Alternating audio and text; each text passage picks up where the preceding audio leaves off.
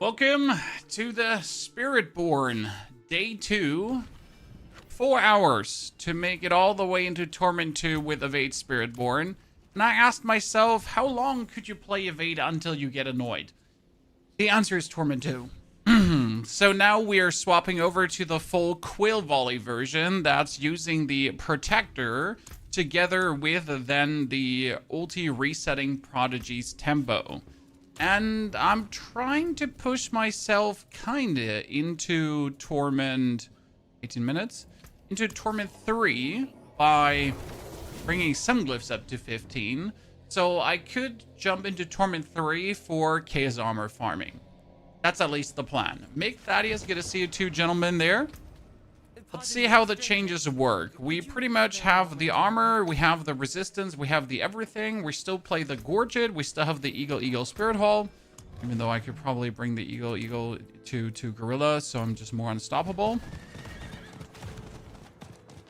And we're pretty much, instead of evading, spamming out our friend, the feathers, as that is just way more fun than, like, still evading around, right? I don't know.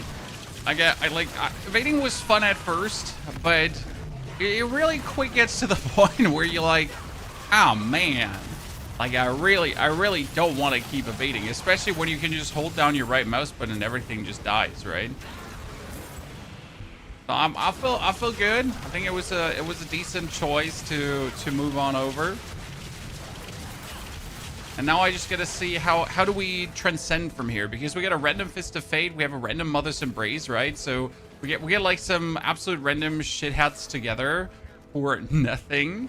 And well, we gotta somehow like bring that into a whole cohesive build now while picking up some good uniques and whatevers. Let's see. I fully trust the process.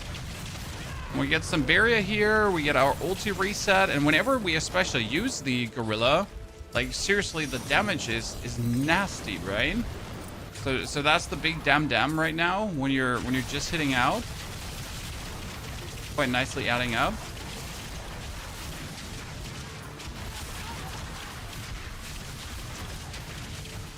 Especially with your here unyielding hits, right? That we can just use the gorilla skill and then suddenly we get tons of damage. I don't like what we're doing here.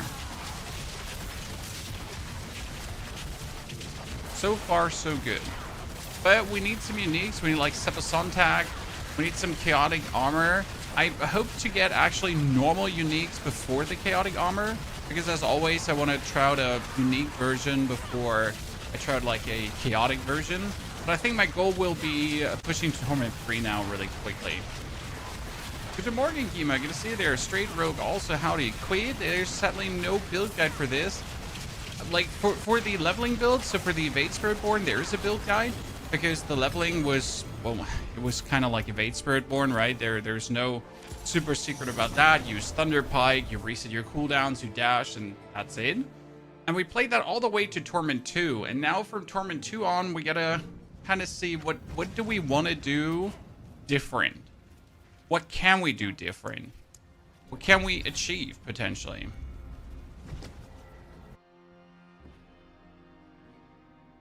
For the Sork with Mythic is better, Helm or Ring? Helm. The problem with the Ring is, Andre, that when you get the Ring of Starless Skies, you need more ranks into the Ball of Lightning, or you won't permanently overpower. Because the Ring of Starless Skies also reduces your spirit cost by 50, and you'll end up not permanently overpowering then. So you want the helmet first, as that is like unconditional, and then you want to add the ring on top. Right? That makes sense? Okay, Gorilla. Gorilla has so much damage right now, it's actually mad a little bit. So you can see, like, compared to the Evade playstyle from yesterday, this is way more convenient and way stronger. And we only changed, like, some Paragon boards and some skill points to pretty much go there. So same gear as yesterday, same random stuff we put together. But those changes really helped. Okay, we need to kick out everything that's not Chaos Rift. Last Wave Shrine. Infernal Warp Reserve. Compass. Good. We get good Infernal Compasses, but we need to wait for Torment 3. Why Torment 3, King Ghost Wolf? Because in Torment, Jiggy Majiggy? In Torment Jiggy Majiggy, you are not getting guaranteed chaotic armor. It's actually a real shame, right? You want to be like Tormenteers and, well, you're not. Kill her. No, let's return to the reputation. Then we're gonna do some pit 45. So not tier 3 yet, right? We're almost ready for tier 3. I think I want to bring like a glyph to 15. Just want to say that I really enjoy your content. Appreciate all the insight into the game. Thank you, sir. I'm trying to share my journey and fun as best as possible. You can have the equivalent fun that I do have. Oh, we still have our Sepason tag, but I don't feel like I want to do like a tier 2 Sepason tag. That feels like kind of bad.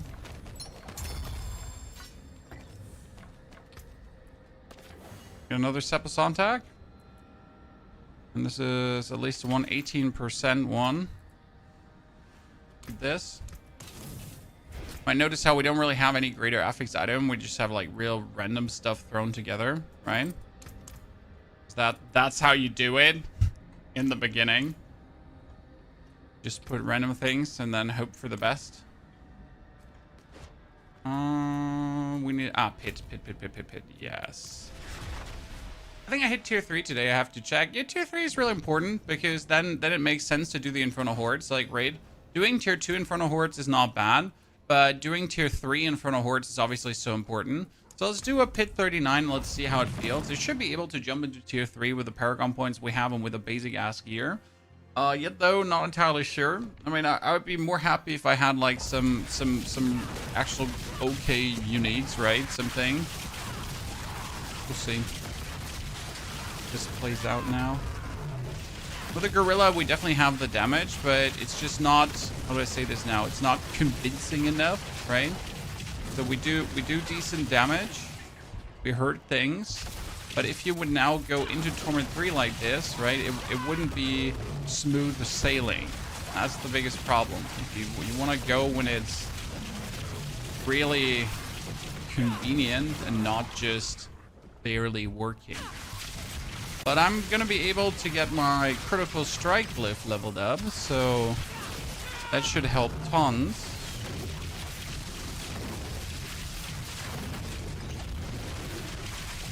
Perfect. I have Azurite Asadora on my sword, yet my mana just keeps running out. What is stopping me from building my damage and getting the chaos perk? What am I doing wrong? Do you have mana shield? I mean, like, you need mana shield, right? Mana shield is important. And then there's a glyph that also gives you mana regeneration. And then you can add the, what's it called again? And then you can add the...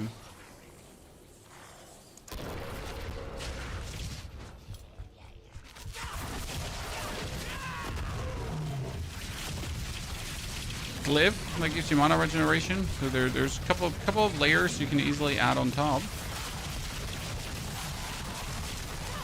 And obviously, like, if you have 20 Ball of Lightnings around you, then you can stop casting Ball of Lightning. And you also have so much grinding. Yeah, that's one of the problems, I call it, with the Spiritborn. That, like, it just needs a lot of stuff, to be honest, to really get good. However, like, I really want to know what does it basically need to feel good, right? How much do you need? Like, how much is Subsonic needed? How much is Vishnok Pa needed? How much is the Rod of Kapaleka needed? Maybe it's like, is Rod of Kapaleka already enough with the boost to help or not? Someone wayfinding Oaken's Catalyst. Oaken's Catalyst is really easy. You just do the Queen of the Helltide over and over again. That gives you so much blood that you can easily grab yourself Oaken's Catalyst. I don't think you should be struggling with that the longest. I mean, sure, in the beginning, but you'll get it rather quickly. Not too worried about you, my friend. Got this.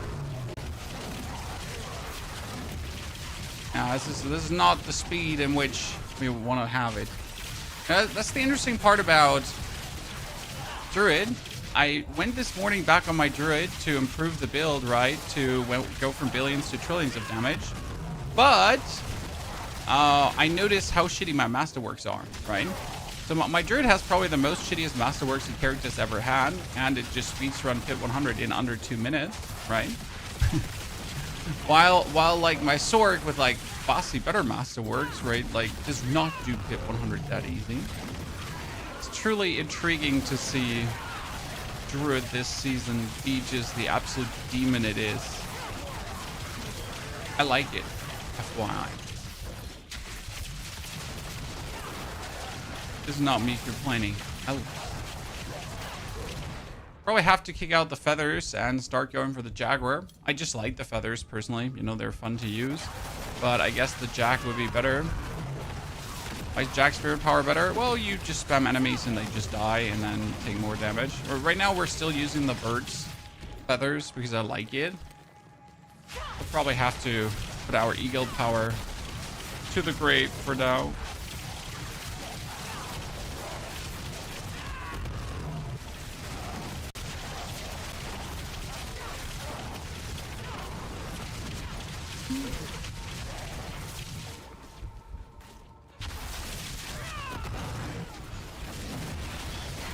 Appreciate the advice. I mean, you came with a question, I came with an answer. Recording live stream. What's the best class spec this season? Druid. Undeniable. Like, it's Druid because it's so easy to do, right? So, sure. Spiritborn is strong. Sork is strong, right? Right, all of these are, they're not bad. But they also need a lot to get there. Right? Druid is just there without anything. Druid just doesn't have to even put in an ounce of effort to reach a level of power where other classes have to, like, they need to have the perfect greater affix. They need to have the triple Masterworks, right? And all that kind of stuff. While Druid is just like, oh no! The item is not greater affix. How unlucky. Yeah, still trillions of damage. Druid is truly atrocious. Just simply mother trucking atrocious.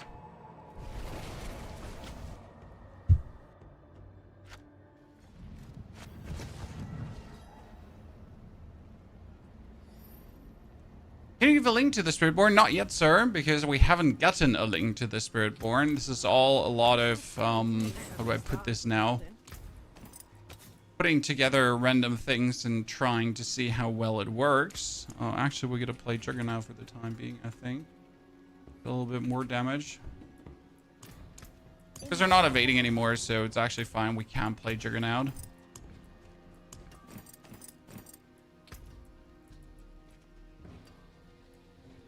Because right now we're simply looking for...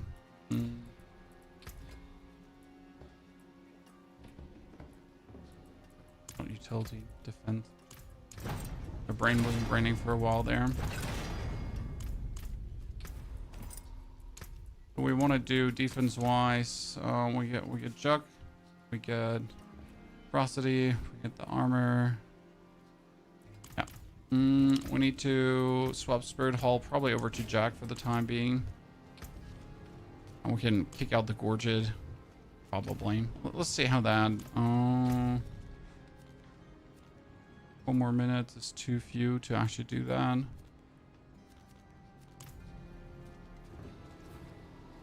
Another 39 and see if that makes a big difference.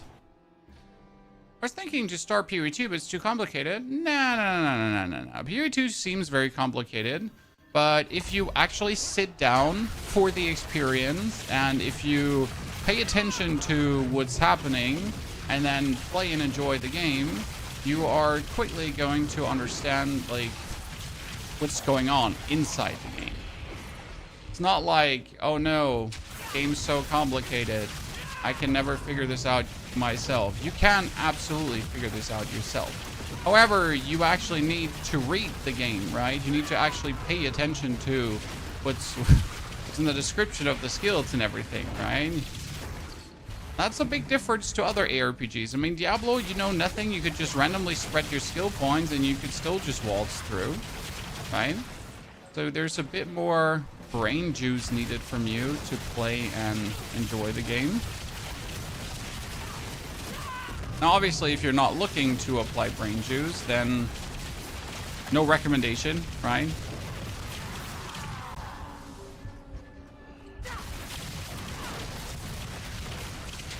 Before PoE, both, sir. The answer is not and or, the answer is both. Like, you never want to just play one of these two games.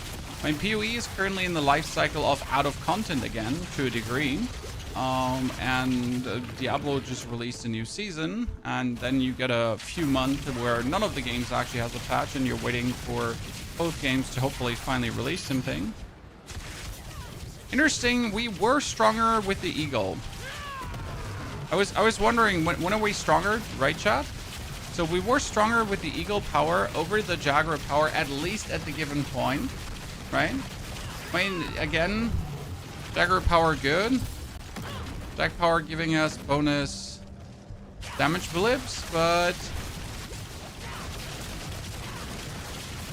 Eagle gave us like the full boost at the time being. Intriguing. We can actually, oh, I wanted to teleport out.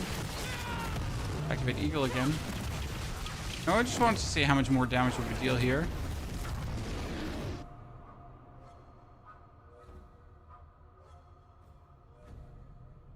When you were playing, Leslie, I mean, it could have been Lost Ark, it could have been PUBG, it could have been Hearthstone. There have been many games we've been playing over the years, and all of them quite enjoyable.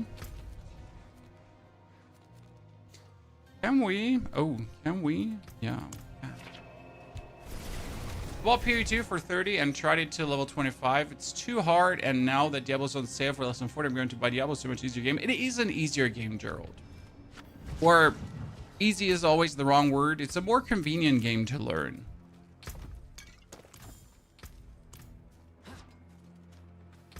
For me personally, you can treat Diablo like the fun multiplayer experience, lighthearted. And if you play Path of Exile, you have to treat it more as a grueling single player game to figure out. Play Seeker for your ultimate. Seeker is great. You could still play Seeker at this point. I mean, we are using the ultimate power, the ultimate power. We are using the passive that gives us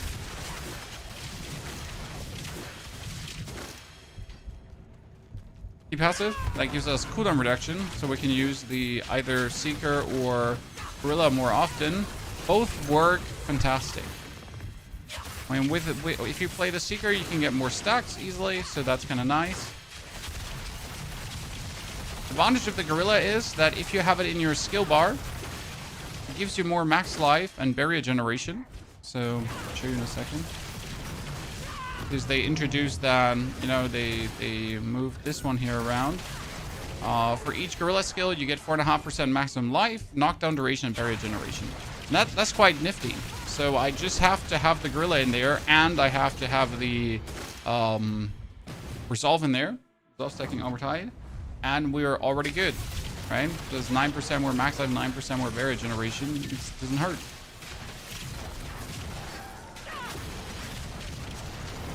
And obviously, if you use a Gorilla skill, you activate unyielding hits, right? So we get here the unyielding hits, and if you use a Gorilla skill, that goes up. And right now, that means a massive damage boost.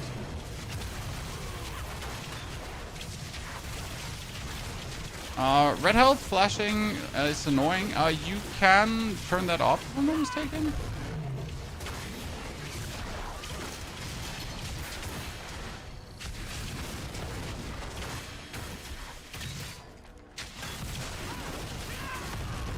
Not 100 about that. Just turn that off.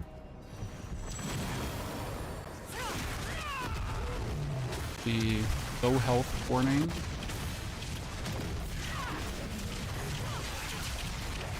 Correct me if I'm wrong.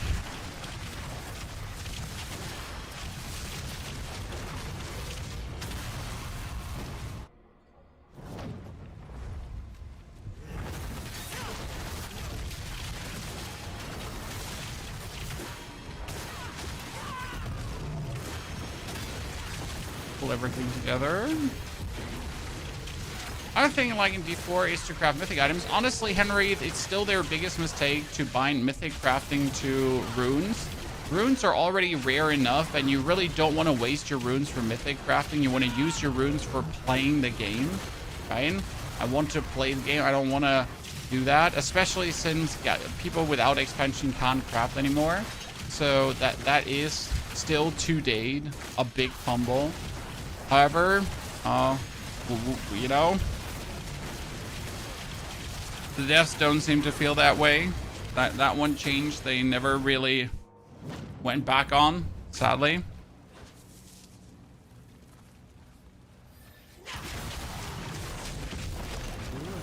I like Razor Rings. I like Quill Volley. I like this skill. When you could use Crushing Hands instead of Quill Volley as well, there's no need to use Quill Volley. I just like Quill Volley.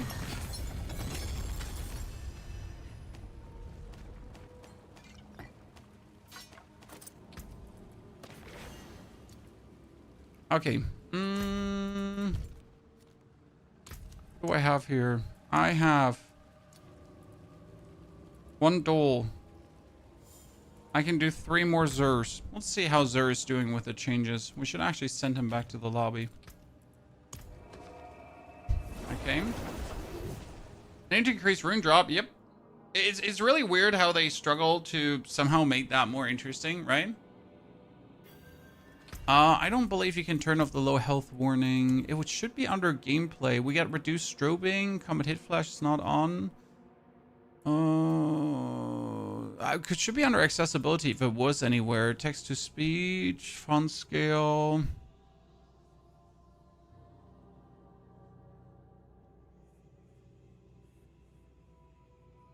No, you're right about that. Doesn't seem to be.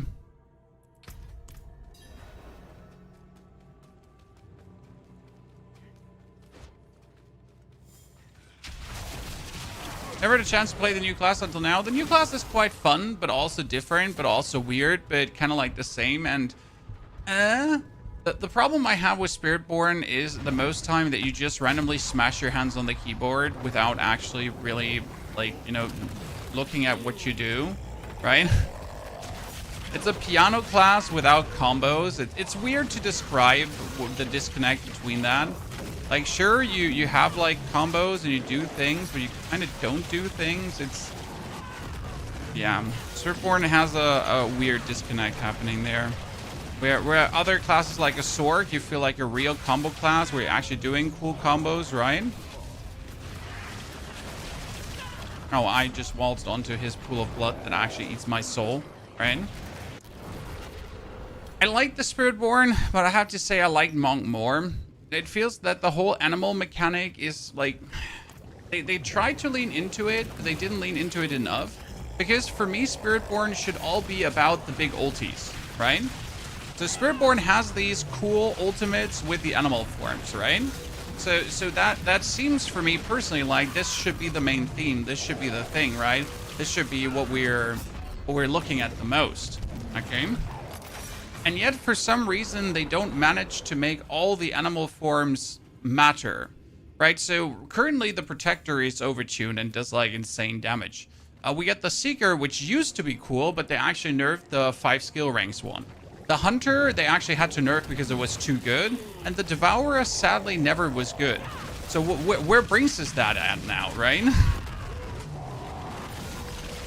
I mean, optimally, all big spirits would be viable, right? We could spam them. That's what I would like to see. Okay, that was good damage. That's what I wanted to see. Okay, show me the random shenanigan you got there. Where are we going for this guy right now? Nah, just what ifs, right? Oh, I got a Yasin Shell. We could actually use that one. Oh, sir, don't you run out of my monkey.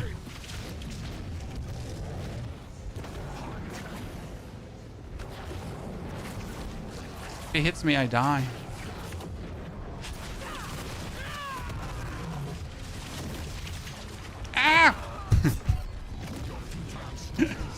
Not fast enough, chat. Not fast enough. Gets booped. So we get a yes and shell that we could technically play for the reduction, right? The fun part is every second your active cooldowns drain maximum life from you. The thing is, we're anyways playing without life. So I wonder if yes and shell would just be like, yeah, why wouldn't we play it at the current moment? We can't do anything else anyways, right?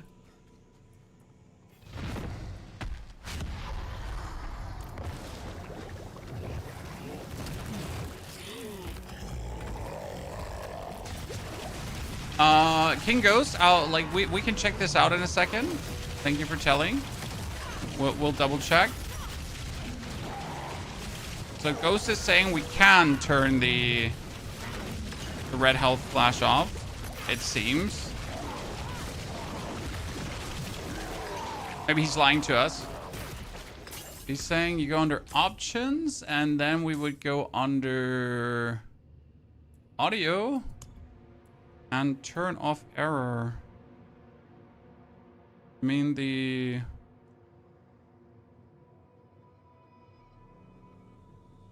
it play audio error?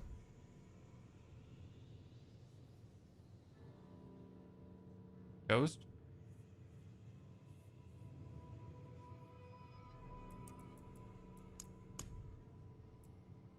Oh, which one? You never interested to play D2 Remake, the new season? No, I like Diablo 2, don't get me wrong. But I've never been the biggest super fan of Diablo 2. So, kind of like, yeah, I know the game exists. Yeah, I know the game is fine. But not like, wow. Right?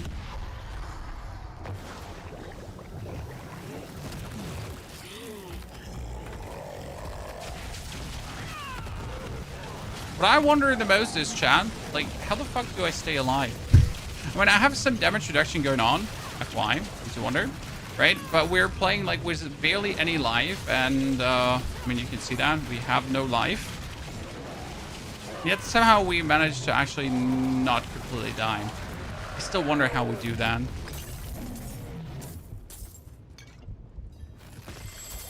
I mean, it like, as long as it works, don't question it, right? Just nod and accept it.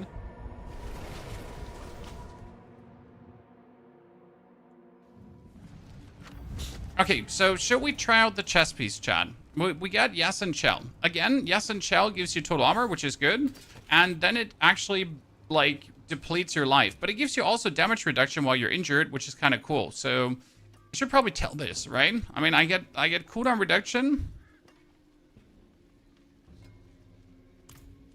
And I consistently also heal and counter heal, and then I deplete. And you know what? Let's just put it on and see what happens when you're rocking this.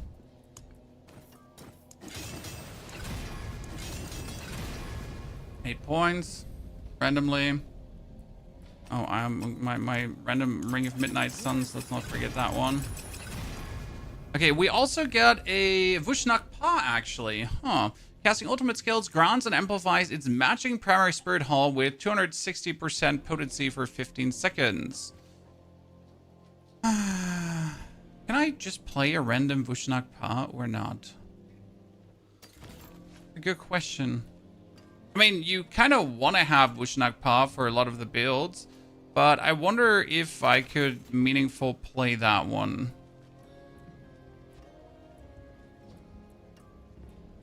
Maybe. Let's destroy this. My hammer sings on your return.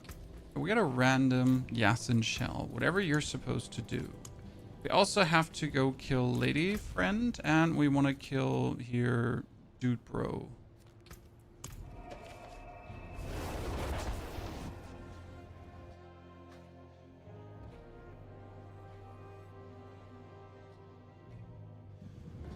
PoE seems more like a job. See, that's what I'm saying, Chan.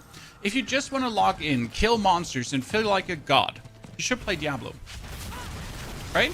You just want to... Okay, so simple process. You just want to log in and you want to fuck things up, right? Diablo. No questions asked. And then you want to play a slower paced, more meaningful experience, you go play PoE. But it's like the time you're setting up for playing a single player game, right? It's like when you sit down and you want to play some God of War, right? You know you're not going to have it easy. You know you're going to have to lean back and enjoy the ride. It's different. It's a whole different mindset of playing a game. Like right now, I just want to fuck shit up. Right? I just want to feel like a god. I want to put my pieces together. I want to get my few mythics and uniques. And suddenly I'm like... It's great. It's a good feeling. And sometimes I want to sit down and brood about what I'm doing, right? And go for a bit more slower, meaningful decision making. And both have like their merit. But you don't always, you know, want the one or the other. Unless you're a psychopath and only want one thing in life. Or have heavy ADHD, whatever, you know, right? And always need to use the blue spoon.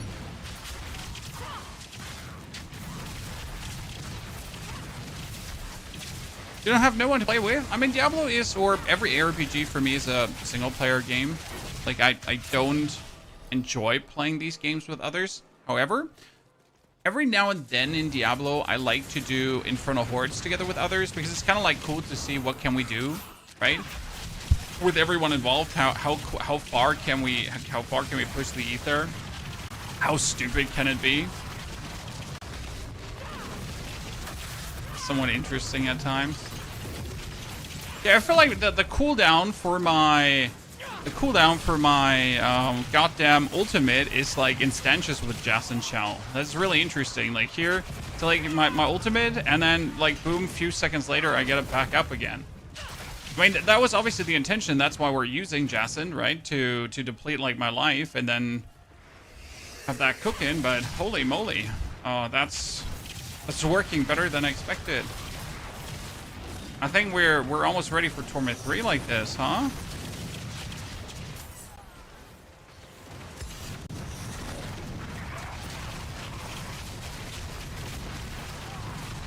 If you want to play a game and fuck shit up and look for rare loot, you should play Borderlands. Different catch. I could agree almost. The problem is that I don't enjoy the shooting in Borderlands and the whole graphical setup in Borderlands, right? So I never enjoyed a looter shooter in that kind, right? I like ARPGs and the fantasy style of finding things, but the sci-fi style of shooting things to find things to then make wacky builds, for some reason that never clicked with me. I see why people are liking it because it's, as you say, it's like, you know, find cool things, fuck shit up, and then make fancy builds. But I always enjoyed the more fantasy style, personally.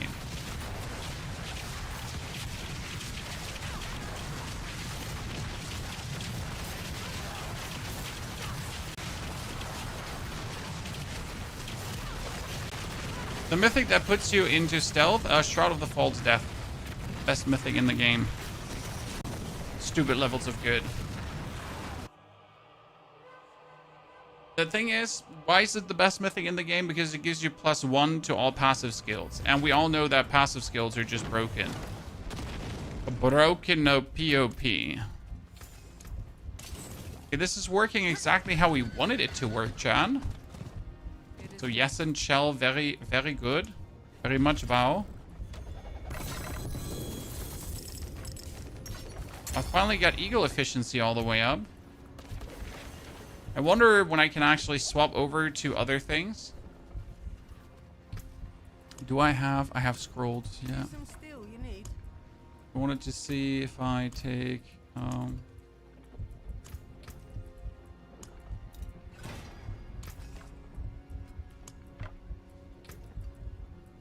you know, we finally have Eagle Spirit Hall potency. That's like at 40%.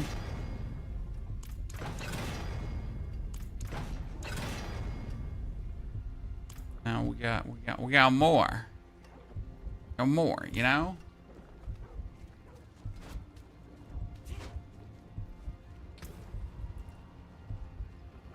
Only 22 Spiritborn. Yeah, Spiritborn, as soon as you equip the Eagle Hall, you should swap to expert difficulty, don't forget. So equip the Eagle Spirit Hall, swap to expert difficulty. But if you want to just go for hard and you feel like even stronger, but if you want to like get the max experience, like great, then you should go for that. Okay, so we got him here. We got our gorilla like every second happening pretty much. We gotta get our gorilla is happening faster than we can cast it. Okay, with the addition of Yasin Shell, get our cooldowns faster, we get our damage faster. We still have to look out for like our enemies, right? Oh, I lost my barrier. I lost my barrier once in a while. That almost killed me. How are we getting barrier? Well, every second we're not taking damage, we're actually getting barrier together, you know? So, and our gorilla dude is also providing us with barrier. So, kind of like keeping us alive to a degree. Just make sure to carry your gorilla everywhere where you go. And then in between, just drink a potion if needed. You're like almost dead. No, gorilla! Can't we spam drink our potions? Oh, we are using that potion cooldown thingy.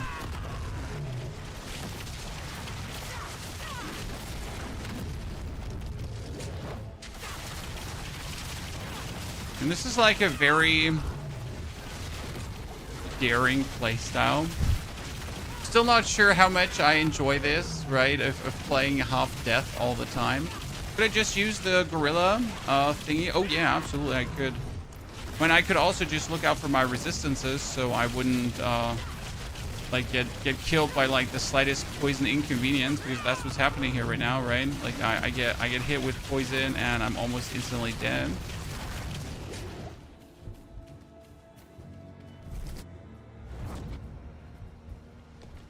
But if FromSoft made an isometric RPG similar to Diablo, but with FromSoft flair, that game exists already. It's called No Rest for the Wicked.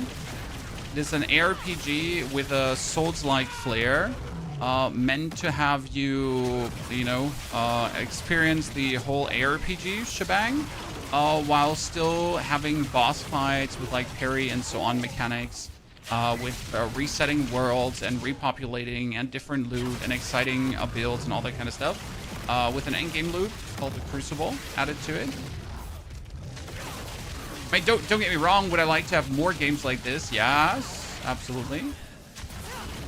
I think No Rest for the Wicked is doing a great job. They just simply didn't do themselves the biggest favor by going early access instead of just releasing a done product.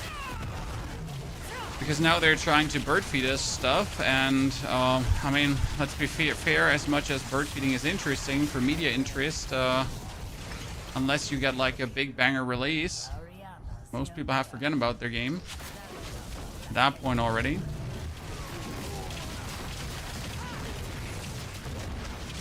Okay, that was quick now. I mean, it's working, right, Chad? You wonder how this is working? I have no clue. I don't have an answer for you. I just came here to kick ass and chew bubble gum, and as you can see, I'm all out of bubble gum. Oh no! I stood in the damage that would have eaten me. This works interestingly. Well, okay, we're Torment 3. Torment 3 means we could technically now play the shaboinky boink, you know? Biggity bongity. Biggity clack. You know what I'm talking about? Swip swap dip dap. I forgot what I was trying to say. Infernal Hordes, yeah, exactly. Infernal Hordes. Obviously. I mean, how like, I don't know. It's almost like we speak two different languages, right? Terrible people. Seriously. What am I supposed to do here? Try my best, try my best. We need to put Colossal in. That's important. So you can see our Paragon board is really weird, Chad. Why? Because we're pretty much, we just went through this to activate all the unique powers, right? So 151 points spent, all the powers activated. Seems a bit weird, but yeah, that's just what you gotta do sometimes to make things work, right? Let's get powers activated. Do I have enough? I have enough to get this, so that's a huge boost. And now I just need to pick up here some random resistance to elements, so I can be resistanced out. Thank you. Like, really stupid on Spiritborn, I'm gonna be honest. How much defense is just in the Spiritborn tree? You know, like other classes are like leeching. They're hoping. They're trying to get like even the remote things together, and Spiritborn is just like, oh yeah, I mean, like, you know, I just get it all flying around, like it's easy. I don't understand your question.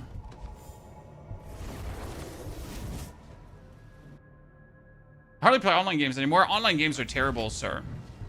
Honestly, I'm keeping away. Like, question: do I play Battlefield 4?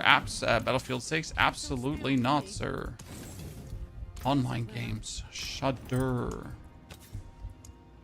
3 ranks to Thrash. How about maximum life instead? Even though it doesn't really make sense to actually go for... Well, actually, it makes sense to go for maximum life, considering that we still need the maximum life to get more barrier, right? So that's the whole thing. Like, right? We still want the barrier. And I need quite a lot of that barrier, right? I'm have to work that up to get a bit more resistance to elements. My hammer sings on your return. Where the stars Actually, I don't know why we're still rocking that Sunbirds. We're gonna go for 2 diamonds.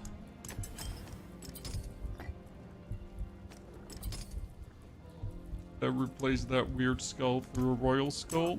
color. Better.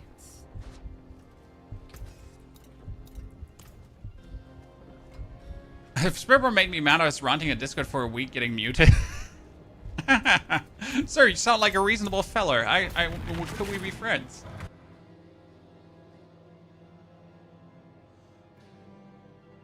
Need some tier 4 Hordes? No, we're gonna do tier 3 first. So, like, in case you wonder what we're doing, why are we not just rushing to tier 4? Why am I not using my characters to boost this? We're going, like, through the process a little bit, step by step. So, hi, name's 20. Pleasure to meet you. I like to level things and go through the process to feel like the strength gaining, right? Because that's the fun in ARPGs. Otherwise, you're just strong, and that's boring. Brings me to a question I had this morning on YouTube. Someone asked me, how do I only have 234 Paragon points while he's a casual gamer dad and has way more? How can I suck so much? so he wasn't pretty much too much like, you know, like, how's this even possible? Sir, this is your job. I'm like, no, sir. My job is to have fun in computer games, not to grind Paragon mindlessly. But it's good that you enjoy grinding Paragon. I don't. I like leveling characters, right? And then when I have them at the point where I can grind Paragon, I just don't. I stop. Okay, this is even faster than before, right, Chad? I mean, that glyph that we put in there for the more damage as Resolve is active works really well. I mean, main reason because we have 11 stacks of Resolve. And that instantly gives us then another 22% bonus dam like that.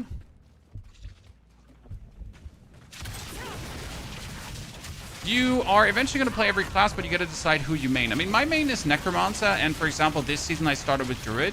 So as much as you should decide who you main and who you know the most about, right? Be flexible. I mean, look at Mr. Rob. He started as the guy who's Barbarian, because Barbarian coincidentally used to be OP since the creation of the game, right? And then when Barbarian stopped being OP, he stopped being the Barbarian guy, interestingly enough. So, you know how it is. Don't be the guy, because sometimes you just make yourself unhappy.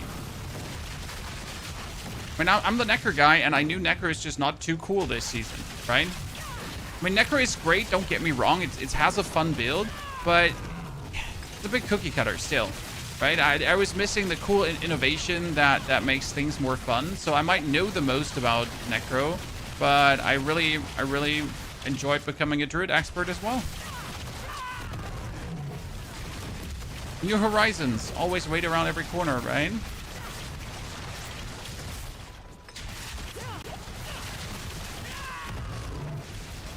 If I can't clear a pit in under 4 minutes, it's not for me. Pit pushing is not for me. I agree. Like, I watch Pit 130 gameplay, and it's like I could watch paint dry on a wall, and it would be way more interesting. And I'm just asking myself, how are you doing this, sir? How are you not wanting to off yourself after 2 minutes of this? Like, sorry if that sounds harsh, right?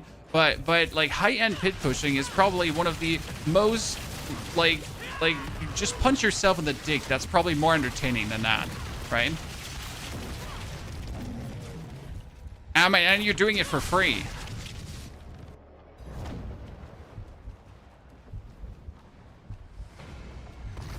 Each to their own, right? Each to their own, chat. Maybe you enjoy punching yourself in the dick like that.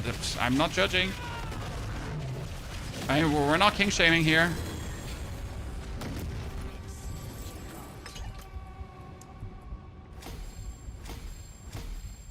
But yeah, that's just me.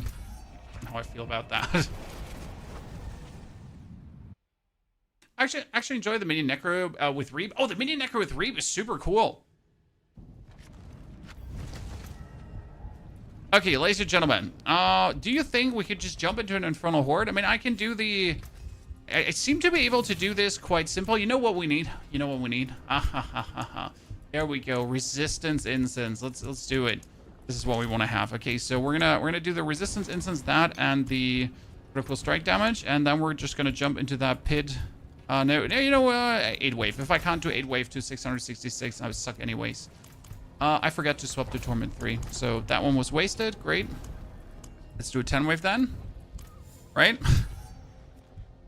Because that was like we just like to waste our compasses. We don't need them anyways. I started hardcore now. I want to punch myself because I need to get all the altars again. Narms, that's the only reason I don't really play that much hardcore.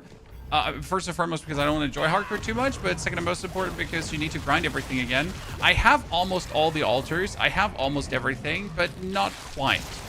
Okay, Hungry Spires. Hungry Spires S tier. Come on, chat. We know Spires suck, but Hungry Spires is good, especially if I have a skill to pull minions together. Okay, how much can we do this? How hardcore can I be here? Hey, that's what I was talking about. If I can't pull everyone in here together and just have my dude like smash them into pieces, this should give me a bunch of ethers, shouldn't it? I just fear a bit for my random deathical here, chat.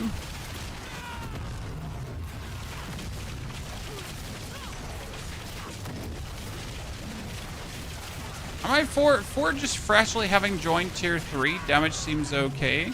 I again just feel like at the quarter of death every single time.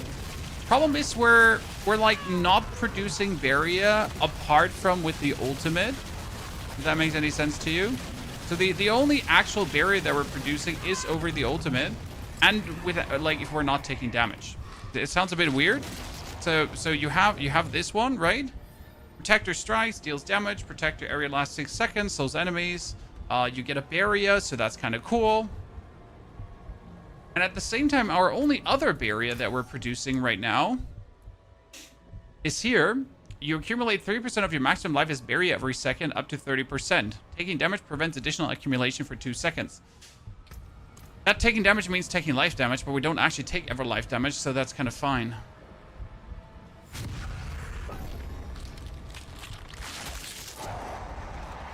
Wasn't Druid bad last time you checked? Druid is super strong because of Spirit Boons.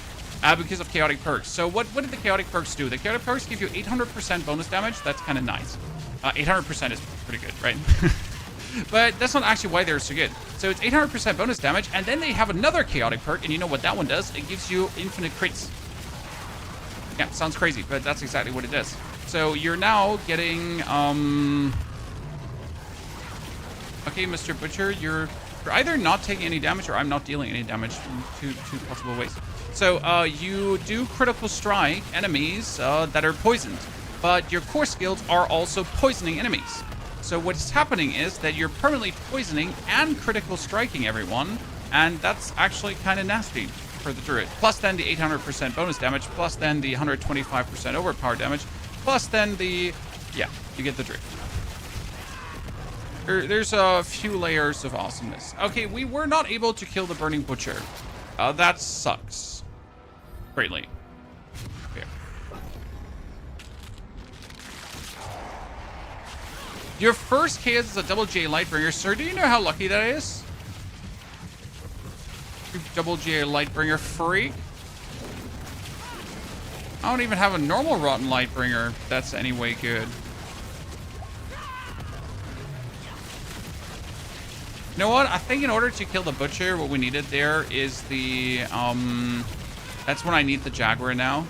So we're still playing the Feathers because the Feathers actually work, FYI, right? But in order to like really go for the next level of damage, we probably need to now start slowly swapping to the Jaguar. I haven't been using it yet because the Feathers were better. But with the Jag, we would probably do the equivalent damage needed to burst that down. Let's see where it goes in this. Well, we still have a bunch of glyphs to activate, right? We have like only 2 glyphs in, 2 glyphs to level 15, so not much going on. Yeah, this is hardly going to be a 666. Oh, let's do Chaotic Wave and see what happens.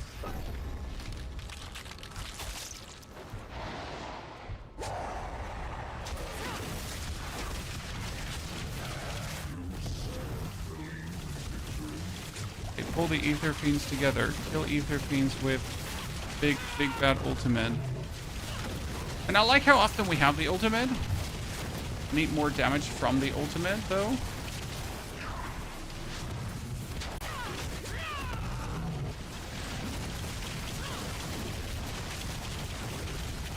So if I pretty much have my ulti every 6 seconds, and I stand in the area of the ulti every 6 seconds, then I cannot die.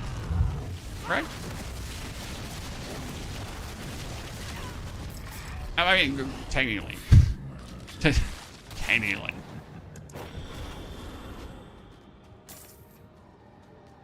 So, oh yeah, Purifying Wave, I like that one. Because this is the Spiritborn, and we're messing around with some stuff here. We love it with the Evade Spiritborn, which is an extremely potent leveling. Then we swapped away from the Evade Spiritborn because as much as it's fun leveling, as soon as you get with it in the Torment tiers, unless you're really a lover of the playstyle, like it gets super annoying. Because even if you then have like a high HP enemy, the only way to kill that high HP enemy is like by weirdly bouncing around him back and forth, back and forth, back and forth. And that quickly just really does not do much for you and your overall enjoyment of the game. Because you're pretty much like, for the next X levels, are just going to be like a bouncing rabbit trying to do somewhat superficial damage. So yeah. Therefore, we kicked that playstyle off, and now we're sitting here continuously replenishing our barriers with our ulti that we're resetting to then get more ulti, to then get more barriers. It kind of feels good. Kind of feels good.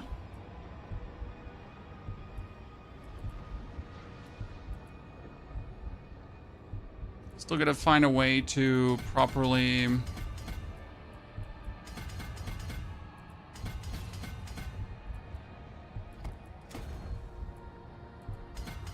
mash in the other powers. Schmasses. Are you able to do this early? Oh, so the actual Evade Spiritborn you do from level 15 on. You need the Eagle Spirit Hall for that. So that is the one prerequisite. But as soon as you have the Eagle Spirit Hall, you're good to go. You can just pop off. And you can actually do this in the hardest difficulty. So Spiritborn, from a leveling perspective, was the fastest leveler with the least issues because you can just do the hardest content right away. It's really funny, quite powerful, and quite enjoyable to play again while leveling. But as the longer you then play the playstyle, the less interesting it gets, so to say. Oh, I'm almost dead. Oops. Should have reset maybe my gorilla a bit sooner.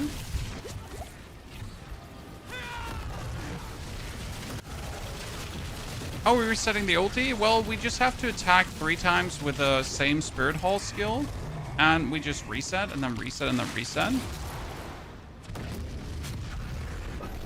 It's really that simple. Just keep attacking. But now have more ranks into core skills. I could even do more.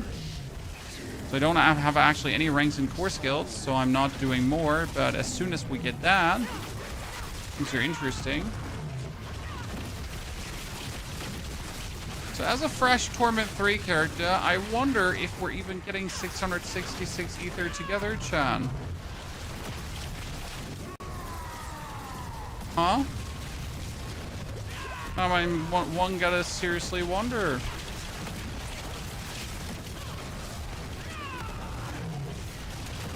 There's a lot of people coming through.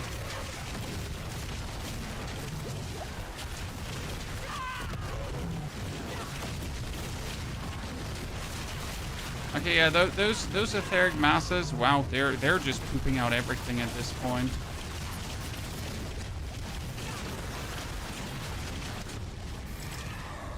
Cool. Doubt it. I mean, if like Colossal, I could take Colossal Fiends, but that is going to go like a little bit out of control. Because I don't think I can actually kill the bosses meaningful, right? That's a bit of a bummer there.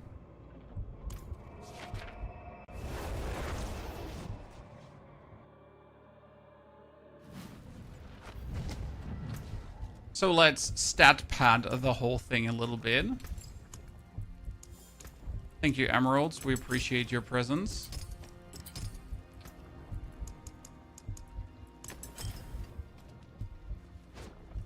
There is power in Should we use runes? I have no runes that I wish to use right now. Really nothing interesting. So let's just get some dexterity. Beware the envious, my friend. Just about to get the Goblin Chaotic Rift. You know I'm not going to get the Goblin Chaotic Rift, sir. I have a grand total of, let's say, 30 hordes. I've seen one Goblin Rift. Okay. One. Not two, not three, not four. One.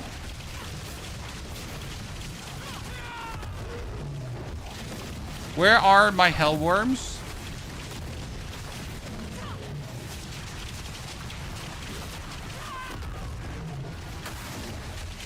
We don't even have Hellworms spawning, chat, because I didn't clear that Chaotic Rift fast enough, right? We're just sitting there waiting for Hellworms to spawn. Fantastic, we love to see it. It's exactly how we wanted this to end up.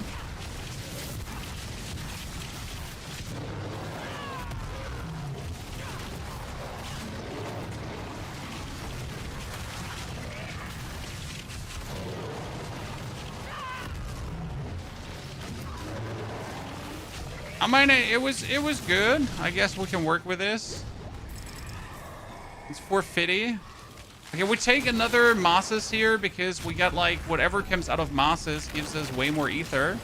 So right now, if I do Mosses, like they just pump out like so much ether. Like you saw that little ether balloon that explodes outwards there, right? So we want to do as many Mosses as possible. And they pump out like elites and Hellborn and all the kind of like cool fancy stuff. See, there's even more coming out. But wait, there's more. Then wait, there's even more. Oh, another moth. Let's go.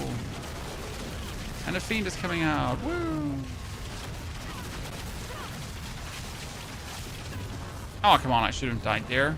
Uncool. I gotta look out because you only have like a limited amount of revives in this game mode too, right? So what does kill me in between? I guess elemental damage, right?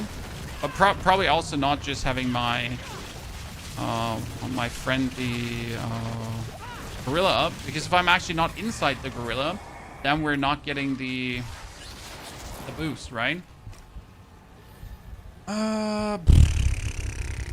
Hellborn Groundbone with Easter.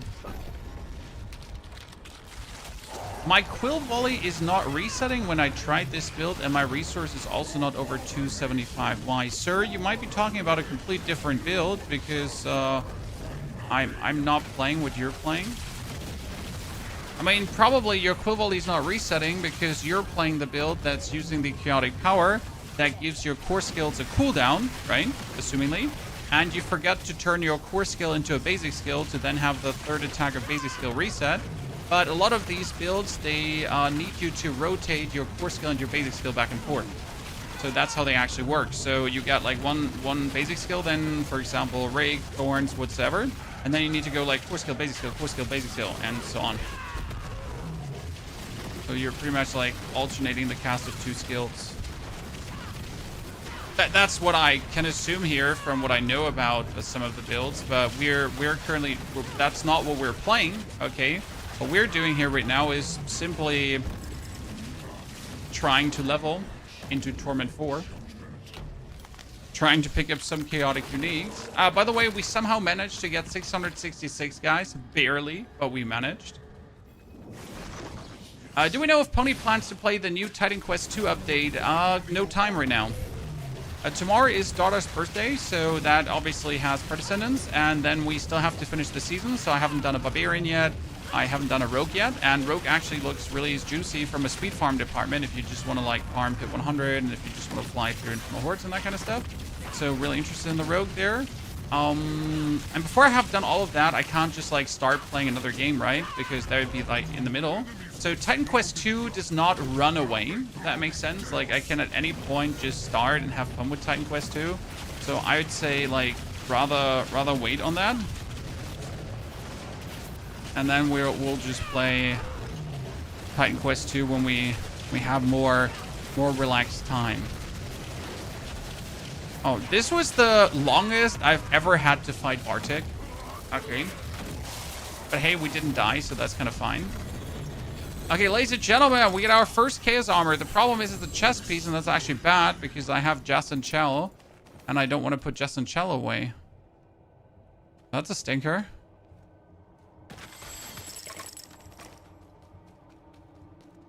Okay, what do we got here? Ladies and gentlemen, the first one is Bannerlord's Talisman. That sucks. I mean, it doesn't completely suck because you can actually use it. I guess I got a ring here with maximum life, so I'm going to start using that one now. I got boots with resistances. I might actually use that over my boots with dodge chance, so I just have, like, resistance going on. Yay. So, semi-good. Barrick has mechanics, Hamzilla? Yeah, I mean, he does has mechanics, the man. Oh, he has mechanics. Yeah, yes, queen. Just do.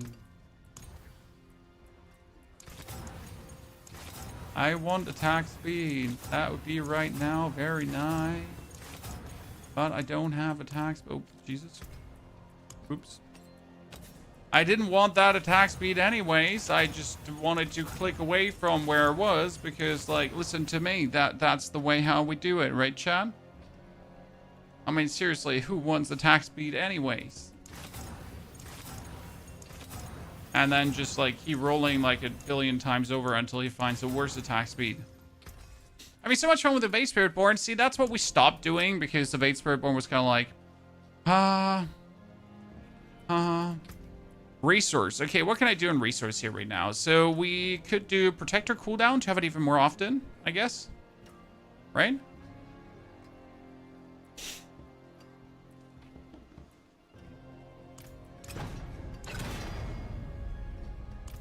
And offensive. I mean, I'm like, I should maybe go away from just spamming that, but I kind of still do like here eagle feather damage for the time being.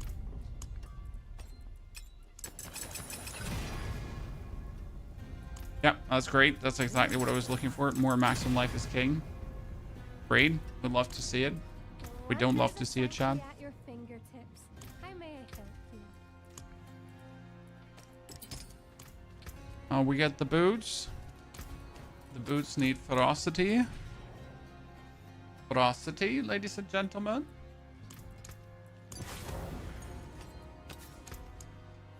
Rebounding.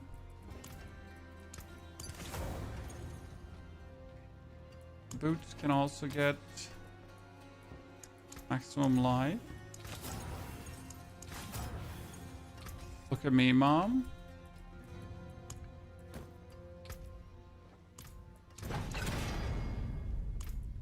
There one cooldown reduction? Nah. Do I want barrier generation? Absolutely. My hammer sings on your If we do hardcore, we do one solo cell phone hardcore challenge per season, occasionally.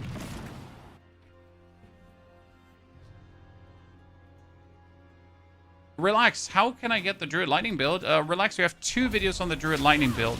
One that explains the new enhanced version that does trillions of damage, and the other one that explains the basic version and how it exactly all works and what you need to do to bring it together. Both are very easy to achieve, and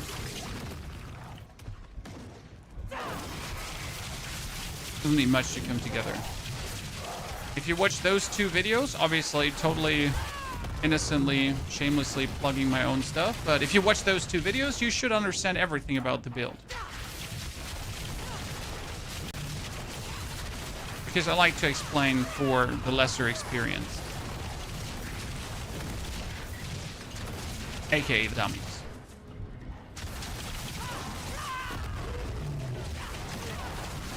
I see your gear? No, sir. You may not. You didn't even tell me your name first. Howdy, Reese. My gear's shit, Reese. So my gear is literally level gear. Okay. We are currently having a random Fist of Fate running. Just because we had it, not because we won it, because we had it. We have a Jess and Shell because Jess and Shell does actually help with the cooldown. So that's the only piece that's probably good. We have the Mother's Embrace that you get for finishing the seasonal quest line. Yay! Ring of Midnight Suns to actually restore our spirits, so that works. And we currently have the Sunbird's Gorget, which makes our Storm Feathers be a Jaguar skill too, and that has the Jaguar skills that has our feathers do quite some critical strike damage, so that actually works nice. Then we're playing the ulti that resets your cooldowns if you spam your core skills, and as you can see, we're spamming our core skills, and that's really nicely actually resetting the ulti. That I can then just do like protector, protector, protector, protector, and that does a lot of damage.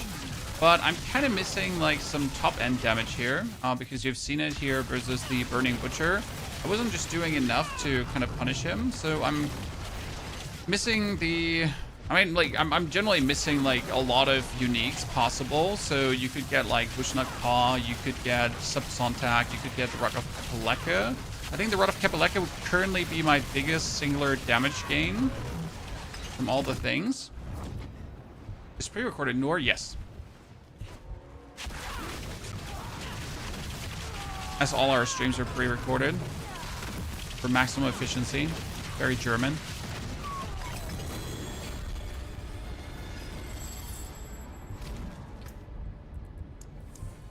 Headhunter unlocked. Are we gonna redo the whole Paragon board? Absolutely, Chan. I mean, right now it's like really bad. It's just randomly drifted together. We want Kenny for Colossal Headhunter Kenny.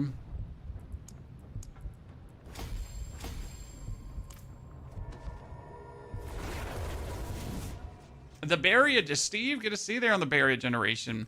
Noor, sorry for missing your 33 months of support. Also, Razalum's new sub and Zor's 2 months of subscription. It happens, Noor, but I must apologize. You pick for your season's blessing at the start. We got Reputation, Chaos Armor, and Nightmares. The other 2 we don't have because I haven't bothered with finishing the season yet.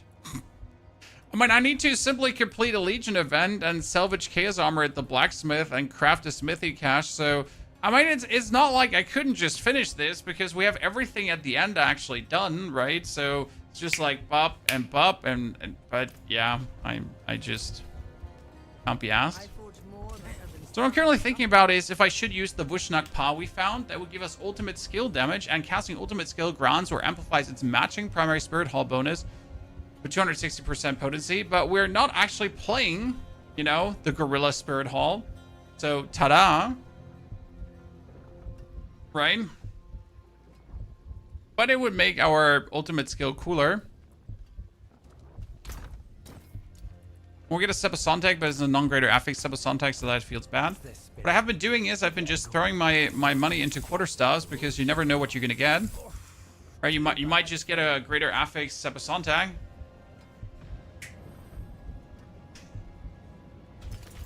Just like that.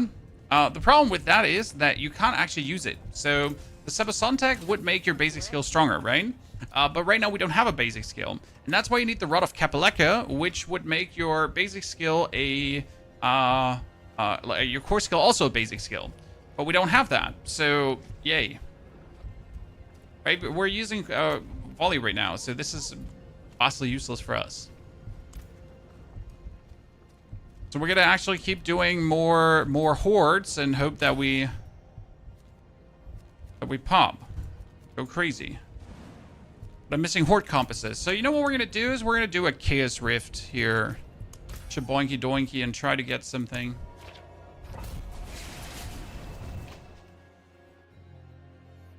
Let's see. I mean, Sebasontek can be equipped as soon as you get the Rod of Kapaleka as a case unique. Seems pretty shitty, right? Because I can only use something if I have something else, and that something else needs to be also, like, exactly what I'm looking for. So, that kind of stinks.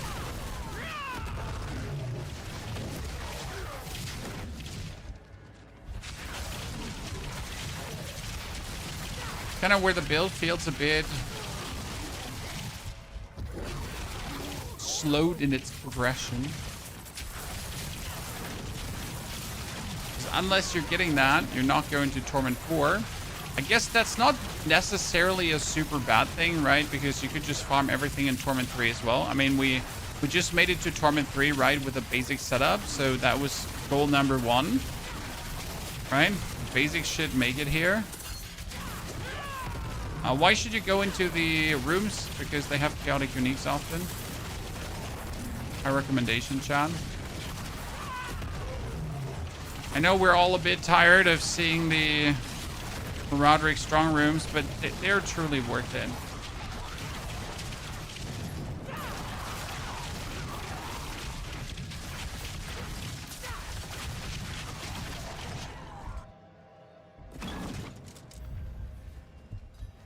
Hello, my shaman friend. How are you? I am very good. I built up a swing until yesterday very, very late. And today I gotta dig 2 very, very deep holes to actually bury that swing. So my daughter got a swing for her birthday. It's the first swing they have ever owned in their lives, Chad. They're turning 5 and 7. It's a big moment. Took us a while to get that garden done. You can imagine the excitement.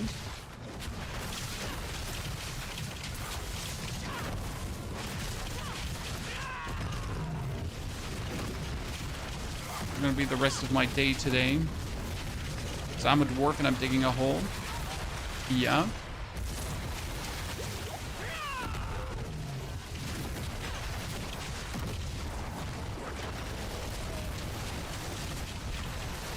This feels so much better than the Infernal Hordes. Like we're just doing the normal Nightmare Dungeon-ish thingy.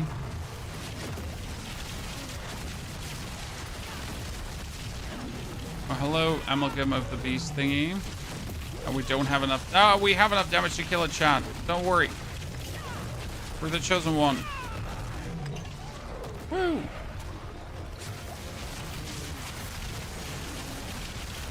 Vector tower suspended with chains. No, full swing with like climbing utilities attached and everything. The full package. Oops, I died. The full package. 2-meter tall dwarf sounds sus. No. Listen, it's about the spirit, you know. It's not about the size. It's all about the attitude, you know.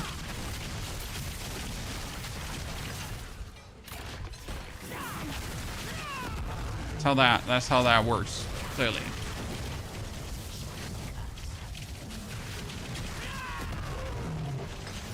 We didn't even get to 5, Chan. I feel very villainous to start. It's funny how Spiritborn feels like always so weak until it just doesn't feel weak anymore. Right?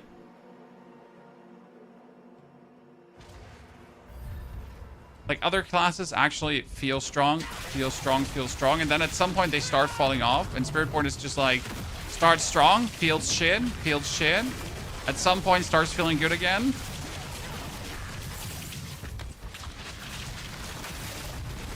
I'm looking for Infernal Compasses, thank you very much.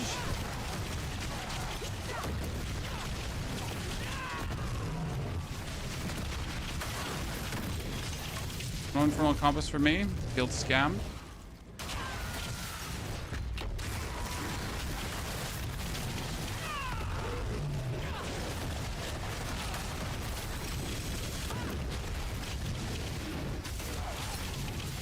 No compass, scammed again.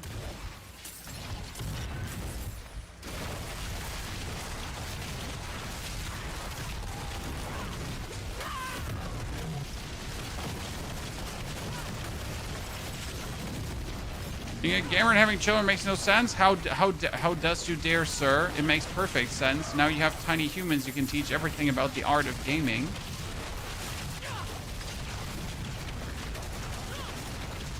I recently played, so I usually have my daughters play Super Mario Kart on the Switch, right?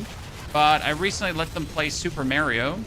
And usually I play together with them because they are just not, you know, they get lost in the level and they can't jump correctly yet and keep their finger on the thumb, you know? When I keep telling them your thumb doesn't leave the stick and your thumb doesn't leave the jump button, they don't understand, chat. They don't understand. They don't know what that means. Like when I'm like, honey, your thumb just stays on the jump button. Like, it never leaves it. The same goes for your control stick. It never leaves it. But they do. Like, they put their thumb above that one of them. I'm like, what the fuck are you doing? No, seriously. And then I let them play a level alone. Okay, chat? Do you stop picking up normal legendaries? I mean, normal legendaries are useless. Sure, you get some materials, but it's not really worth the hassle of consistently picking them up and going back and picking them up and going back. So, yeah, I mostly don't pick up normal legendaries. Just waste of time. And now I let them, like, play the levels alone, right? And it was super fun to watch. Like, in case you don't know this, but Super Mario on the Switch, like, when you play together, you can actually push each other into crevices accidentally. Because your character model is pushing the other character model. So you essentially have my 5 and my 7-year-old pushing each other to death the whole time. And they're like, no, stop it. No, you stop it. No, like, this was not what I wanted to do. Ah, brilliant.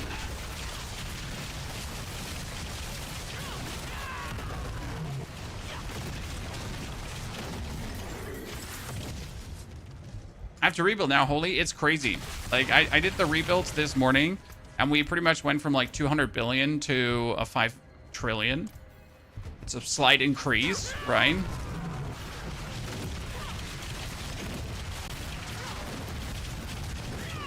Minimal improvement.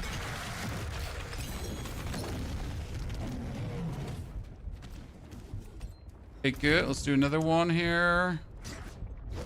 I like Morgan's work.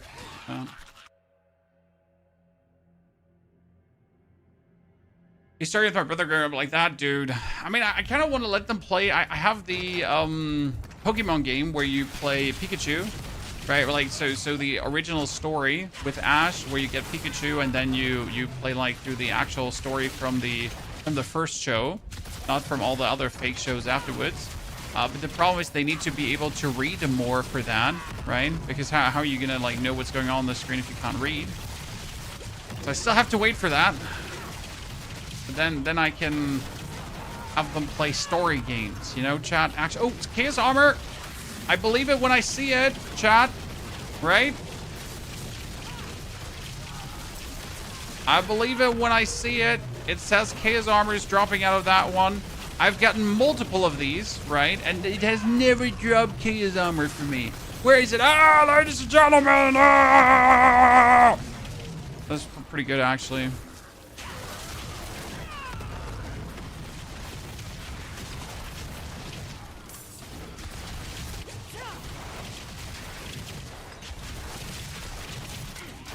Very good. So yeah, I mean, like, I'm gonna raise my daughters definitely to be story children, single player children.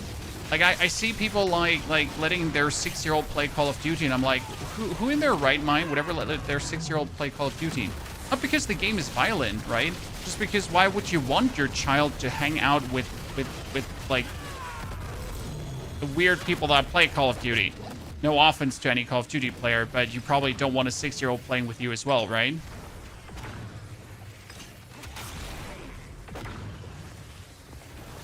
Right? The opposite of enjoying it. I enjoyed it myself too. They're gonna be single player gamers for sure. I mean, like all the goodies, chat. all the goodies.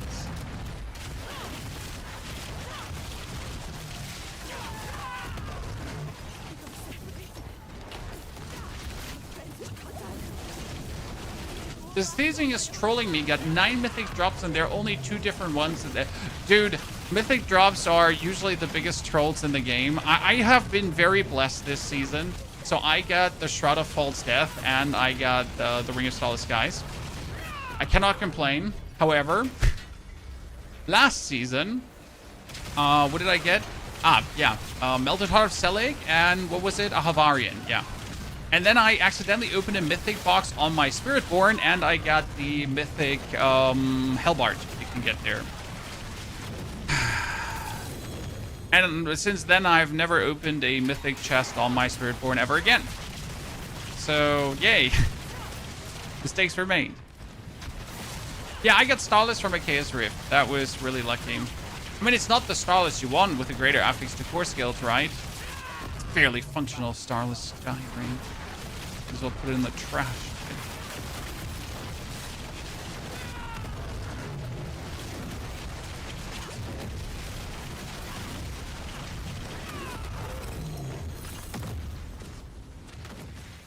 Is there one Chaos Rift missing? What do we think, guys, are these boots? So usually every mythic item for me ends up being Endurant Faith. Yeah, you heard right.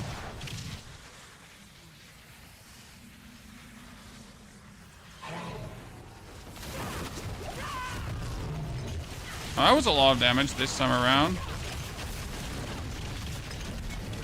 You're all dead and you suck and I'm better.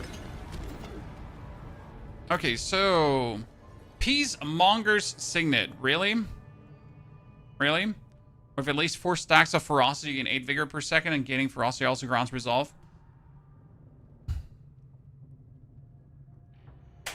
Amazing! Someone kill me.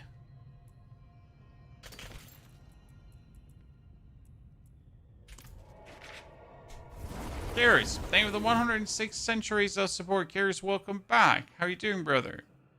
We're doing well. Thank you very much for joining us once again. And the main reason we're doing this is, chat, because we wanted to get a compass, right? So now that we have a compass, we can go back to Infernal Hordes. However, before we do that, we should probably try to level up. I mean, what are we looking at here? This is something good.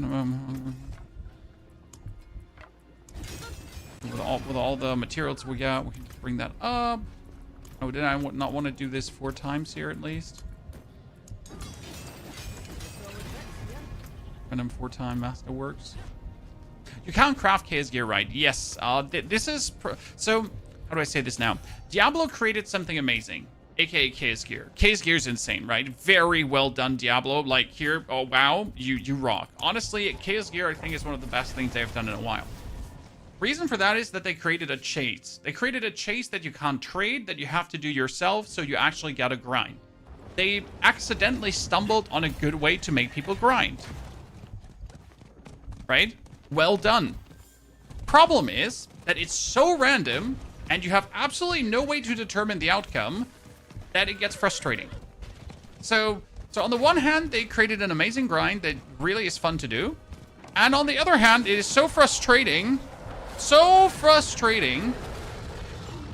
because you like might never get what you want. So what do we do now? That's the big question. So they did an extreme good job, but at the same time they made that extreme good job so frustrating that one that like, yeah. How am I supposed to enjoy myself? How am I supposed to like get what I'm looking for, right? Because you might just never get what you're looking for. The RNG is to RNG. I just don't know how you like if they should start making items that say, oh, if you kill Bartek this time with this in your inventory, he's going to drop a Butterstaff chaotic armor.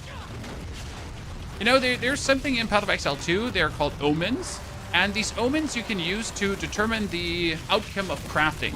They're like, oh, if this omen is in your inventory, the next time you use this and this big dick action. And I'm not sure if this would be something that would make the whole chaotic, unique situation feel better when you at least have a feeling you could influence the outcome a tiny bit, right? Maybe.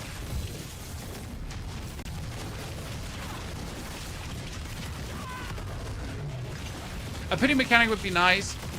I mean, end of the day, if you play enough, and that's probably the big keyword here. If you play enough, you should have what you're looking for. Right? If you just like, this is a problem that can be solved with play hours.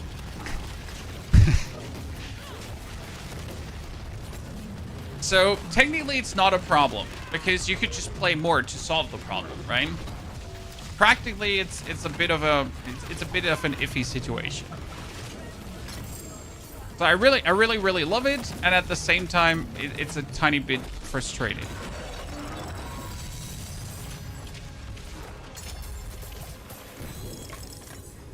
Then again, I reckon it's hard to find the good middle ground somehow there, right?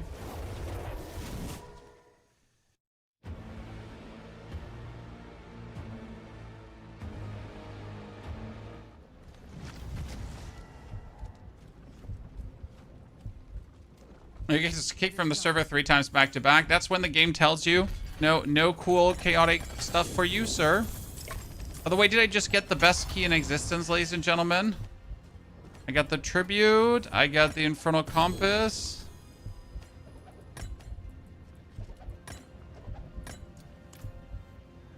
Tribute, compass, malignant, compass, tribute. Boom. Chaos armor needs to be permanent. Yes, I do agree absolutely that chaos armor should be permanent.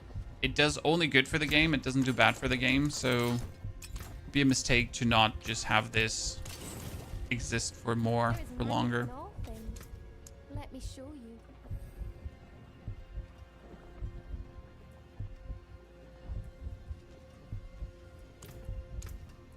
Impeccable. I need to find 20 uniques to get a usable one and 100 plus to get the biz one. I mean, necessarily you do not need the biz one. You just want the biz one, right? That's an important distinction here.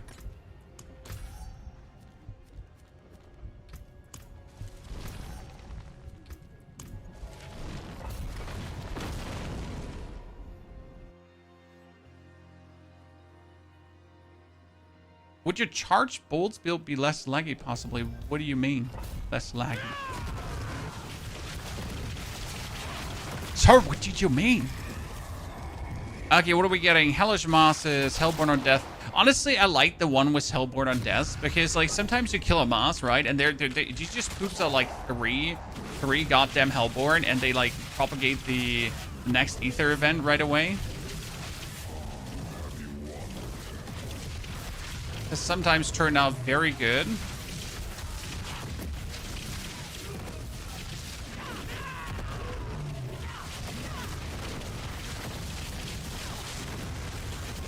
I need more core skill ranks at this point. With more core skill ranks, I could have like the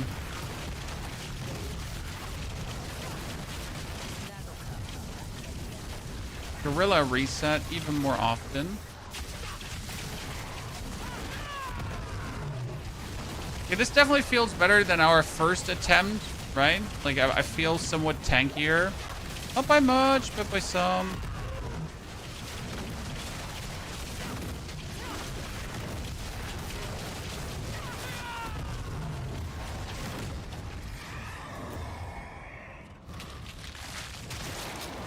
Oh, Chaos Wave. Well, let's see what happens and get disappointed, probably, right?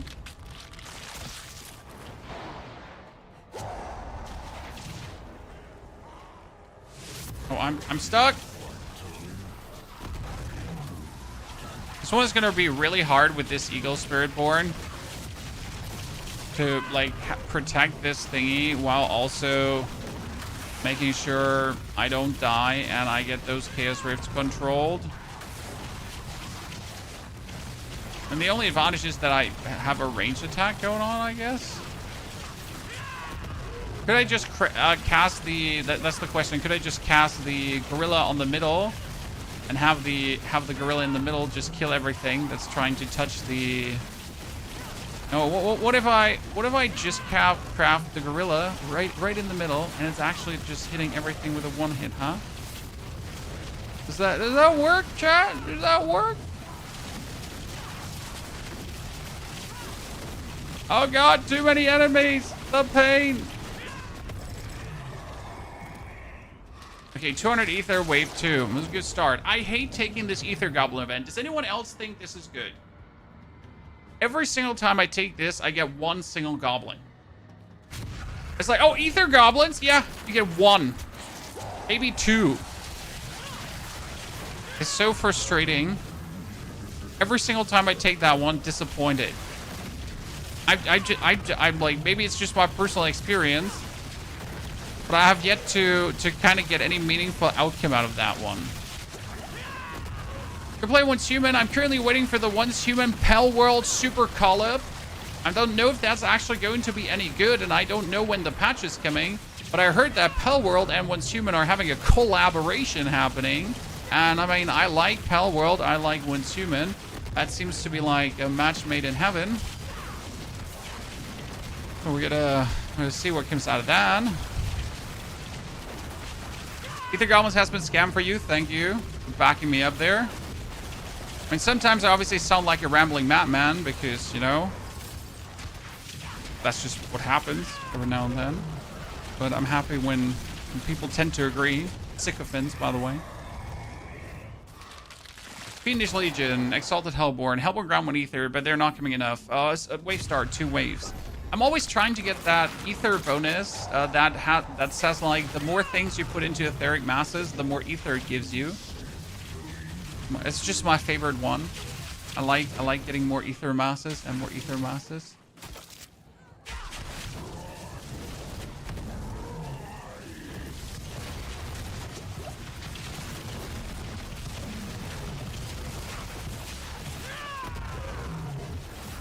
Soon you're gonna be fixed, Mr. Soulspire. Very soon. Don't worry.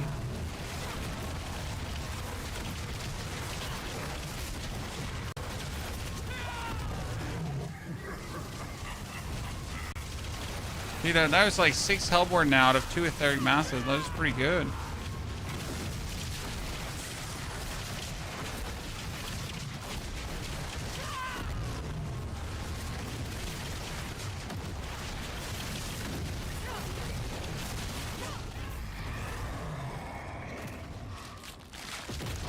Okay, what do we got? Massing masses, like Hellborn ground more ether. Come on, let's do the stupid thing and have the Hellborns ground more ether. Makes no sense, but let's see. I always pick the Burning Butcher for 100. Well, we figured out that we're not able to kill the Burning Butcher. At least we couldn't kill him just a second ago because we didn't have the strength level yet. Alright, so we need to work on that. Okay, those etheric masses didn't give us any Hellborn. We knew that's going to happen. There they are! Bonus ether! Let's go!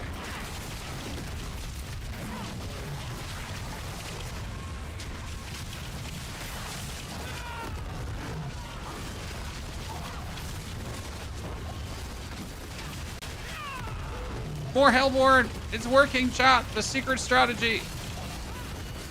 There's no secret strategy, by the way.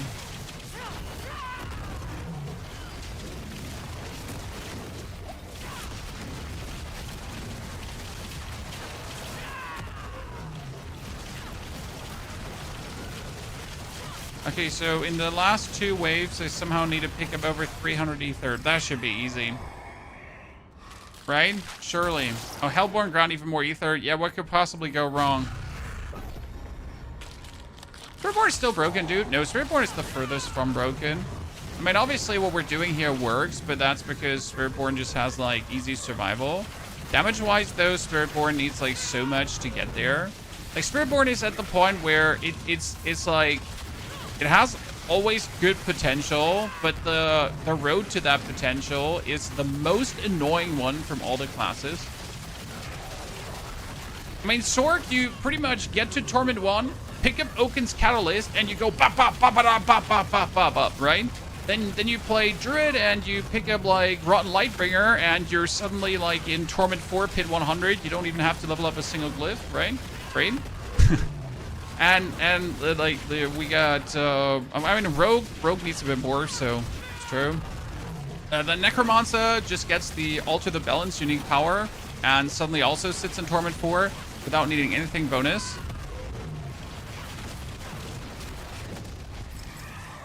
That's like, yeah, cool. Okay, chat, here, Puffing Masses. This is what we're hoping for. Now we just gotta have to somehow get like 1 billion Ether Masses, and we have to get like 1 billion Spiritborn out of these Ether Masses, and then we're going to have like everything we ever wanted. Hopefully.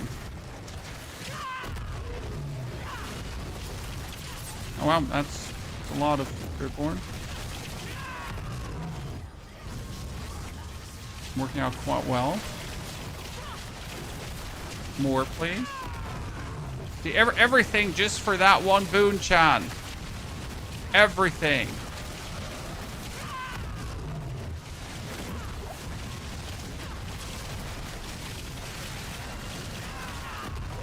More etheric masses, please.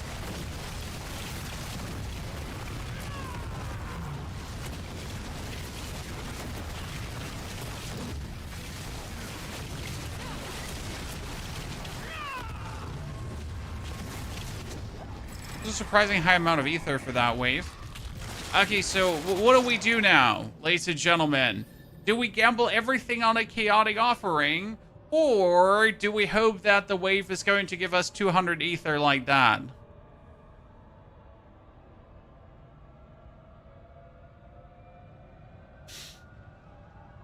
What do we do in your humble opinion? I mean, I kind of want to go for Hellborn ambush us and just YOLO, right? Because the Chaos Wave could obviously always be the Ether Goblin event. But I kind of like the idea of going for the ambush Hellborn and just see what happens.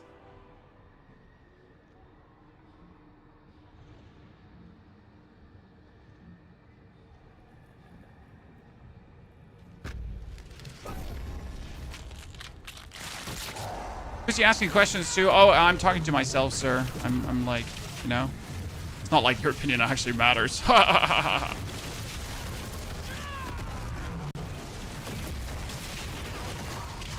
No, seriously.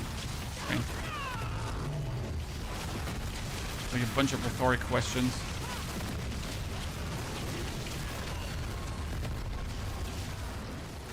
Oh, come on. No more ether spires.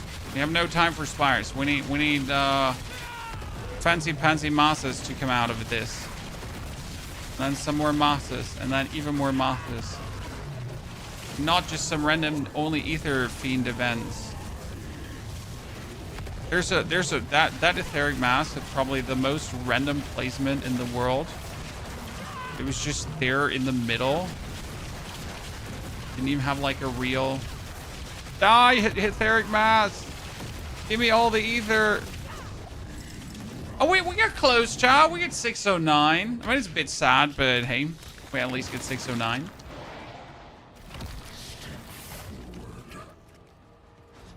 Oh, insane. The goblins are obviously the best thing you can get single-handedly if you then get them. Which is the whole weird thing. Like, if you don't get the goblins, then good riddance. Oops. That finger.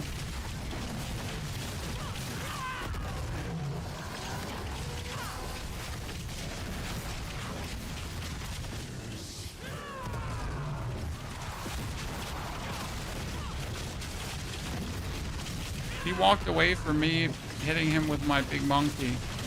Could you please come back so I can hit you with my big monkey?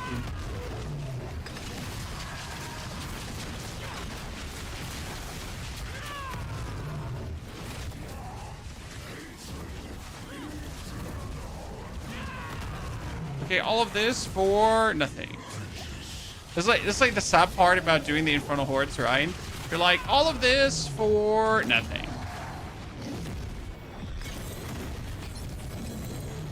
Like, congratulations, we just wasted our time. I wonder, can that actually have a chaotic armor as well? Does anyone ever get a chaotic armor out of that?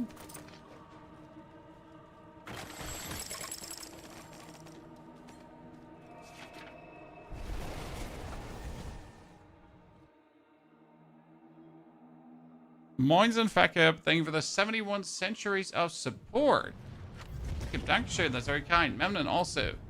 Happy enjoying the guides on the YouTube. Okay, we get gloves with maximum life. Wonder if it's time to like randomly put my random weird Fist of Fate away that I just have for actually no direct reason, but just having it. Kinda, you know?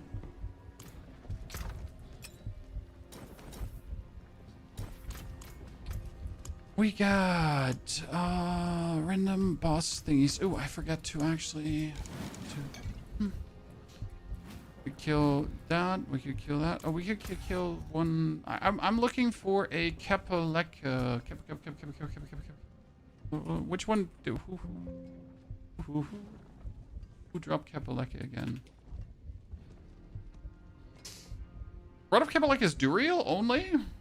And Harbinger of Hatred. I do not have the Duriel mats, nor do I have Harbinger of Hatred. That's not true. Where could you...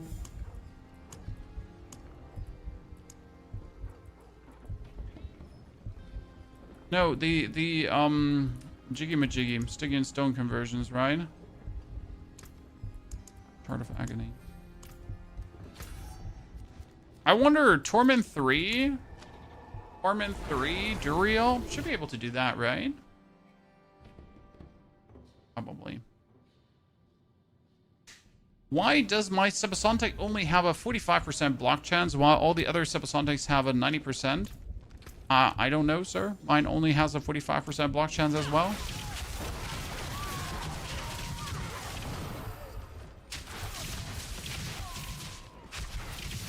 Might be just showing wrong in all the build thingies.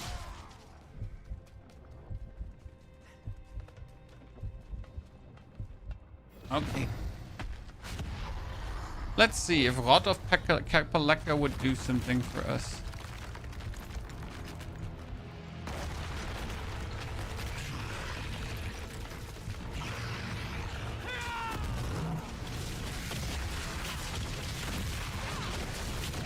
Oh, this is going to take forever.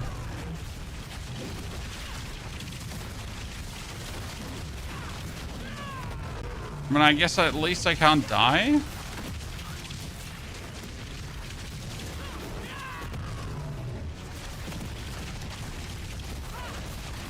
And I'm unstoppable, so you can't like randomly eat me.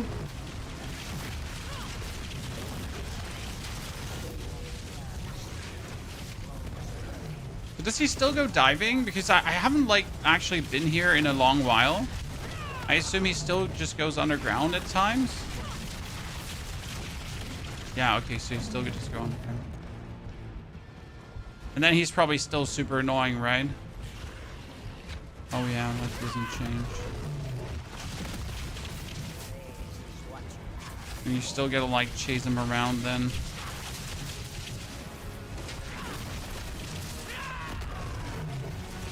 So that's still that. Especially when you're underpowered still.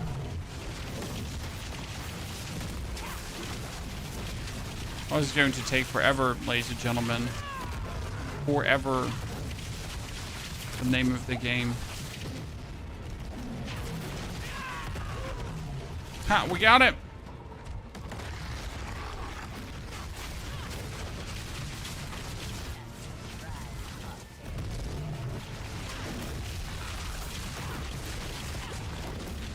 We should probably pull out the Jaguar, right? You say, John. We need to try this again with a Jaguar active. Because right now we still have Storm Feathers active. Because why not Storm Feathers active, right? But I think the time for Storm Feathers, especially in boss fights, is kind of like left.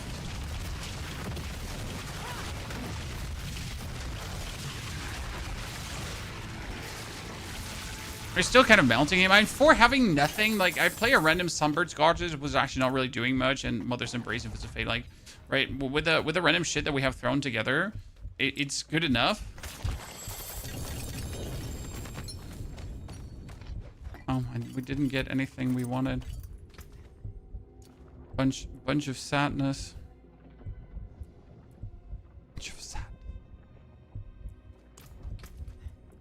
And I really don't want to go and fight the Harbinger of Hatred. No. That's not happening. Let's do an interesting one where we swap over this to that. And we're going to teleport to... Because I want to see... Your build guides are vastly better than the rest out there. Keep it up. Well, I like to explain things. Simple. Teaching.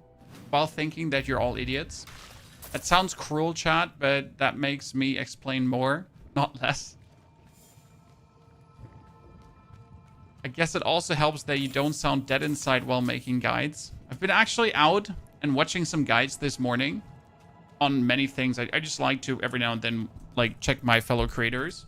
And the amount of creators that actually sound dead inside while making build guides is crazy. I know not everyone has an outgoing personality, right? And that's fine. Like, no one should be forced to have an outgoing personality. But you know, at least try to sound like 5% excited about what you're doing.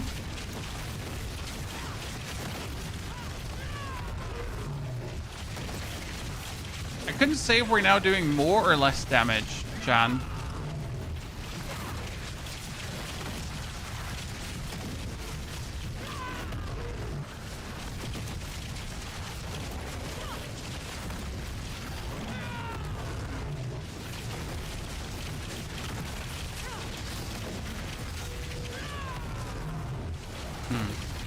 Is it like only the minions do the killing Necromancer? Yeah, technically there is minions only doing the killing. The problem is that minions are on the clunkier end this season. They still have many of the issues they've always been having in terms of movement speed, not teleporting behind you as they should, and all that kind of stuff. So technically minions are not horrible, but practically they're still lacking behind in many regards. And unless we finally ever actually get a real like command minions to kill, it's always going to be plenty awkward. Because I mean, we're now in season 10, right? So 10 seasons, chat, 10 seasons, 2 years of Diablo, more than 2 years actually. And we still don't have a skill to command our minions to go somewhere and do something. Right? We still have the opportunity to have our minions exist and attack whatever they want to attack, and that's it though, right? We don't have any way to be like, hey, minions, do you maybe feel like you would, I don't know, like all attack position acts, right? Could converge there and go crazy. And they're like, nah, bruh. Not interested. Okay, I couldn't even say if we were faster now or not. They were nothing. Did you truly think all of this would be that easy?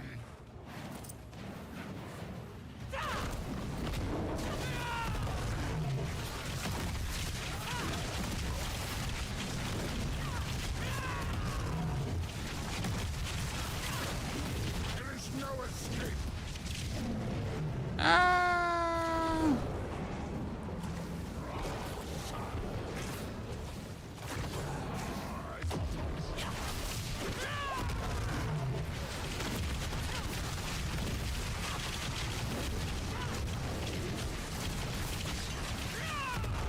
Which may just get killed by that thingy. I tend to just get murdered by that. Guild's Path of Exile 2, man.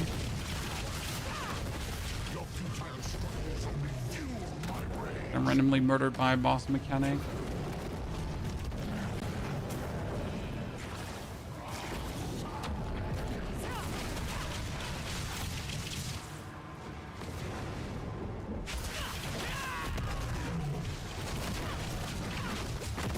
Aha, we have this, ladies and gentlemen.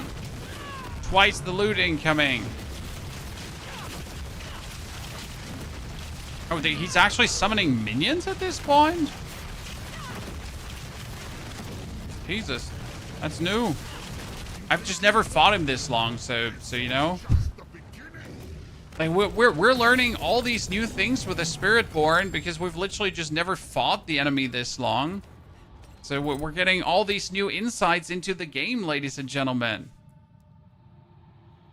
Wow. Wow.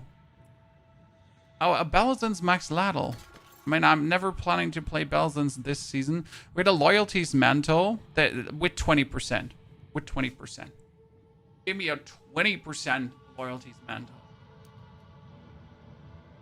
I still want to play it because I wanted to try it out. Because if we actually go for like Screwjack, right? If we go for double eagle, that should give me a level of power still at this point that is actually somewhat worth it. Technically, I assume. We'll see.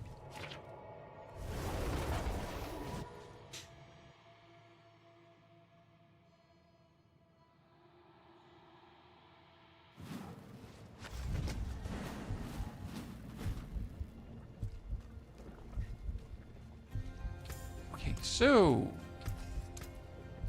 that all out. Have the random loyalties mantle with 20%, which feels like I just got scammed, right, Chad? I mean, seriously, 20% loyalties mantle? Why don't you just, I don't know, end me here right now? I guess a Harmony of Abawaka would be good too. Wouldn't hurt.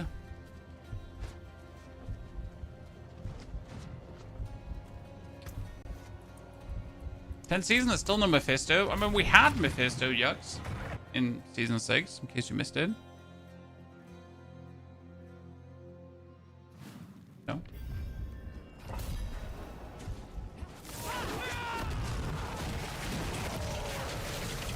And see, now my primary spirit hall being more effective, having me do even more damage with my feathers.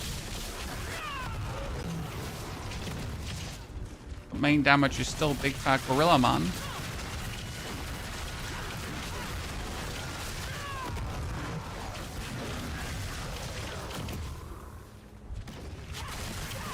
You say the level of complexity grows as you invest more into Diablo 4 endgame, or do things taper off? Depends. When Diablo has a simple design that doesn't make it easy to make very efficient endgame builds, right?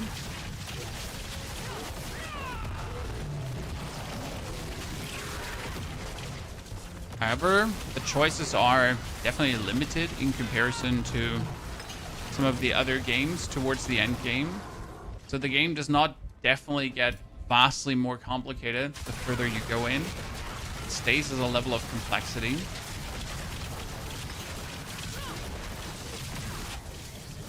Okay, as Armor have added a new level of complexity though.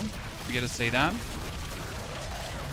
Since now with Chaos Armor, you have the opportunity to really make things work that never worked before by using like Crown of Lucian and Banished Lord's Talisman, and then having like, you know, just alone for the Spiritborn right now. In the Spiritborn, you're going to turn a basic skill into a core skill, a core skill into a basic skill, and then you're going to like pump it up with 2 different uniques that usually never work together. And those are intriguing interactions.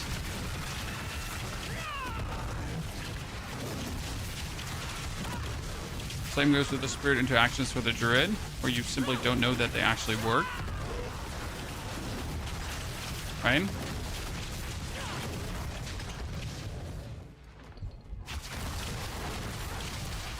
So the Paragon system is endgame based. Yeah, but the Paragon system is really simple. It has legendary nodes and it has glyphs, and you just have to activate legendary nodes and glyphs, and that's it. It's not that deep. And since we have a very limited amount of boards, there's not even that much choice, right? I mean, most builds end up with the exact same amount of, like, same boards, same pathing, and same everything. That they definitely got to work on variety-wise. Okay, we're doing this faster than ever before, so that loyalties is working, Chad. It's good.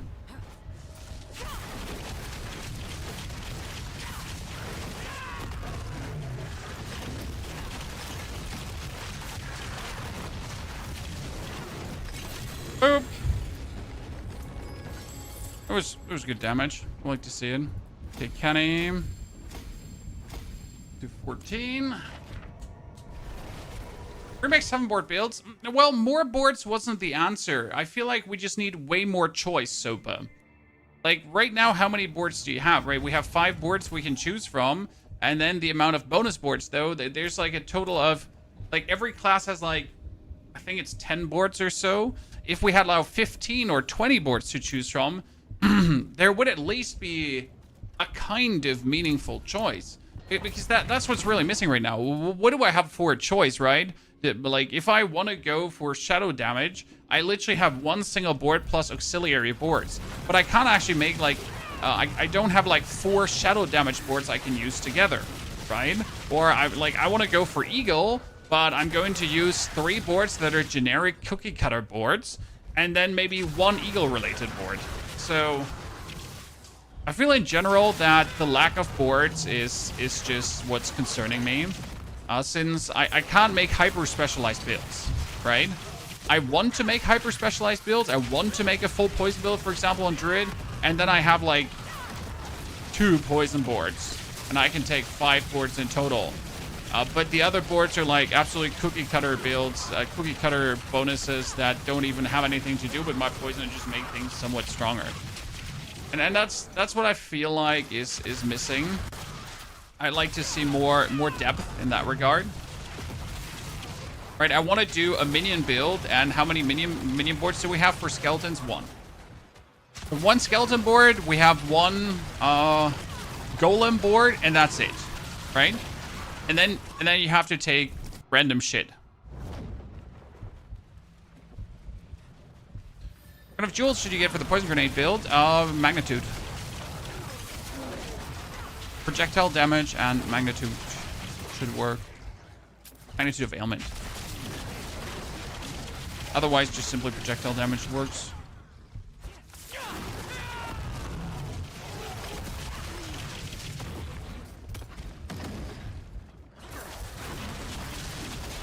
So yeah, I think more Paragon boards could help. But I think the reason why we're not having more Paragon boards is simply a lack of creativity on the developer side. Like, they cannot fathom hyper-specialized builds, and that's just it. I'm not trying to be rude to the developer or anything here, right? It's just that's how I feel.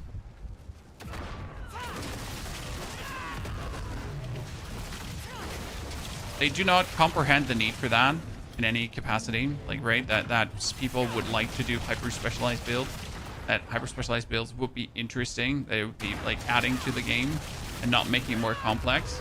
I think there's a giant fear in Diablo that they don't want to add too much complexity because the average Diablo 4 player does not want too much complexity.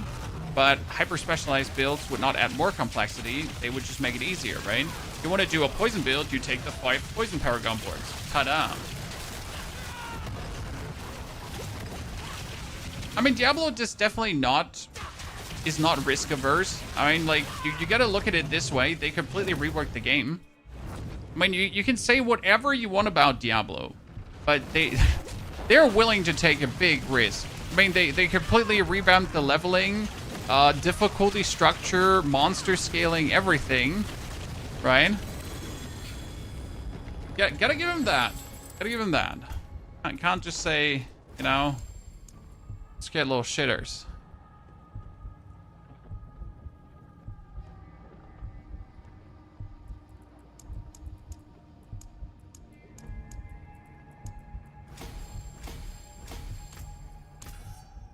We're gonna put Kenny now.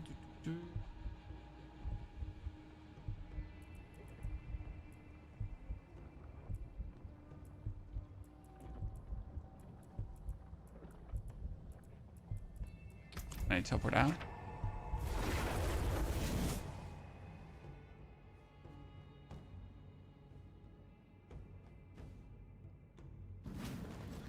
What I personally would like to see on top of Paragon boards is something in the skill section, right?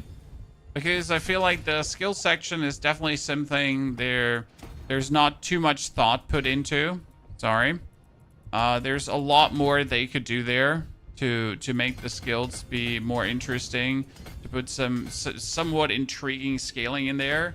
I mean, right now being like, okay, so I'll go for A and then I go for B or C.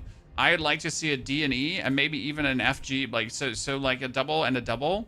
Like, because if I'm already deciding I want to play Quill volleys, I want to have Quill Volleys make vulnerable. I want to have Quill Volleys split up in feathers. And then I would like to... I already made my decision, right? To go for the bonus feathers. Where's my hyper specialization, right? On the other hand, what I really liked what I really personally liked from Last Epoch, for example, Last Epoch gave you the opportunity to specialize in a skill, right? So the skill got its own skill tree. I'd like to see something like that in Diablo 2. You can just say, okay, I want my skill tree, right? To be like my quills are my main skill, so give me an individual quill skill tree for that. It's gonna go crazy.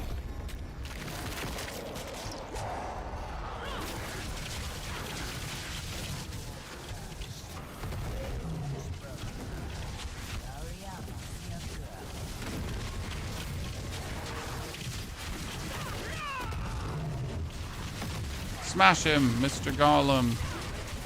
Oops. The gorilla, not Golem, Chan. Wrong class. Got all kinds of excited.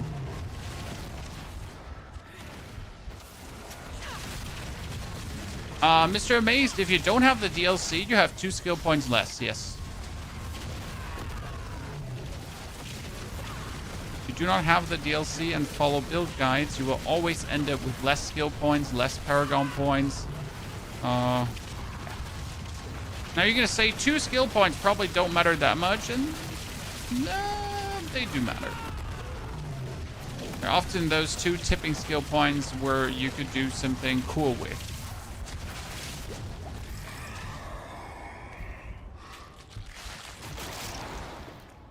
Okay, masses respawn on death. Start with 2 masses. I like to start with 2 masses.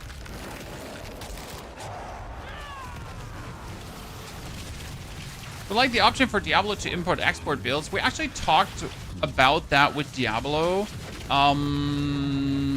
when they made the Armory. The thing is, they pretty much made the Armory, and in case you missed it, the Armory is still a beta feature, a very beta feature. But since no one is complaining, they're not putting any more efforts in it, as it seems. Yeah, that sounds sad, but that's what it looks like. On the one hand, it would probably be helpful to be able to import builds. The problem is that people are stupid. Okay, so I don't mean to insult anyone, right?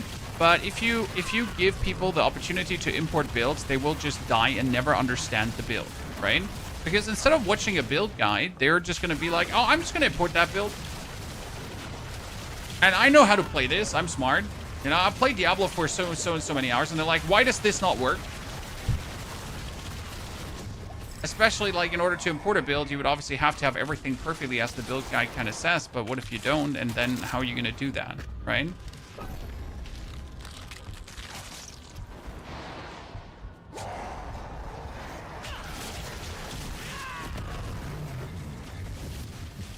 Okay, so with the loyalties mantle, my damage has just definitely gone up because finally my feathers are doing more.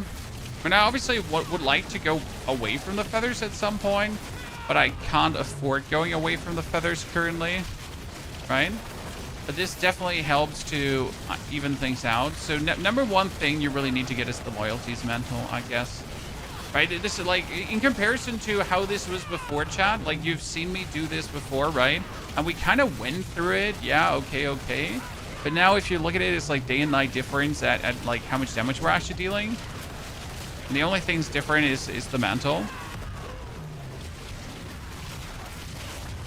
Kind of nice to see.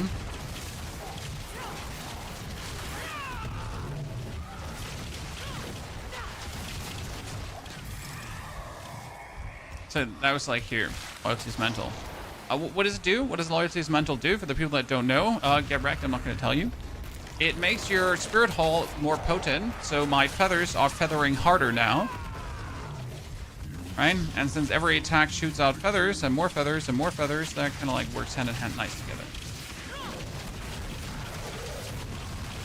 Skill tree Mythic Stormcrow is not good. Think it's possible for you to check that out. I don't know what you mean with not good. Like, you please use more sentence. I mean, I put the skill tree up this morning in the Mythic Stormcrow version, and everything seemed very fine, my friend. I'm not sure where it's not good. But again, use more sentence.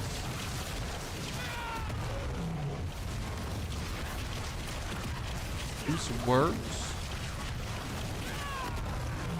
to explain things.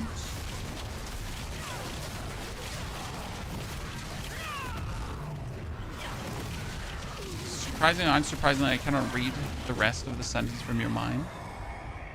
Colossal Fiends. I kind of want to try it out. I think we're still too weak to make like a meaningful impact on Colossal Fiends, right? And we're gonna be ending up not like getting what I'm looking forward to. But I kind of want to know. Can I actually get a Colossal Fiend?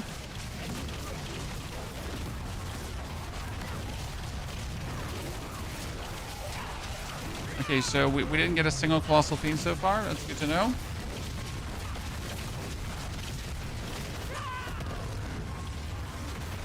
Okay, finally we have one, chat. Found an Ether Lord. No, this is fine. This is fine. This is good. Yeah, I like what I see here. Thought it might be like getting a bit clunky, right? But nah.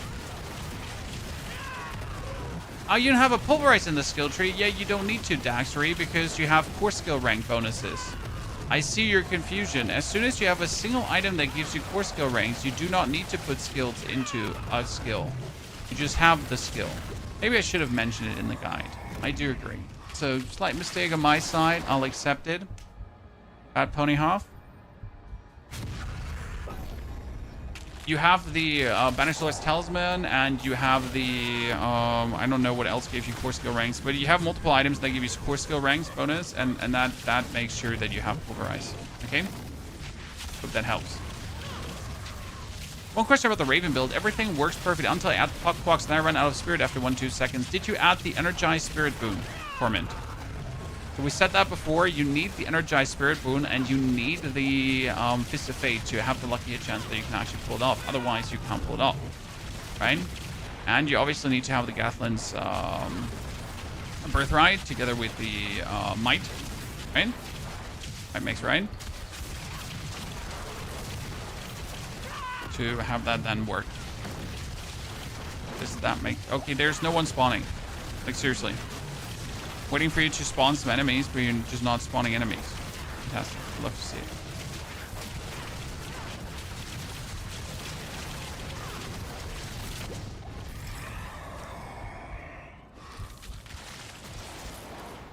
Okay, Fiendish Legion. Oh yeah, the Fiendish Legion is really cool because now normal fiends can be Ether Fiends, and Ether Fiends are Ether Lords.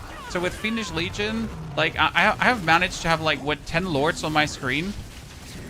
Those are just my favorite waves, right? When I get like a mass of Lords on the screen, then I'm my happiest. So I think that's just the coolest thing when it really happens.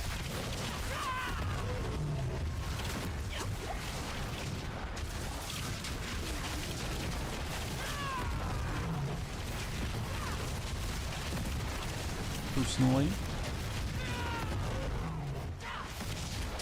that's what I live for.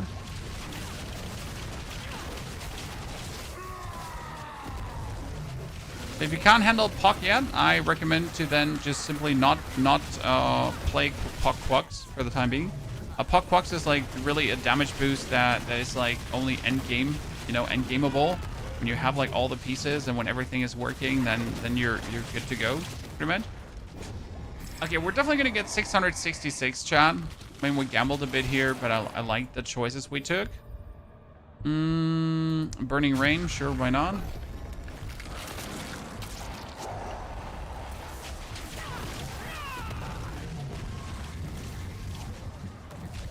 Oh, everything just died? Okay. Where did these two Ether Lords come from? I mean, seriously, who got you out of your box? There's another Ether Lord. See, this is what I thrive for.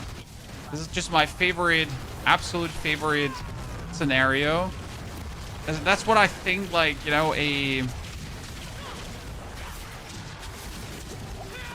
an Infernal Horde should be. That's why I despise chaotic waves, right? Because this is like so much more interesting.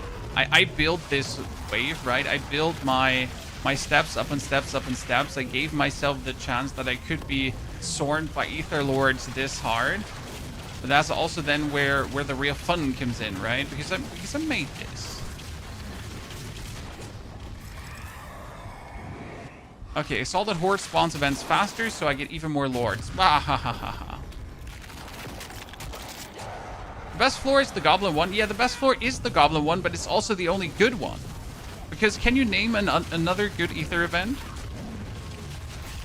I triple dare you. Name another good Ether event. Most likely you can't, because there's only one. It's a bit of a bummer that they pretty much created this and then they only made one thing everyone wants.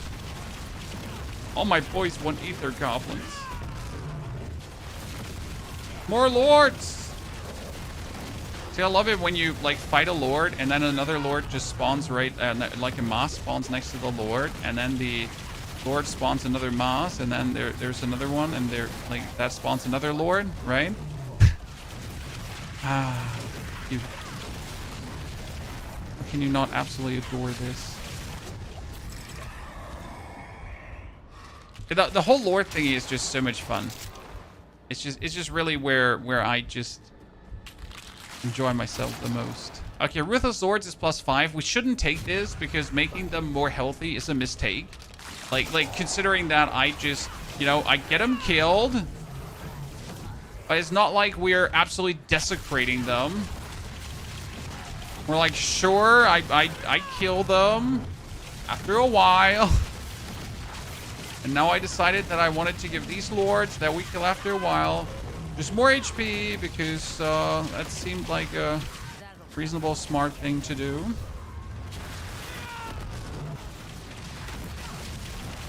Oh, there's another moss, yeah. That moss have not have another lord in it. There's a lord coming from below, thank you very much.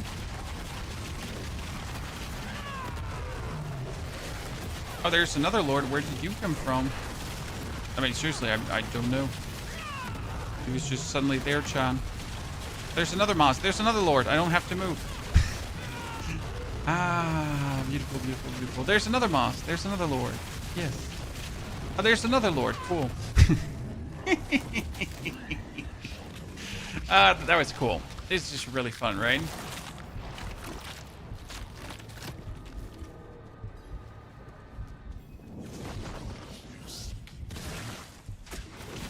Okay, Mr. Bartek.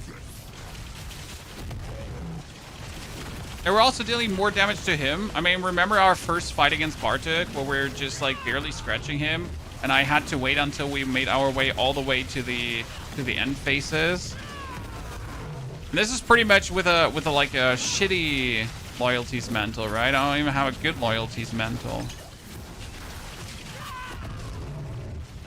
Cool. So the trick was getting this item, and it took me so long to get this item. At least the trick for the time being. Ah, great. I get a Chaos Armor, so I can replace that helmet that I just got that made me stronger. Fantastic. We love to see it. But I get Belazon's Max Ladle as a helmet. I hate it here. I hate it here. That's an attack speed ring, though. That's actually really, really good. An attack speed, maximum life, and resistance ring. I mean, it kind of got like everything you want from it. Okay, mythical items easy. Did you watch the video from yesterday, Richie? I mean, best case is you finish the seasonal reputation, you kill Uber Lilith in Torment 1, you finish the seasonal journey, that's 3 sparks, 1 mythic item. Then you start launching for mythic rifts and or make another character and or farm so much Infernal Warp that you can just get another spark. Boom, 2 mythic items. Surprisingly that simple.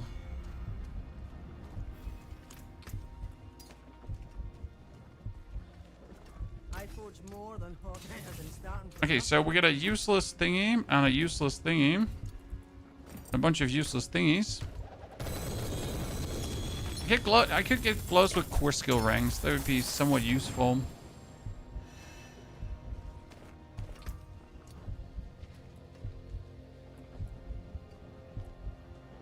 Seems like I could not get close with core skill rings. How shall I guide my hammer?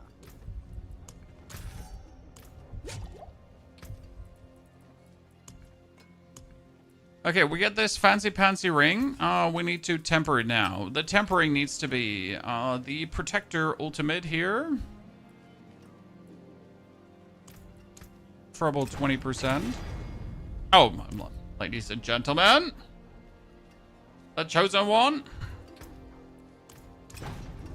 Whatever I get. Critical strike or overpower. One of the two. Not vulnerable. Not vulnerable. Thank you. That's too low. That's fine.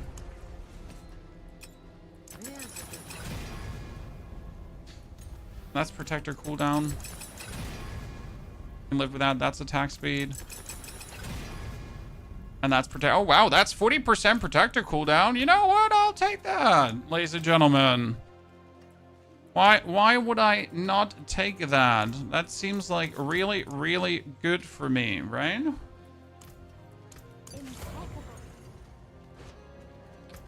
Well, ladies and gentlemen. That was very good. Oh, I don't think we could go into Torment 4 yet, but let's try to get close to Torment 4, because there's our goal, obviously, for today, right? Make our way there. What was the one important item you needed for the Necro build?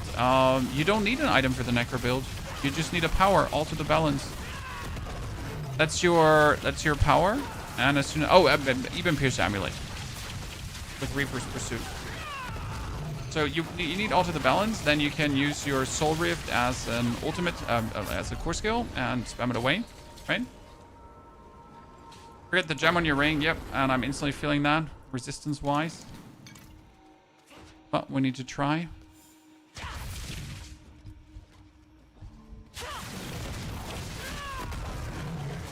So then you can use your ultimate as your core skill. And as soon as you can use your ultimate as your core skill, it's obviously really, really, really good.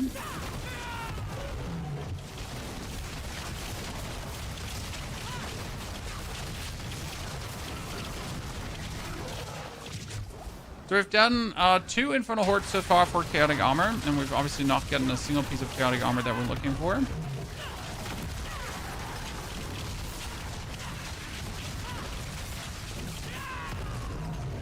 We're a little bit progression stuck. But if I could at least get to Torment 4 without Chaotic Armor, that would be... it'd be the biggest relief. Because then you could do the most farm, but I don't see how I could move the build into Torment 4 without Chaotic Armor, right? I mean, sure, with Paragon points, that would help.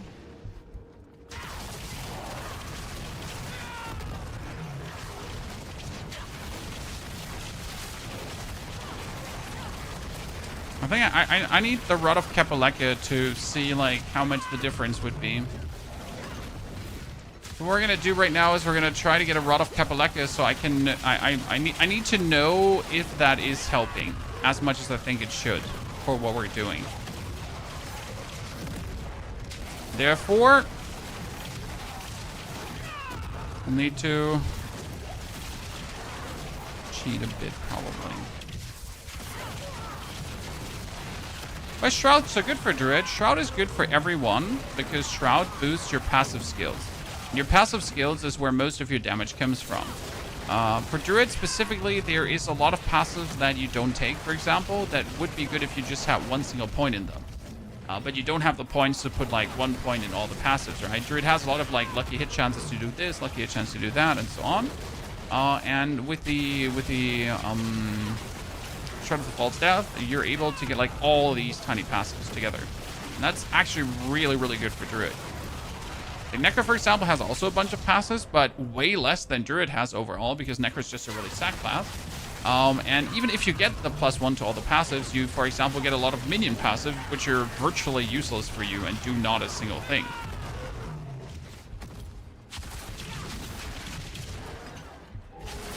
So that's kind of like where it does so good. Okay.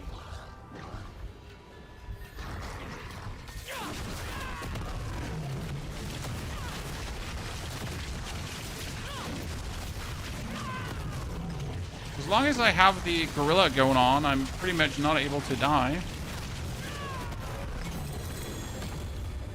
Kind of funny.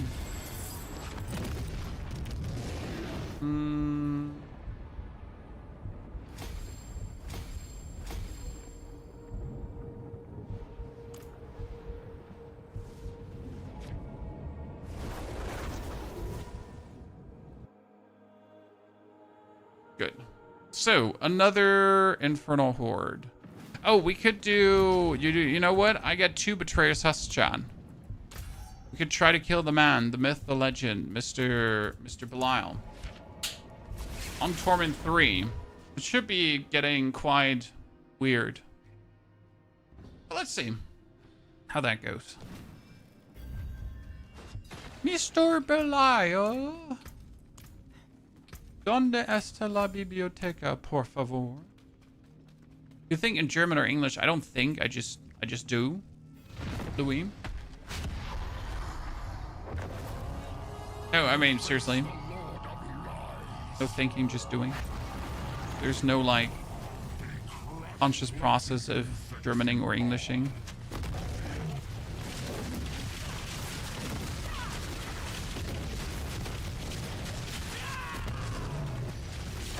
Yeah, that damage is fine for Belial.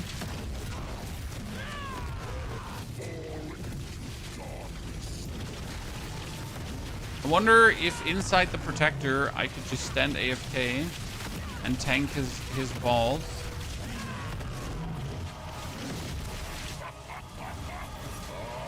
Careful now! Sorry. I was playing Belial.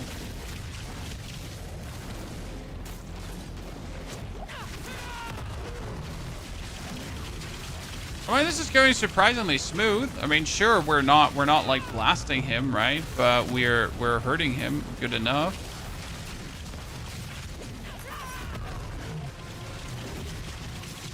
Ah, Mom. There's a big bad man and he's puking on me. And it's not the kinky way.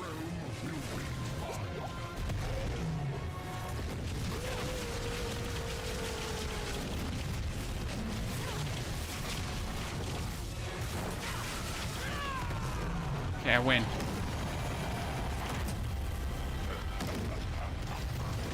Good. What did we say? Duriel for Rod of Kapaleka, right? Yeah. So, Duriel. Finally, ladies and gentlemen. Finally. Okay, so what does Rod of Kapaleka do? Rod of Kapaleka says, your core skills are now additionally basic skills and free to cast. When cast at maximum vigor, your core skills consume all vigor to cast at their largest size and become guaranteed critical strikes. Okay, kind of like how it works. Now, the basic idea is they use this together with the Ring of Midnight Suns to continuously restore your vigor, right? I know.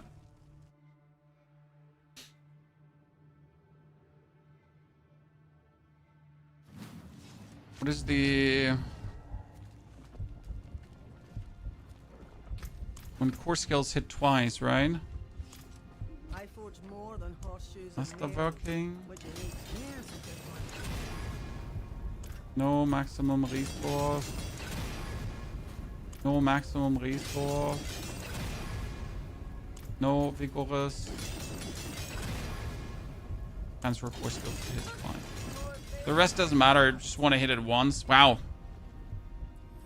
Okay, so we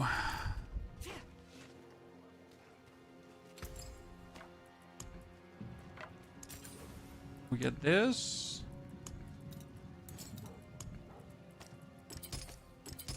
Stars guide you. I could do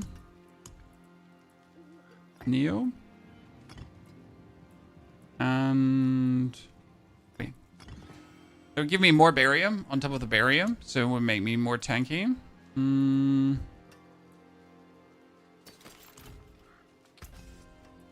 than starting from nothing. Use it well. I need to replace my amulet through something that's not that amulet. Main reason is that we need unyielding hits now somewhere. Right? We can also temper here again, protector cooldown, right? So that's pretty good when you think about it. Protector cooldown 90% as well. Let's fucking go. Wait. I mean, you could do a utility temper on it. You could do a defensive temper. Doesn't matter. Let's do a standard temper on it.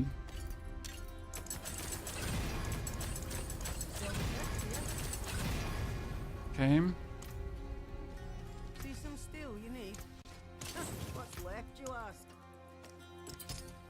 Good. So now get the unyielding together with the thingies, together with the rod of Kapalaka.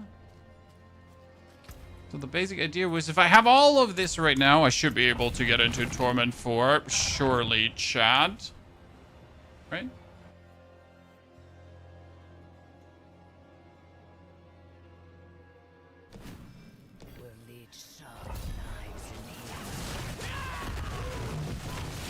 Spiritborn looks no fun. I mean, the reason was simply that I didn't have the items, my friend. Look at the damage suddenly right now.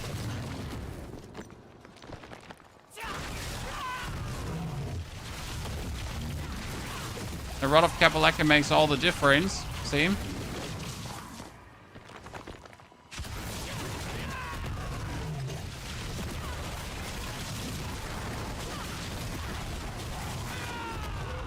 There's the assumption.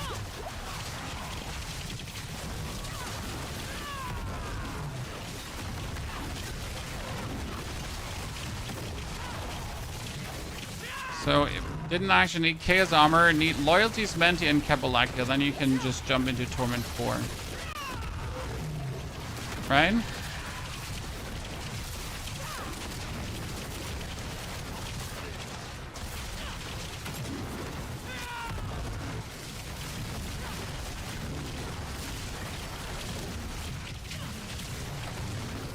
So like this is like 4 times the damage as before.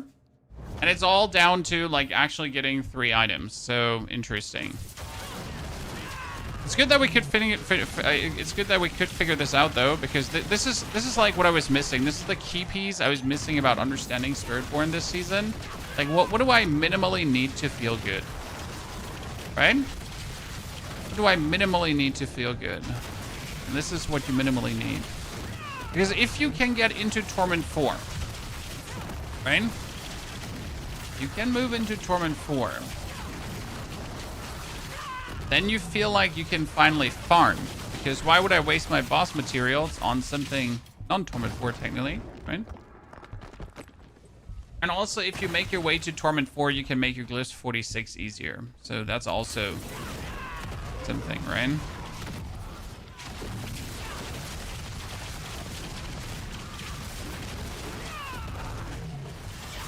Yeah, Paragon is important for Spiritborn, and like you shouldn't play it as your first class. Like as it was last season, as it is this season, Spiritborn as your first class is a mistake. Spiritborn is a class you play afterwards, after you have like, so for example, if I played something before and I have tons of boss material, right? Then I go on my Spiritborn, on Torment 2 I actually farm Duriel, and I get myself the Rod of Kapalaka. So that's obviously a no-brainer, right? But if you don't have the boss materials, right, then you need to, with your weakened state, first you need to farm like, and then, or you just buy yourself a Rod of Kapalaka from trade, as you say, right? So it's definitely for solo self-found, it's one of the harshest classes in terms of that. Again, Spiritborn has a nice power ceiling, but getting there is not easy.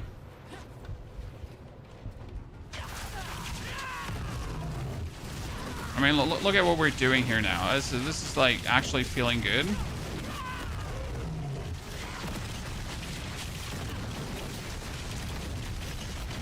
When we're still not strong, that's the important part, right? So this is better, but we're still not strong.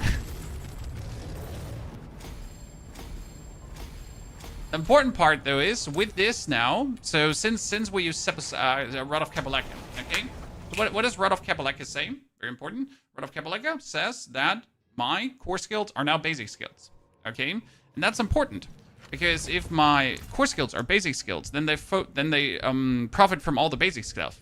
So now your basic skills deal increased damage, doubled to 4/3 for the third cast.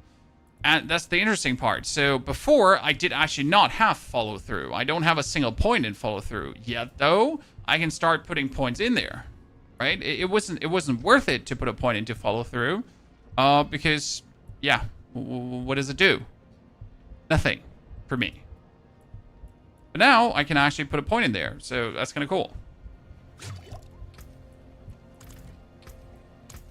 So what we need to do is we need to figure out where I can move out 3 points now for follow through. I mean, technically I could remove Auspicious and just rely on the barrier from the... Oh, I like Auspicious. It gives like a nice little barrier in between, but we play the Queer Rune. Let me actually test that. Also, what you can do now is you can actually play this perk. So we got Alacrity. Your basic skill gain 30% attack speed, their dash range is increased by 50%, and the third attack now happens every second attack. Or you can say that Chaotic Magic erupts from your basic skills, making them guaranteed to critical strike and overpower for a 50% increased damage, but the power is unstable, giving them a 30-second cooldown. Now that's terrible. We also have the alternating, what was it? Here, the Combined Strikes. Your basic skills third attack resets the cooldown on your core skills. So you could technically make your core skill a basic attack and then make it only do the third attack and then reset itself, right? So all of these are things that do work. Okay, we're technically able to jump into Torment 4. Interesting. Let's see how Helltide feels on Torment 4. And you know what we should do? We should get my good old friend, Mr. Bingo Bongo.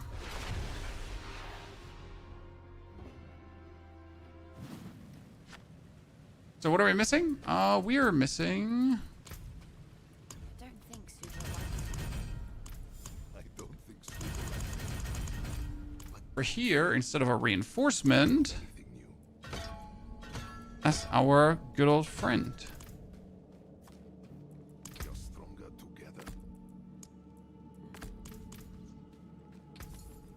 Now we could restock the supply. Masterwork cache.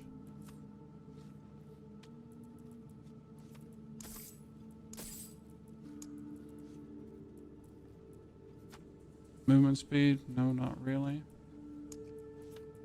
Add that, carry the one.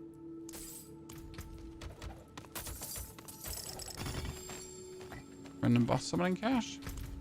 Okay, let's jump into the Helltide and see how the Helltide feels. We got Mommy here.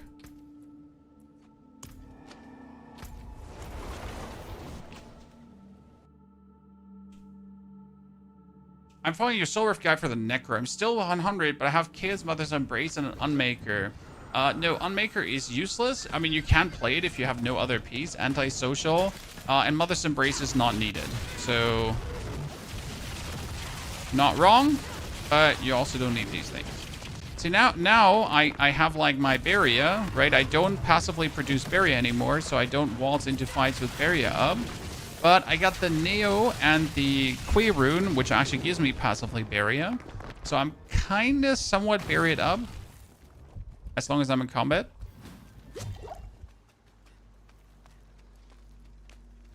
Wait, I need to go back, chat. This could be a mythical. Oh, it's a magic rift. Okay, ignore it. Ignore it.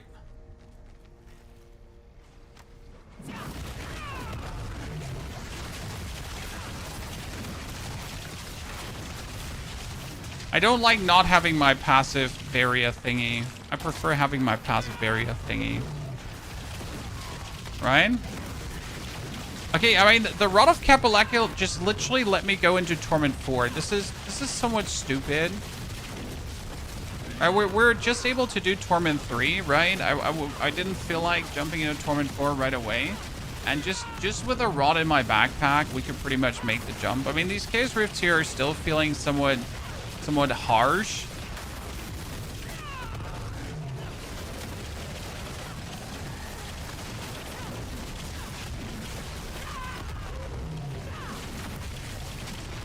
Wonder if I could just play Puck Quocks right now.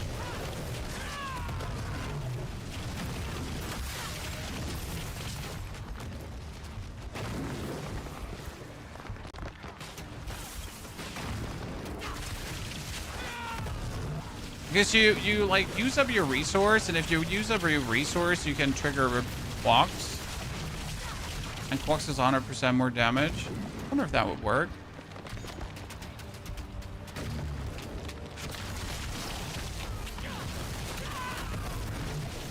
I mean, the real strength is really now, like, since my core skill is also basic skill, obviously you really want Sepasontek as a Chaos Armor, or you want the Rod of Kapaleka as Chaos Armor, so you're kind of like, this is your one thing, right?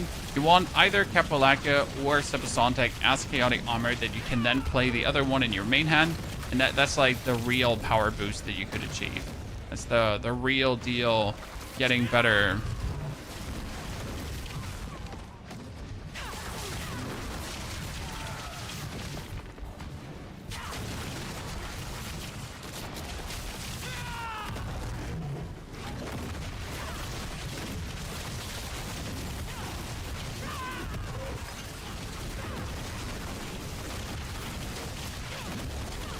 Do not run tier 4 hordes. Oh, no. Tier 4 hordes now, as I just jumped into, that wouldn't work.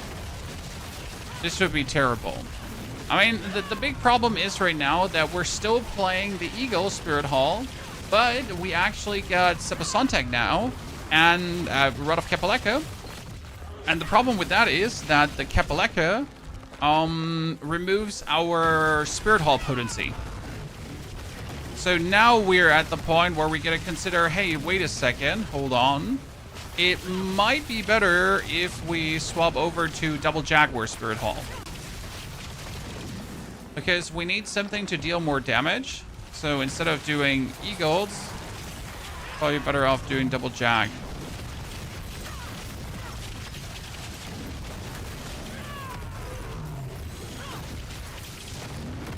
And that's something to try out now.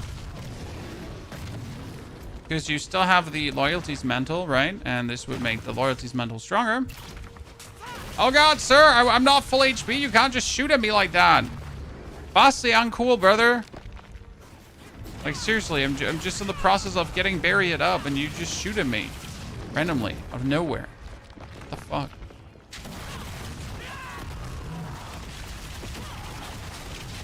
Now it's obviously the question if that is now the better choice. I'm posting this build when I get to the point where I'm happy with what we have. Because currently I am very happy that we swapped away from Evade. So Evade was okay until the point where I just got sick of it. Right? And now we're like experimenting with how long does it take for Spiritborn to become strong. Because this is obviously the grand omission that's missing from any guide. You see like these cool people with their 4 chaotic uniques and they're like, look at this, my Spiritborn is so fucking OP, and then they forget to tell you that getting to that point was an absolute pain in the ass. Right? Like, look at this, it's OP! Let's ignore the pain in the ass beforehand.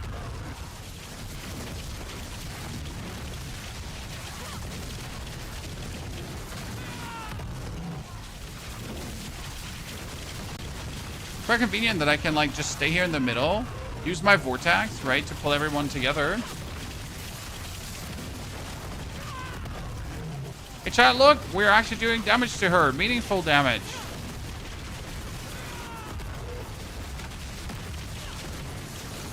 But now because of the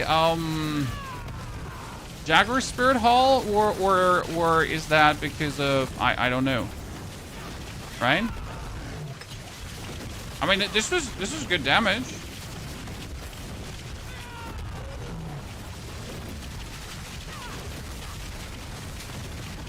Looked quite nice.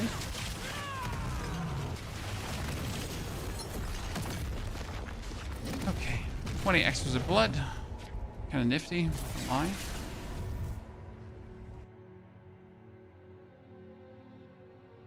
You're doing crushing hands, Corpse. You could do crushing hands instead of feathers. I just like the feathers. You know, I usually always go crushing hands, so this time I wanted to go feathers to just... Oh, greater, chat. Greater of chaos. Chaos can always have a chaos unique in it. Yes, let's go. Whoop, whoop, whoop, whoop, whoop, whoop, whoop. Come on, this is Simple Sontag. Oh, another one. Back to back, ladies and gentlemen. Everyone, grab what's holy and mighty and like pray to the Lord. Okay, what do we got? We got Ixfeld's Corroded Signet. And we got Crown of Lucian. Crown of Lucian being actually good because I need it for multiple builds, but not right now. I mean, like, I guess we can't complain about getting like two things there, right? Return soon.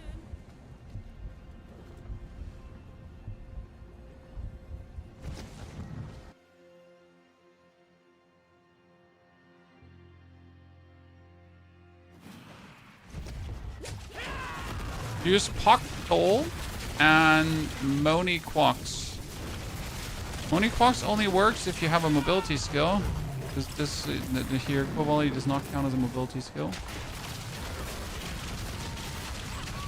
I wouldn't know, like, I think I would like to use a Who probably. Or Pock, because we're just consistently using up your resource globe, right? So Pock Quox should actually work, I hope.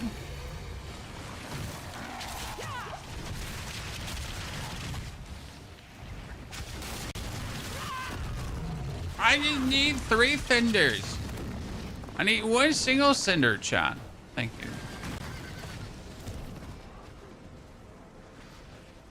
Oh, I knew that was going to kill me. I absolutely knew, like, running around without any life, running around without any barrier, that one fireball was going to kill me. I'm not fine, Chan. Like, in case you want to know, no, I'm not fine. I am not fine. I am not feeling very well, Mr. Stark. It's not okay. Quox. Okay, we got Quox. And I need Puck. I don't have Puck here. I have Puck here. Okay, let's see. We did a pit 55, right?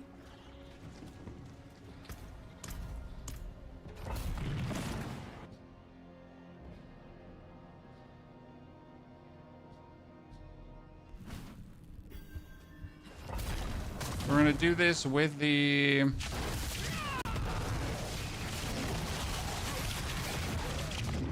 Nice damage.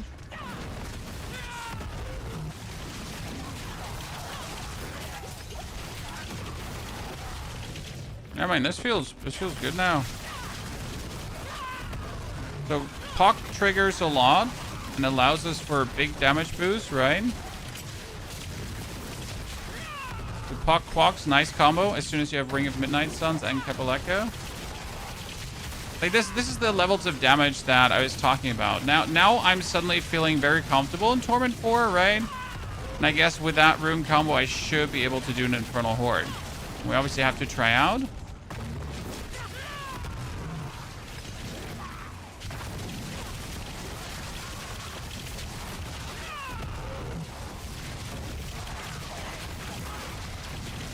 I'm a big fan of using Puck, by the way. I think it's like a super cute rune that should always be used, right?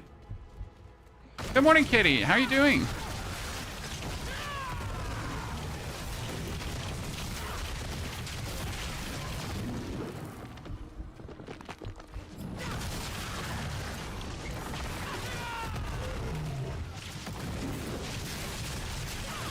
By the way, chat, we get the cutest gift for our 5-year-old ever. I saw that on Kickstarter, and since then I wanted to have it. I bought a table saw. What? Yeah? For cardboard. And it's like children friendly, so they can't hurt themselves with it because it kind of stops before it murders them. It's like, has a little drill bit in the middle, and it's perfectly made to cut cardboard. It's like, was I on a tiny table? It'll be very exciting to see tomorrow. And she starts just cutting everything up and doing interesting things with that. Katie, how's the family? Very good. Please teach your daughters how to use tools. Yeah, I was, yesterday we were assembling the swing in the garden, Katie. And my daughter was using, so now comes the problem that I don't know what the tools are called in English. So in Germany, it was called a Ratsche. It's one of these, like thingies that you put into a screw hole and then you go to tighten the screw. You know what I mean? I don't know what that's called. A ratchet. Is that a ratchet? No, it's like the thing that you put in and you and you turn the screw, but it makes like the noises while you do it. You know? Yeah, I don't know the English words for that. And I was teaching my 7-year-old to actually use that. My 5-year-old almost instantly gave up. Definitely have to work a bit more with her on that. But my 7-year-old was forced to assist me. She wanted to. I don't force them. But she had like a joy to learn that. She you know, after 4 screws, like she was still slipping out. And then she finally understood how to hold it properly to not slip out. And she was like, I might be becoming an expert here. You know how children are. It's cute to teach them these things. A socket wrench. I genuinely don't know. Like, I think it might be a ratchet. Ratchet and socket wrench are basically the same thing. Yeah, that's where your English is failing you. I mean, obviously, I do not know the technical terms in English of things. I know a screwdriver is a screwdriver, right? I don't know, Justin. It's the screwdriver that goes, you know, like everyone that ever used like a ratchet knows what I'm talking about. There's the one that goes, you know, yeah, that one. Screwdriver doesn't make that noise. My dad taught me how to use tools. I think it's very important. I mean, nothing worse than when you don't know how to throw a ball, catch a ball, are scared of balls, and you don't know how to use tools. Minimal requirement for survival in the wilds. We actually I bought the daughters like a very, very soft, like it's almost a jello-like ball that has like spikes coming out of it. Like you can distort it extremely much. And we start like, you know, I throw the ball around with them and I throw it in their faces. But because it's like a really squishy jelly-like ball and like I don't throw it in their faces, I throw it at their faces and they catch it, right? But they're not scared of it, right? Because even if you get hit by the jelly-like ball, it just deforms on your face and it's really funny. But you know, at least don't be scared of a ball flying in your face. That's the thing. I sound like a terrible adult here right now. Okay, so let's pretend I never said that. I think you understand what I'm saying, but I still sound like a terrible psychopath here. Okay, so I'm not, and I'm not doing that. Okay, cool. Good talk, chat. Thank you. Pleasure. Always good. Always good when we have like these conversations of not throwing balls into my daughter's faces. Appreciate it. You updated your druid, Cookie. Did you give it a... Oh, Rod of Kapaleka, another one. Oh, wow, look at that, chat. This one is actually better than my current one, right? I mean, my current one has the ranks to Vigorous, and Vigorous is obviously great because Vigorous gives you the... Yonki Maboinki. Here, you get the casting, of course, can increase all Vigor generation, so that ain't bad per se. But what you really want to have is like this double cast chance, right? So that's like better because it gives you more.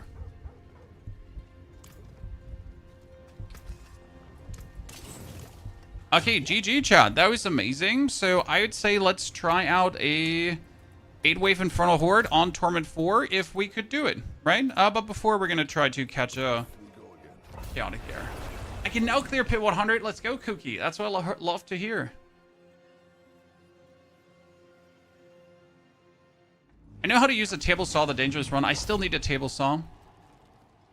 I still need one. I don't know. For some reason, I want to own a table saw, but I'm a homeowner, so I don't know. I just want to own a table saw for no reason, but I want to own one. Okay, ladies and gentlemen, a chaotic unique. Everyone, it could be Seba Sontag. It could be the Rod of Kapaleka. It could also be the Pangorgeous Gauntlet. Ah!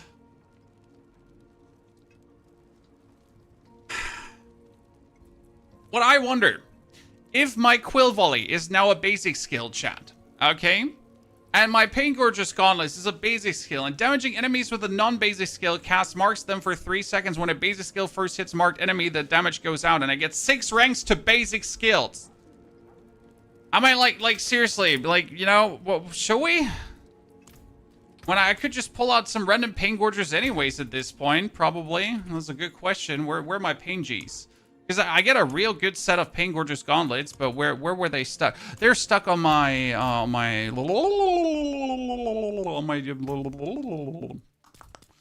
sorceress.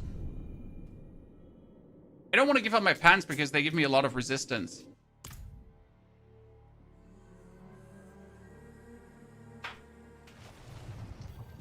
A radial arm saw is the most dangerous I ever used. Okay, now I gotta Google that.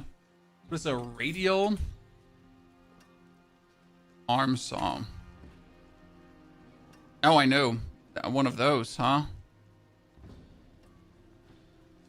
Seems like I would injure myself with that. Certainly. I could manage to injure myself with this. Probably. Yeah. Sure. This looks like, you know, what could possibly go wrong? A lot could possibly go wrong. They made them safer over decades. Yeah, I really don't want to know how some of the first versions of these tools look like, Justin. I mean, with all the bonus protections that we added nowadays and the automatic stops and all that kind of stuff. And back in the days, it was just like, here you go. Work safety who? So Pain Gorgeous Gauntlets technically should add 8 ranks to my Quill Volley, right? And give me more damage. Oh, by the way, I am an idiot, right? Yeah. Okay, I just closed my Infernal Horde. So I'll have to scrim some compasses from this man here.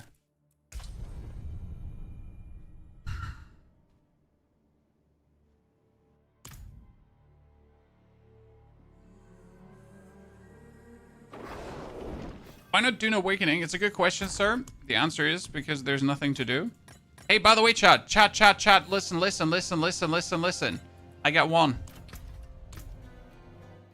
I was speed running some pit 100s with a druid in 2 minutes. Yep, sub 2 minutes actually at this point. And I decided that I really wanted to see what I could get.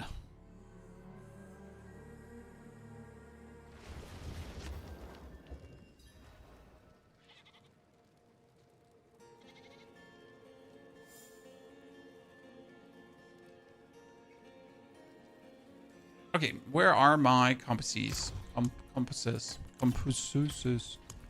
I expect tons of damage now with those Pain Gorger Gauntlets. I mean, they kind of make sense to use, right?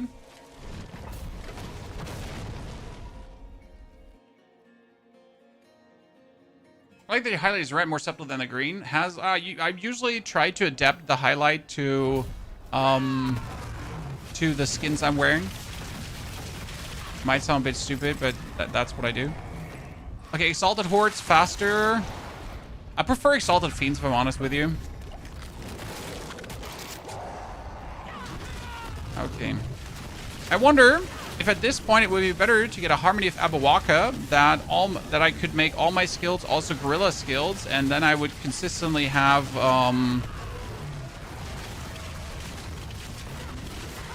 my Unyielding hits up. But on the other hand, I like pretty much have my Gorilla up all the time. Okay, this damage is nice, chat.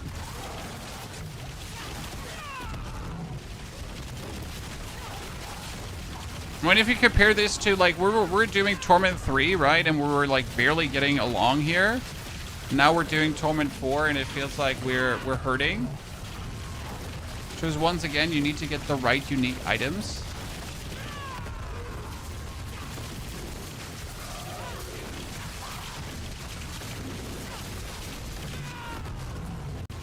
Even though those Pain Gorgers are a bit random.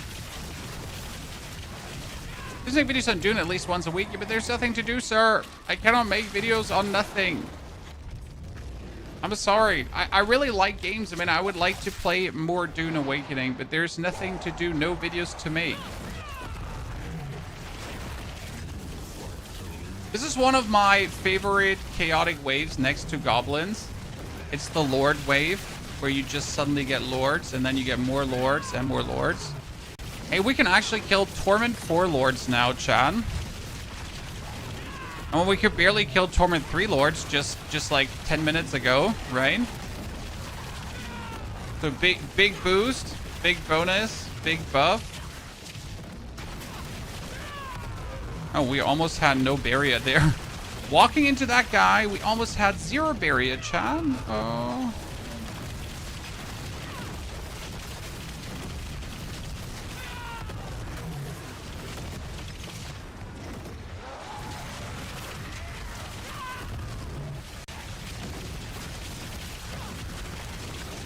This looks good. This looks good now after you like finally get to the point where this works.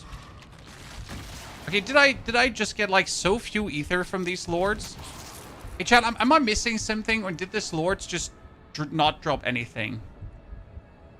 Did I miss something here?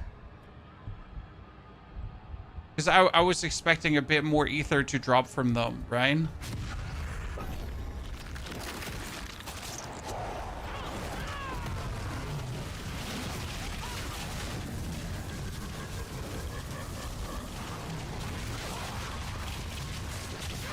What we now need is the perk that has our etheric masses give us more ether per perk we put in there, because that one is going to be insane with the etheric mass reforming one.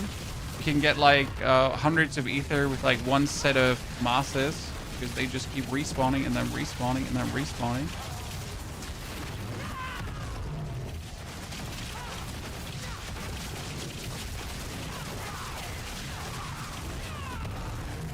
See, Munger, the problem with weekly updates on any game is that there's sometimes nothing to weekly update, right? I mean, for example, like right now, Diablo 4's hot, but give it another 2 weeks and there's nothing anymore to say about the game, right? I mean, I get at least another 5 to 6 video in the tank for this season, and then we're probably out, right? And that's probably it again.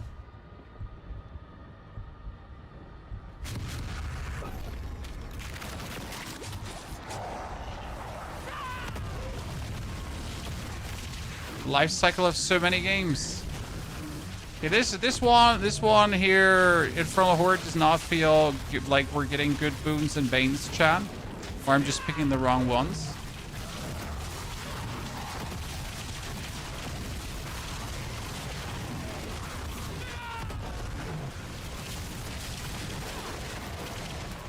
Maybe I'm just picking the bad one.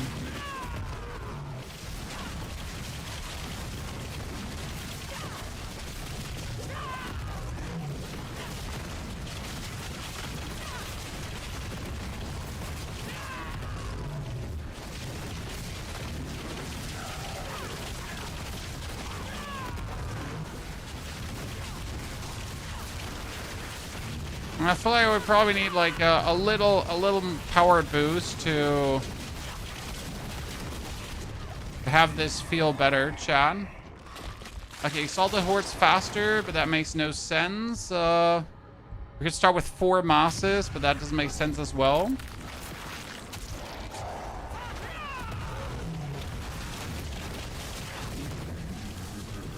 Okay, but I kind of need to get that legendary one now, where I get more out of my masses, and then we actually have a good one happening, I think. But unless I get that legendary one, I mean, we're sitting at 100 ether after 5 waves. That's really disappointing.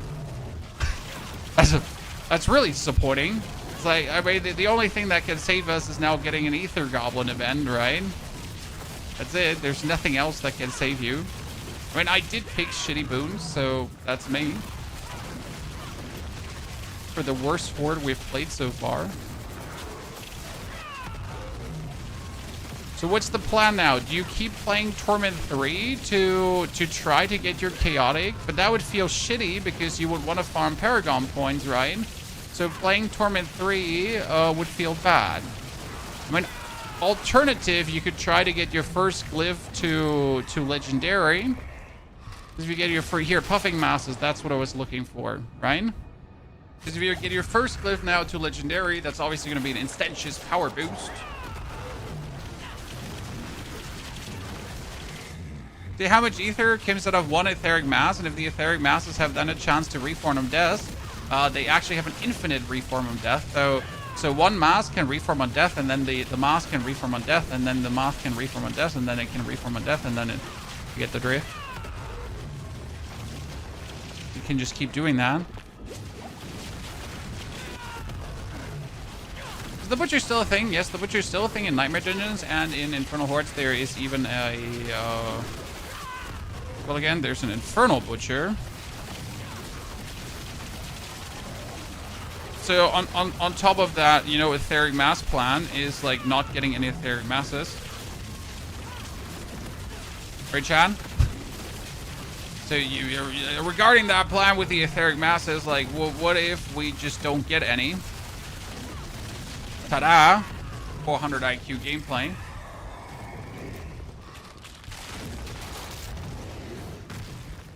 Okay, technically we should go for Colossal Fiends, but I'm going to put more into the masses, because if we then get a lot of masses, then these masses are going to be truly amazing.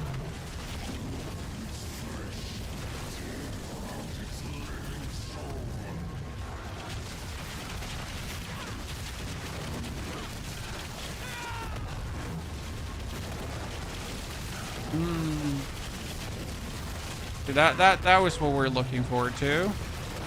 A spawn like this, into a spawn like this, into a spawn like this. Right, where you can pretty much just live there. Everything goes fortunate.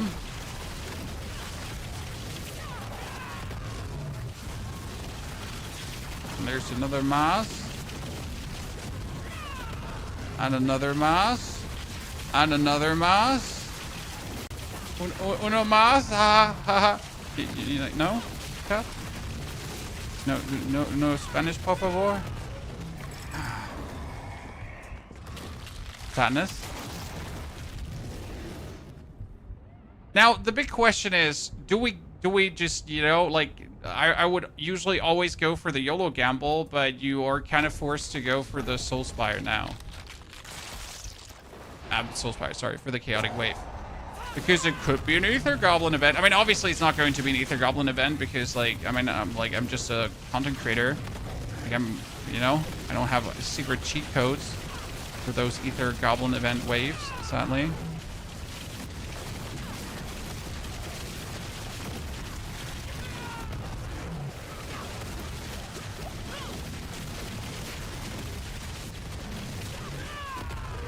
Maybe I should destroy that Chaos Rift once in a while, because they were...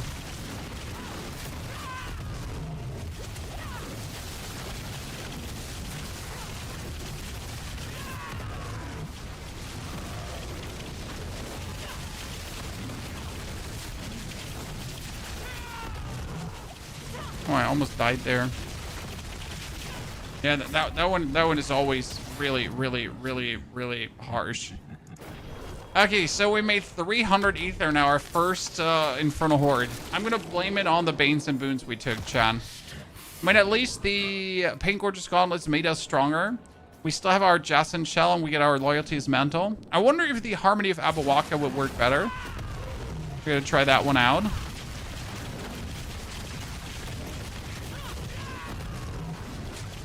Well, at least we're torching these Torment 4 bosses, so that's good. That's working.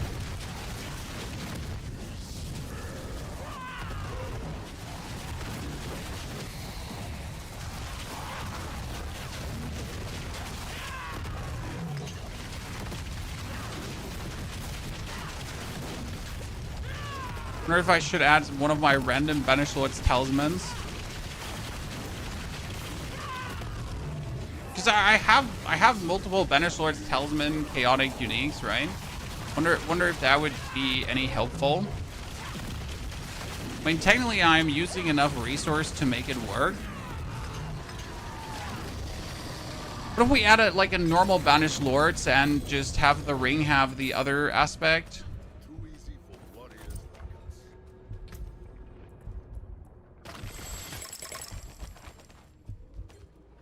Your Socrates ring? Minimal. Like question is rather, do I want to have it at a Banished Lords or do I not want to have it at Banished Lords? Come on now.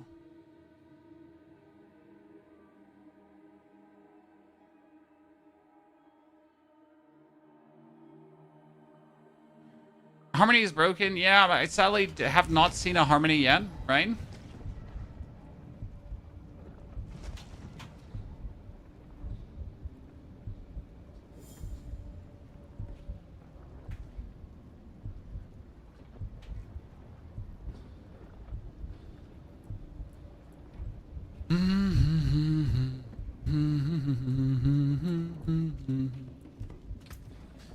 I need to suck on my ring because else chat is going to punch me in the throat. I really don't want to get punched in the throat by chat. Bunch of amazing people. See some steel you need. Let's destroy these. Where's my Banished Lords? I don't know where they are all because I have Banished Lord. So we got a normal Banished Lord, we got a chest Banished Lord, and I have a helmet Banished Lord. Problem is if I take the helmet, then I'm going to lose my loyalties mantle. Take the chest Banished Lords, I'm going to use my Jason Shell. Which is going to be weird for my cooldown reduction. So let's try out the helmet, okay? I forge more than horseshoes and nails. More there than I thought. Any build guide? Nah, not yet, sir. It's all just throwing shit at the fan and seeing what sticks a little bit, you know?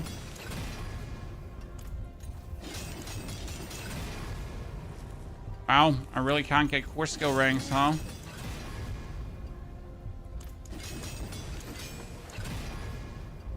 Thank you very much. Okay, let's put that on instead. If I put that on instead, I could also go for the Gorilla Spirit Hall and be completely immune to everything at any time. Stars made manifest.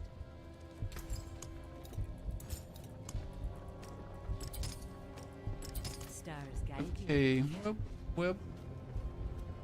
How's that going to feel damage-wise? Let's do a 60. We haven't done a 60 yet, chat. I mean, technically, with this amount of uniques, you should feel like you should be a 80 already.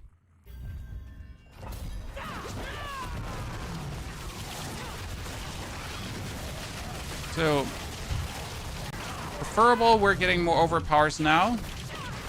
And preferable, these overpowers are gonna be like big fat monkey overpowers.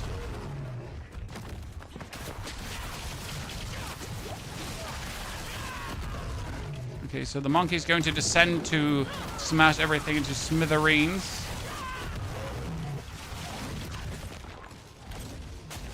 That's our whole shtick right now. Monkey smash.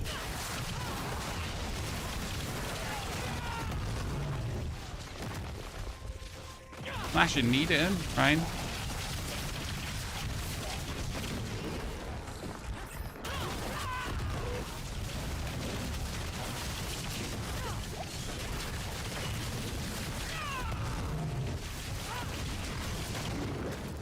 If I sell solo, it's part of the build. It's part of the build. So we are pretty much reducing our HP consistently to reduce our cooldowns. But at the same time, by reducing your HP, you're also gaining more damage. So if I have 10% HP, I get 180% more damage. Okay, so that's pretty good. And not only do I get 180% more damage, with that 1%, I still have barrier.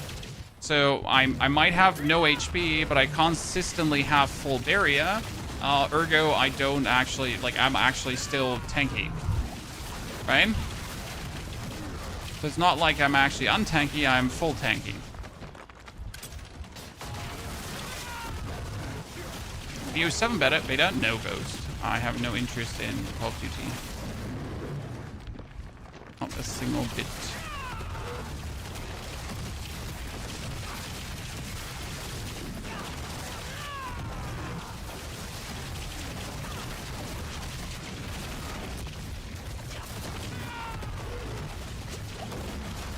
Right now, the next game I'm looking forward to is Vampire's Bloodlines to a degree.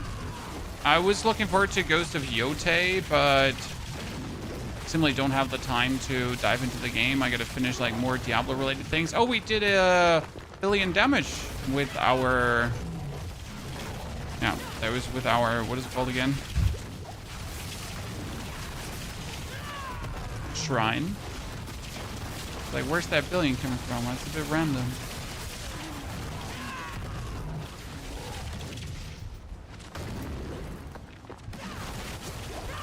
Get a treasure breach nightmare dungeon. I think I have gotten one once.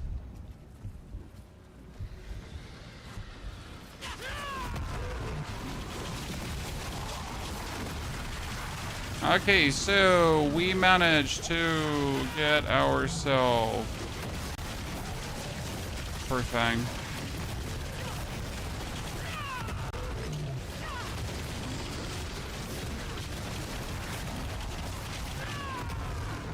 Yeah. Okay, so Banishor's Talisman is obviously a damage boost, right? The only thing that I would have to do right now is I would have to increase my spirit cost somehow.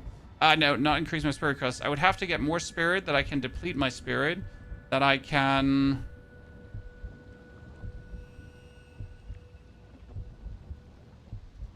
Come on, brain, say it. Get more overpowers, right? Preferable. Yeah. Like more maximum resource and then... And maybe get an amulet. I have an... Wait, I have an amulet with... Whoa, Chad. Hold on a second. I have an amulet with maximum resource.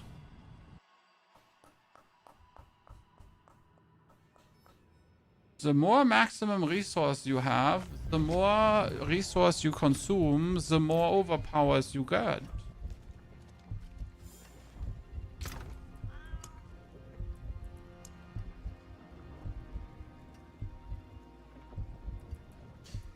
I'm pretty sure I have an amulet. For no reason, like I wasn't sure why I kept this. It was like maybe I should just keep this in case it ever becomes useful. No? I was pretty sure I kept it. Well, I'll be damned. Now I'm sad that I didn't keep it. Means I could though re-roll maximum resource if I wanted to on this amulet. You know, the movement speed. Just we need something. I need to mess around with that.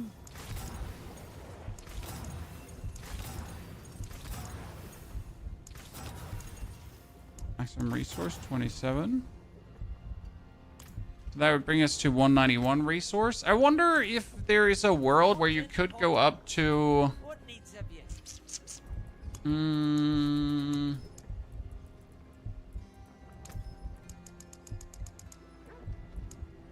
275 resource, if that is possible.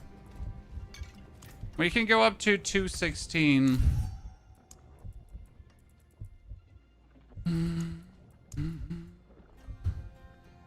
Source notes and all of this.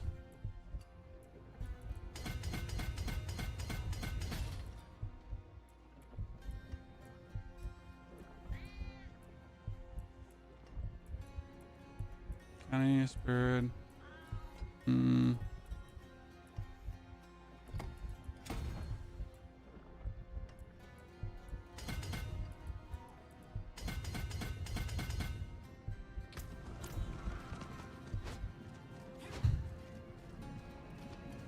What do you think of Rogue this season? Rogue is again Death Trap. And that's so weird. Because how do we end up with Rogue being Death Trap every single time? Death Trap? That's Death Trap. And then, you know what? Rogue is Death Trap again.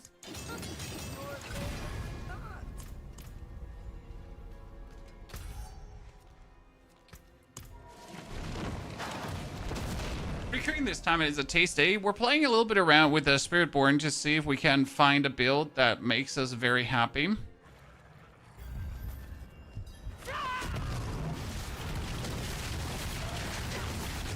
For someone on a good wave. Ether Goblins. Okay, let's get scammed by Ether Goblins again, Chan. You know what's gonna happen?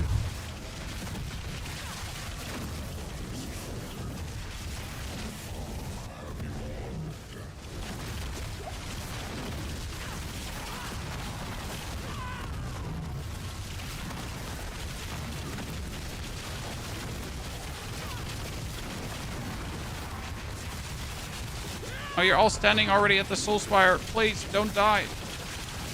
There's the mams.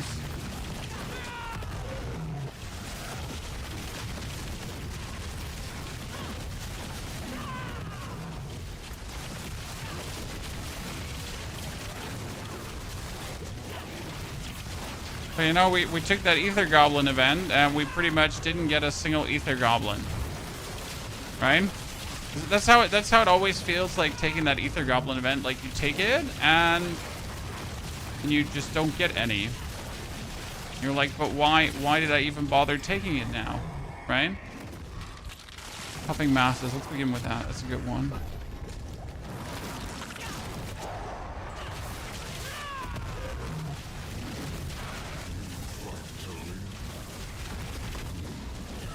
Why did I exactly take that?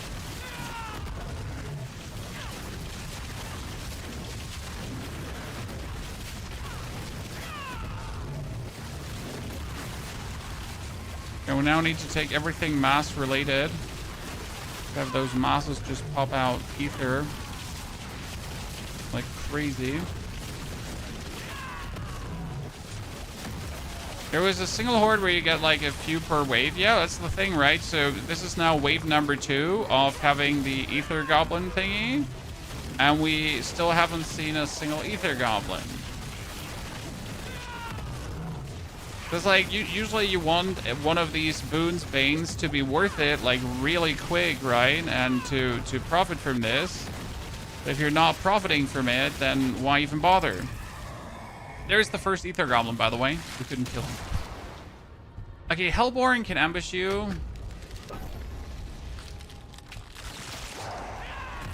Would have preferred an Etheric Mass one.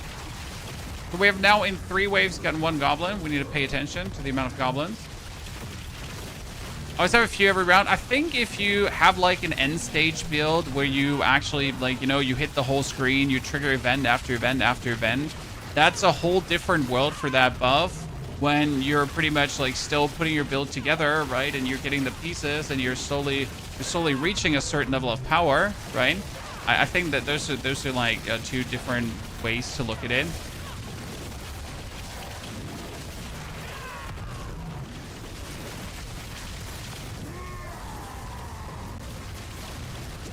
And how that goes.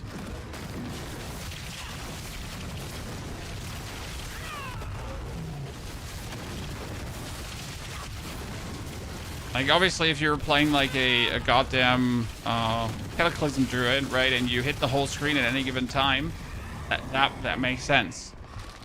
Okay, teaming Masses. Masses have a chance to spawn Ether Fiends. As much as I want to go for this, I need my Masses to have a chance to spawn Ether Fiends. Why? Because like the more I put into Masses, the more Ether comes out of Masses, and that's good.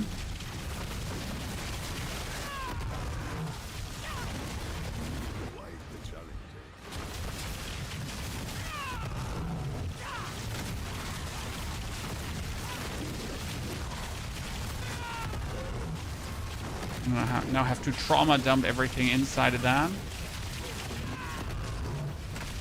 Spiritborn is a hard class to start with. Yes, it is. You can just stop hitting that button. Not ever let Spiritborn be your first class of this season. Then you fell for the content creator Spiritborn trap. The content creator snake oil, Chad. That's what we like to call it. Okay, finally we're getting more Ether Goblins, ladies and gentlemen. They've gotten a bit more regular. The normal events spawn faster. We want more Gobos. We want more everything.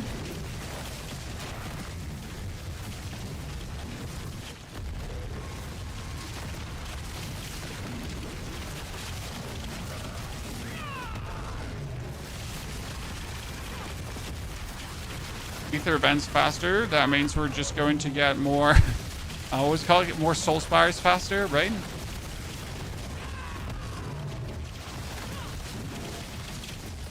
Ladies and gentlemen, the usual masses in soul spires.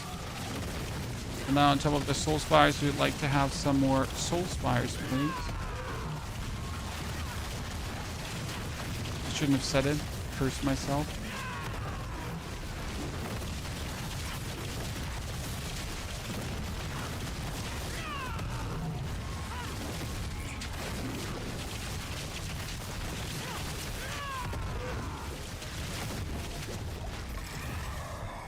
Okay, we're 270. That's not really impressive, right, Chad? So the question is now, do we put more into the masses or do I get the lords, Chad? What do we feel? Should get the lords, right? I mean, we got ether masses, have a lot of in there, and then the ether masses can now spawn the lords, so we have that. The only thing we now need is that etheric masses can reform on death. It'd be good. So my masses can spawn fiends. Those fiends can...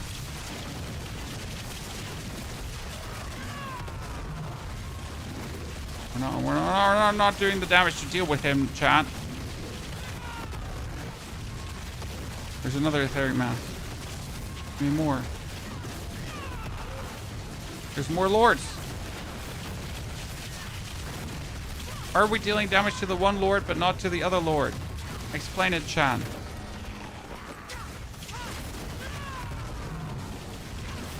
There's another lord. Too many lords. Actually, not too many. I was just doing too few damage to those lords, right? Okay, that was a good amount of ether.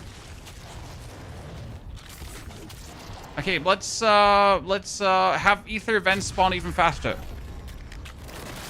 Fat finger emote menu too much. I don't know what it is, but I seem to have a loose small finger, right? Because my small finger on occasion just randomly hits things for no apparent reason. At this point, I might call it like a disorder. See? I literally don't even know how I hit these buttons in between. It's like I just pretty much just hit 3, 4, 5, but for some reason I managed to hit also the other stuff. Right? On top of 3, 4, 5 somehow.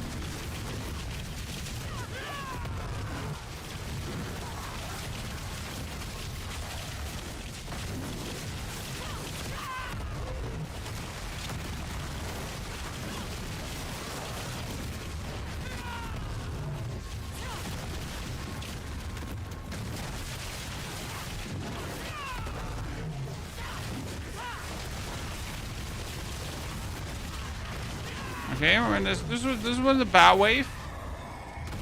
Hey, chat, if we get... Okay, so what do we do now? Chat, come on. Like, we missed 180 ether. So, are we now gonna go for the etheric event spawn even faster? Or for the chaotic offering?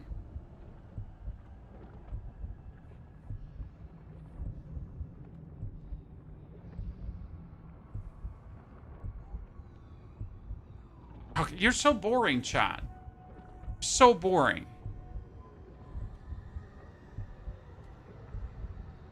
Always chaos. See, that's the reason why I'm not taking it. It's all boring.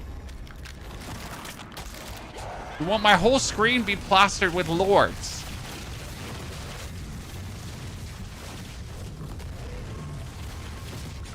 If my screen is not drowning in lords, what am I even doing?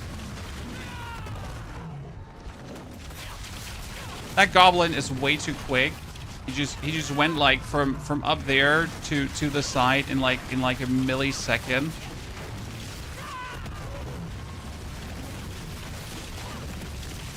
The second lord just came out of hiding.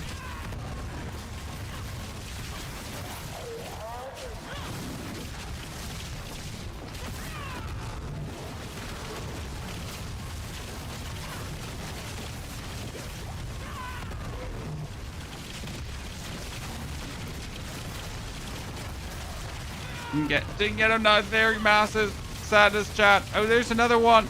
Destroy it now. Okay, what we get? Oh, we're close, cha. We're close. We're close. I mean, at least we, with the Bandersworth's Talisman, now boosted this, though, to a level where it can work. But it's still a bit sad because that's a 12 times 12 times 12 times masterworked item, right? And yet we're not even, like, completely obliterating things, right? Spires suck. It's really funny how they just keep sticking to the spires instead of just admitting, okay, we don't know, like, you know, we don't know how to make spires in any way not stink. Because we keep keeping them.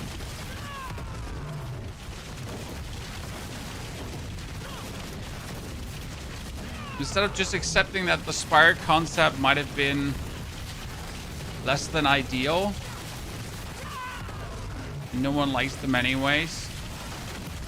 Nah, we gotta make it work somehow.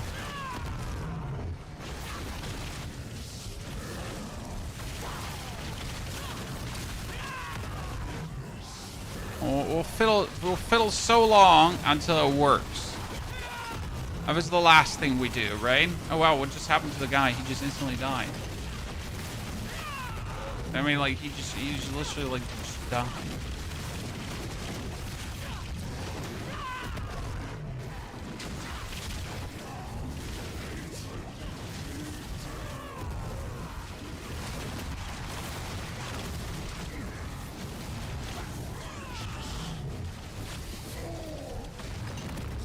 Good.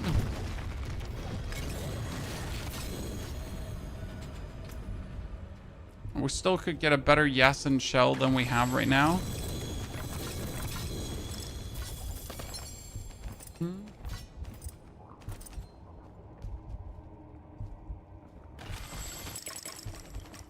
I mean, the way how they're going to change the soul spires again is that actually when you're standing inside a spire and you're killing things outside a spire, that accounts for the spire, which is going to instantly make the spires work again, because if I then stand inside the spire and I have my damage go outwards, I'm going to hit everything and their mom, and that kind of works, right? So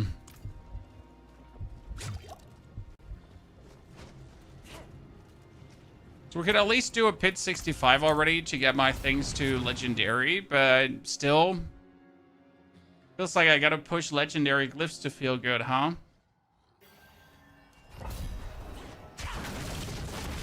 Once you have all the Chaos perks unlocked, is there a reason to fight Bartok? Bartok drops Chaos Armor from Torment 3 on guaranteed.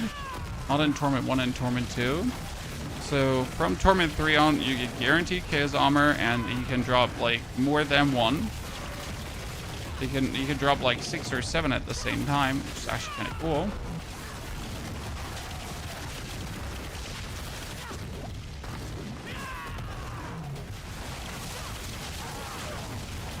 So what's the point?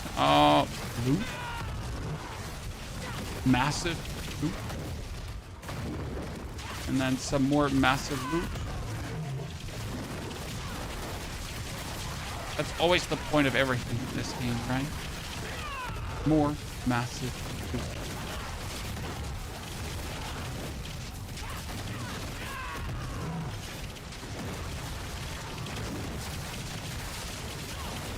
Problem is right now, with Banishloid's Talisman being my helmet, I couldn't even use a Harmony of Abawak if I found it. Right? Health level is super low. I have maximum barrier, so that's why I can play without health. And when you summon your ultimate, it permanently replenishes barrier. So you pretty much are, with no HP, standing in a permanently replenishing barrier. And that's why you don't die. And the reason we're doing that is because with the chaotic power, we are just getting so much bonus damage that we're perfectly fine without HP.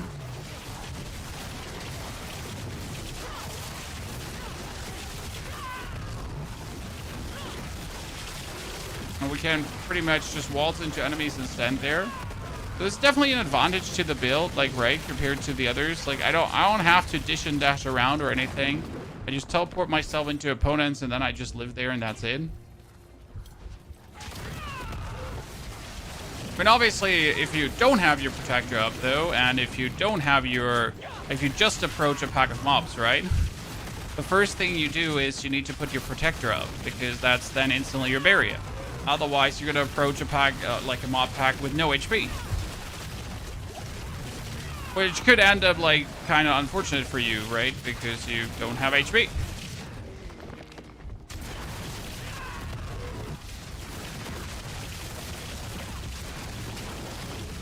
We're also playing Yasin Shell, which reduces my HP 2 per second, but at the same time I heal myself per second. But by using skills, I drain myself, but I also have my cooldowns actually... my cooldowns are draining me. But I also, like, by attacking then get HP back, but then I drain myself, but then I get HP back. But the counterplay of these two things lead to me consistently staying at 1% and therefore being permanently injured and therefore getting more damage reduction because I'm injured, and then my barrier does actually not take that much damage. So that's kind of like the trick. And I get my cooldowns quicker because the goal is obviously here right now to have my protector pretty much permanently up, because protector just slams like big.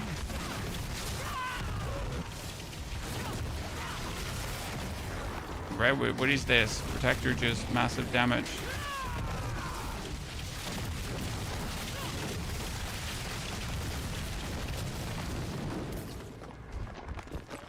Never played Diablo or PoE game? Well, they're not for everyone, sir.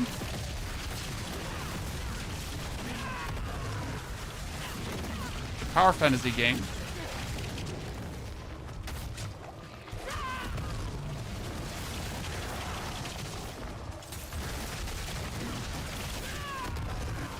I mean, 5 minutes for a pit 65 is pretty sad.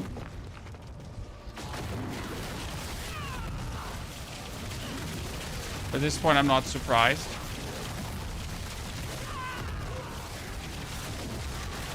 Unless I get my Subasonic. I mean, if I get my Subasonic, for example, like the damage would instantly go from 100 million to like 500 million. Right? So getting a Chaos Subasonic would like instantly give you so much more damage, it wouldn't even be funny anymore.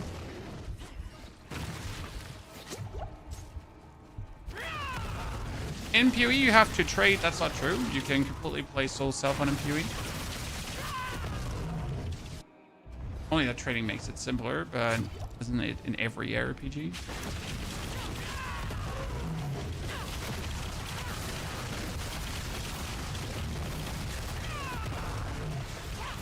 Right now, we're just standing at the boss, and I'm not like going left or right. I'm just standing here, and I'm just throwing my cooldowns. We're doing a lot of damage, and if it's kind of funny. Should probably not stand though in the middle of like one of these poisonous pools of doom. They're not helpful for my HP.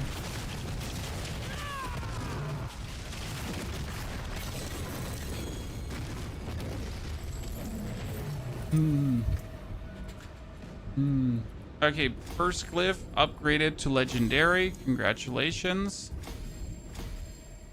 That gives us some more crit damage. Good.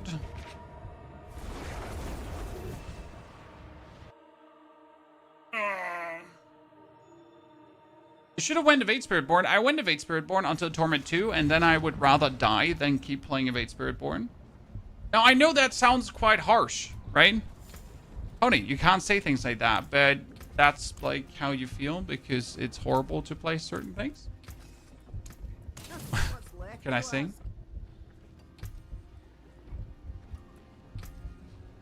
If something no fun to play, then no fun to play.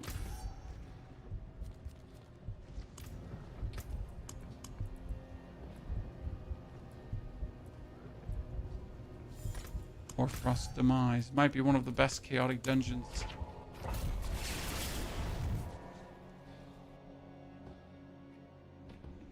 Damn, Evade Spiritborn was nice, but you're gonna be a specific person to keep enjoying that in the long run. It's not bad, right? It's not like there's anything bad about Evade Spiritborn. It's just a very specific play style.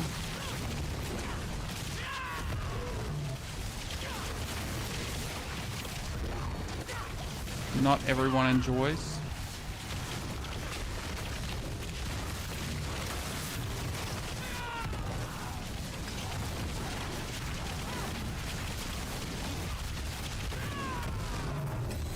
Oh, we did 7 billion again with the thingy.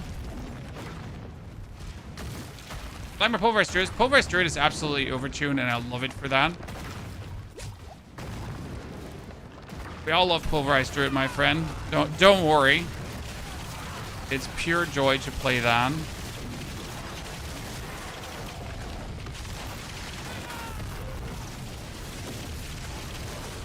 And I hope that they're not like making the mistake of hurting Druid in any way after the Chaos season.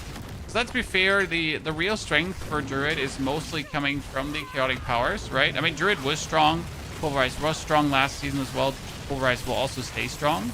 But again, a lot of the power comes from the chaotic powers this season. So I hope they're not making the mistake of actually nerfing Druid in some way.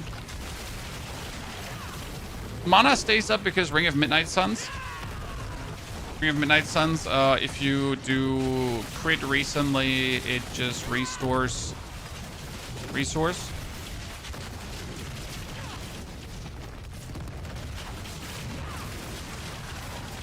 So everything you kind of like did in the past 2 seconds gets restored and then restored and then restored and then restored and then restored. It's kind of like how it works. You're like in this infinite restoration loop where you just get it back and back, and then you get it back, and then you get it back, and then you get it back, and then you get it back, and then you get it back. So as long as you keep like actively attacking, you just keep getting it back. Quite nifty. And this obviously allows for you to then play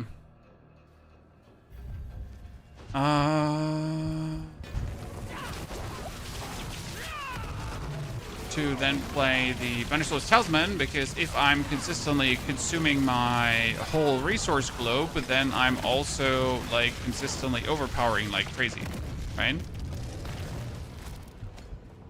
That's the interesting part.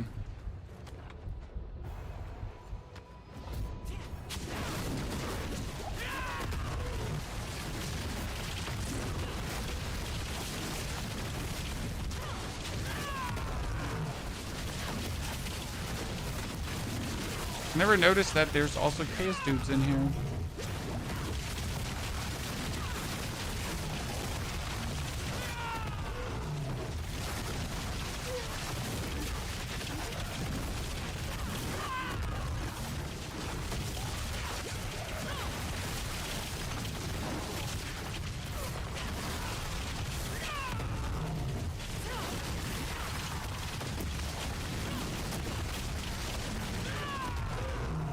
PoE2 is for the casual, Diablo is for the casual gamer, PoE2 for the hardcore gamer. You know what the funny part about that is? that like, you know, PoE2 often considers themselves the more hardcore gamer, but yet can't play the game without a build guide. You know? It's an interesting conundrum. No hate, I play both games, right? If you would consider yourself the more hardcore gamer, you would obviously also not need a build guide, right? Play Ball of Lightning yet? Yes, sir. We made 2 build guides, the one for the Boom Ball of Lightning and the one for the Zoom Ball of Lightning. Reason for that being that you pretty much get both builds in one execution right away, right? Actually, really cool about Sork this season. You pretty much have 2 in 1 build.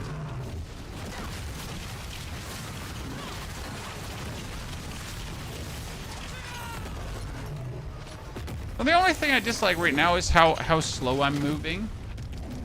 Probably the only downside we have. I mean, obviously nothing that couldn't be fixed by more movement speed thingies, but still. And as long as enemies are there, I'm obviously moving fast, but the actual walking from point A to point B is slow. Right, if enemies are there, I'm dashing from enemy to enemy. 2 Infernal Compasses, you say? Well, don't mind if I do.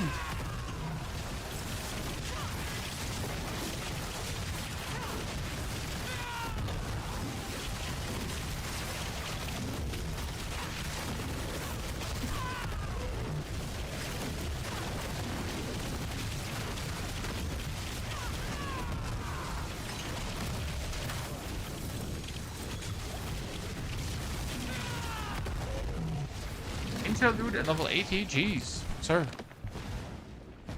What have you been doing?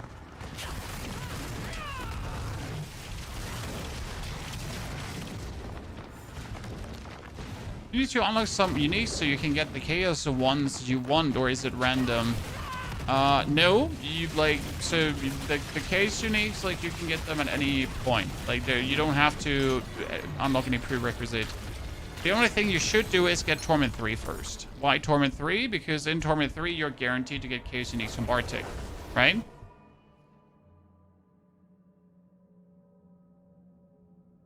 How does overpowered damage work on Sorcerer's Lightning build? You get resource, then you get the Banisher's Talisman, and then you overpower damage.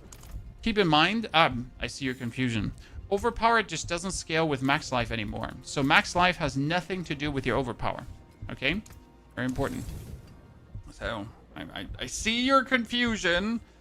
You probably assumed that that still anyhow works together, but it doesn't. Okay?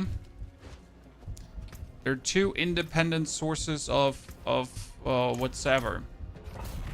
Right? Overpower now only scales with actual additive overpower damage and multiplicative overpower bonuses. But overpower does not scale anymore over, like, just have more max life. I still miss it, to be honest. The reason they changed the formula is because overpower was obviously oppressive.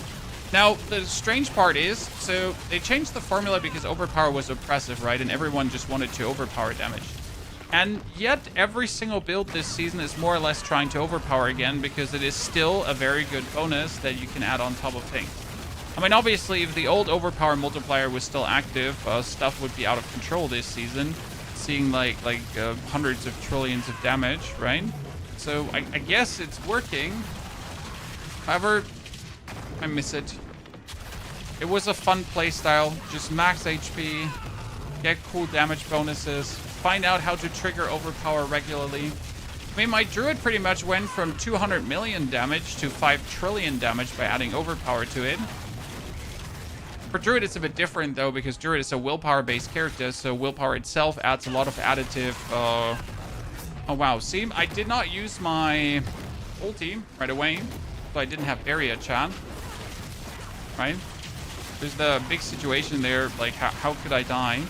Oh, because I went in and I forgot to activate my barrier straight away.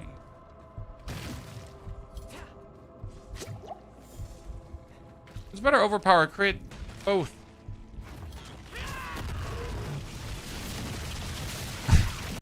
Both, sir. There's no overpower or crit. Every overpower build also wants to crit, and every crit build also wants to overpower. And optimally, you're trying to get both statuses active.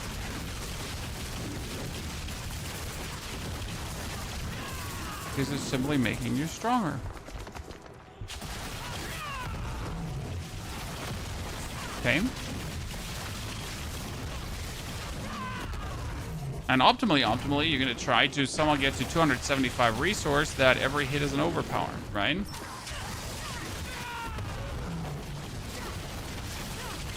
That's the real deal. That's when shit goes crazy.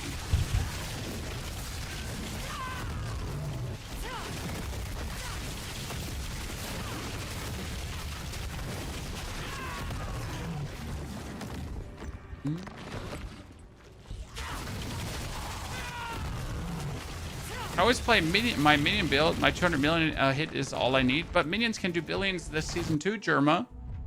You just need to play minions, and then you need to give your skeletons a reap, because they can get that over chaotic power. And that reap is a basic skill, so everything basic skill related actually buffs it.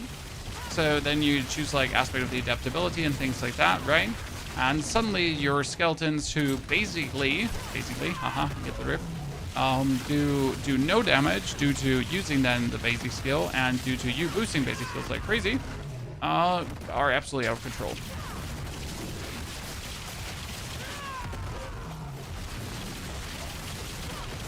Really funny. Works really well. Probably the most innovative thing that Ecker can do this season. Sadly, has a lot of targeting issues, minion transportation issues, you as a character being useless issues because you can't really do anything. So as cool as it kind of is, it's also riddled with problems at the same time. Bit of a bummer.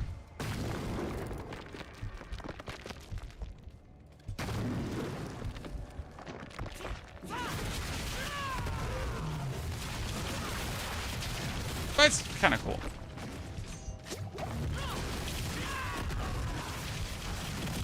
I always love the interesting playstyles that are only possible in the season, right? Because with seasonal powers,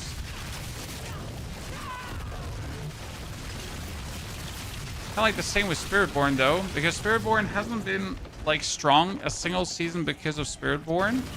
Usually has always been like something with the seasonal power that made Spiritborn excel, right?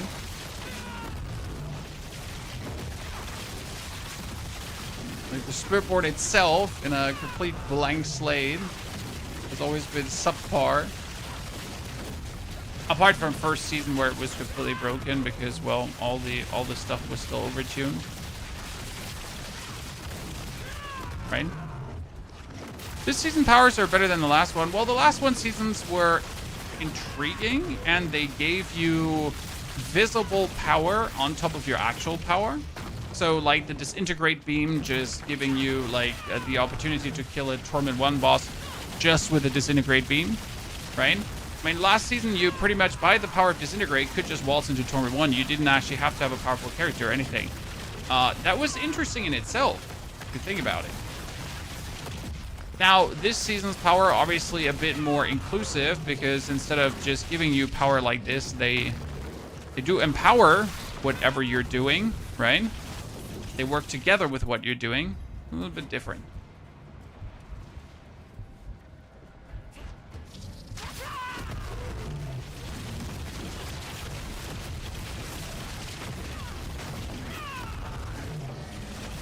Okay, we're doing 10, 20, 30, 60, 70 million. I mean, that's good. That's good damages.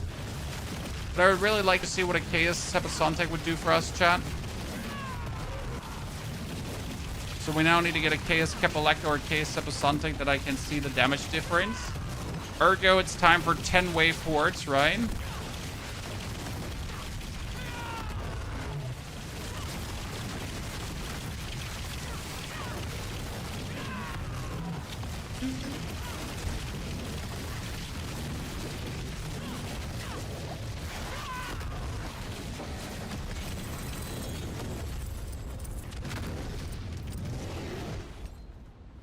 Is this a rate build you're using? No. There is a rate build you're using, but the rate build consistently makes your screen to go like, whoa, whoa, whoa, whoa, whoa. Like, they're such like, okay, so you want to see the very best build right now this season, chat, and how absolutely atrocious it is to play as a Spiritborn. Wait, let me show you. That'd be the Chinese rake here. So this is the Chinese rake, and you're pretty much like your whole screen, like instead of standing there and spamming your skill, right? Your whole screen just goes whoop, whoop, whoop, whoop, whoop, whoop, whoop, whoop, whoop, whoop, whoop, whoop. So that's your playstyle. This is what you're gonna be doing from now on, right?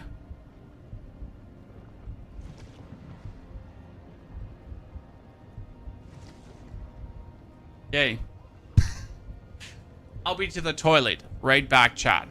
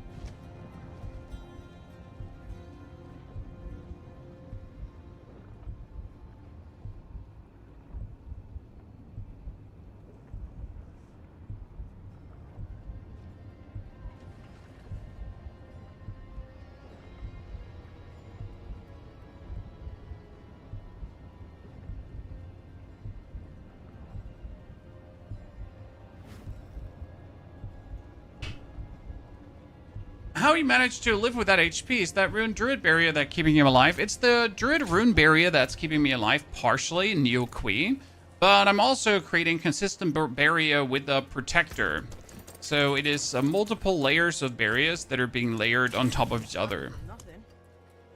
And that then consistently do keep you alive. So more barrier, into more barrier, into more barrier, with a little bit more barrier.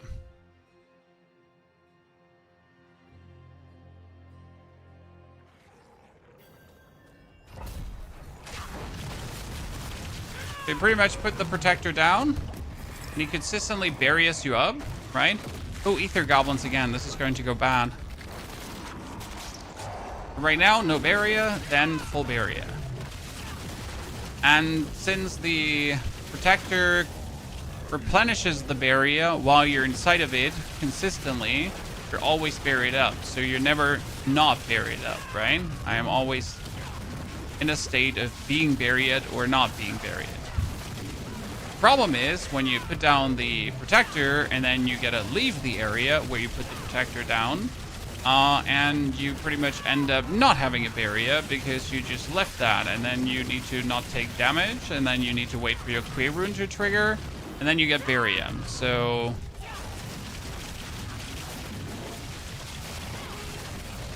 it's a you know, shooting us barrier thingy where you're either consistent barrier or not. As the back feeling, I'm still not keen on sitting very much, so I'm pretty much standing for 8 hours a day, which has my knees say hi. Weird knees. Kind of works. Like, it makes my knees exist. Because usually I do not stand 8 hours a day. I sit.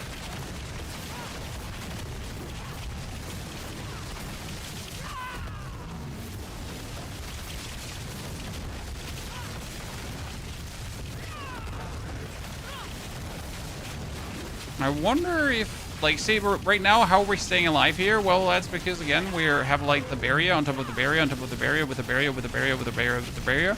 But you might notice how we might have all this barrier, but there's also so much damage happening that the barrier kind of depletes and we die. So that one specific wave, I cannot kill things fast enough. We end up in, like, the situation where my barrier gets overloaded.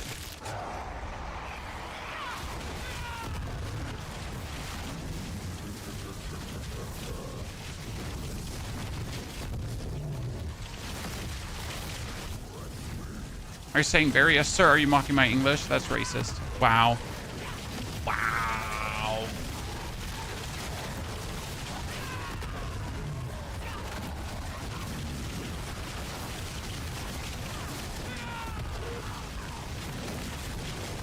Okay, we figured out that even despite, like, having, like, pumped up our damage, that barrier that the dude is having is still quite intense.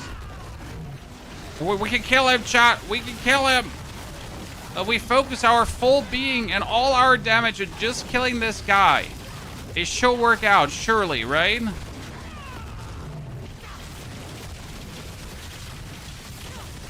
Come on, big crit. Do it. Oh, that was useless. Good job, chat.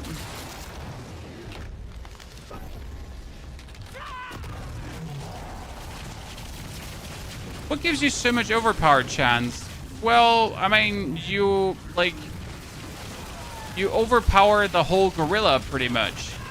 And or when I overpower my core skill, aka my feathers, you overpower all the feathers. So it's not just like that I'm overpowering, like you're not overpowering one hit, you're overpowering one attack.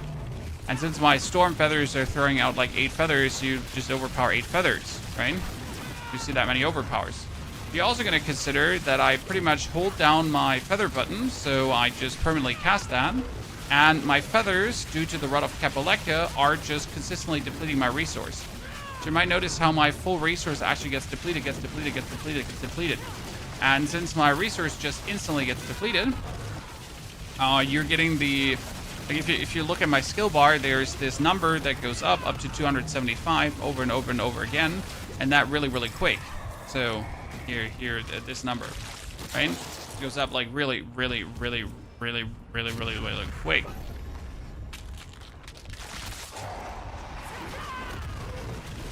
So you're pretty much holding that down, and then you instantly charge it, and then instantly charge it, and instantly charge it.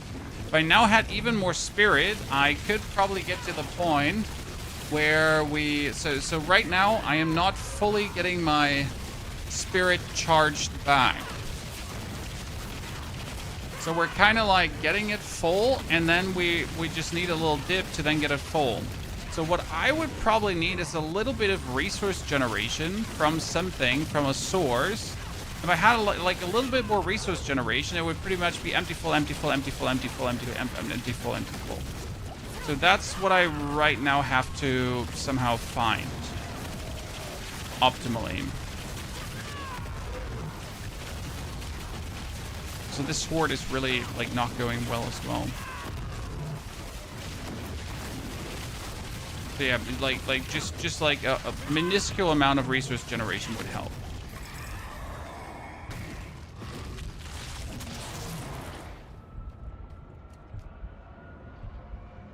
The build Summer Republic, no, this is not yet like put out because it's like it's pretty much just Frankenstein together. This is nothing crazy, right? I mean, essentially, this is just Rod of Capuleka together with Ring of Midnight Suns and Banisher's Talisman. So that's the whole. That's it, right?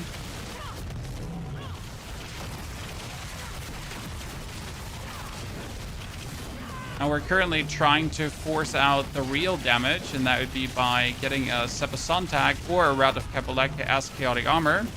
But for that, we need to get Chaotic Armor, but we refuse to farm Chaotic Armor in Torment 3, so we needed to make the build be able to do Torment 4. But now in Torment 4, we're just at the cusp of not doing just enough damage to have an easy time, because you notice we kill these things and we kind of like make progress, right?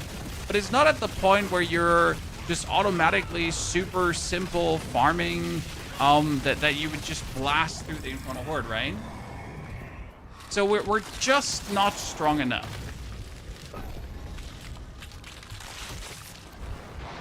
Any tips to push pit over pit 100? I mean, first and foremost, pushing pit over 100 is like really painful, and I would never like remotely be intrigued in doing that, FYI. I just got the worst wave. It's over, chat. This wave will not give me any ether. Great. I literally get the worst wave in existence for this build. Because neither am I moving smart, fast, nor am I moving, like, do I have, like, an actual movement skill. I'm going to make these lights here everywhere, and then we're not going to even, you know, get them.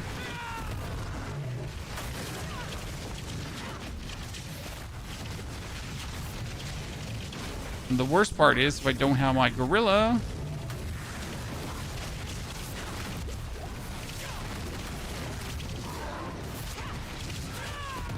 There's not been a worse wave than that. So yeah, like, if you're stuck with a rogue and you can't get over pit 100, that might be a rogue issue. Because rogue is really not in a good position. Just FYI. So, it's not, like, you're not necessarily doing anything wrong. Okay, you don't suck or anything. Like, it just might be that... Oh, Jesus Christ, we just instantly died. It might just be that you're a rogue, and that's your problem. That you're a rogue. Because rogue is this season, like, it's not bad, but it needs significant investment to get there. Like, again, the things that rogue has to do to get to a point where it's like on par with some of the other builds. I mean, rogue has one of the fastest pit 100 farming once you have all the OP equipment, right?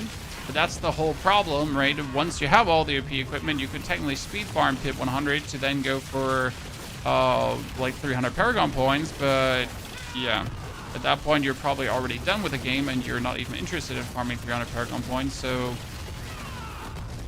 yeah. Bit late to become that strong.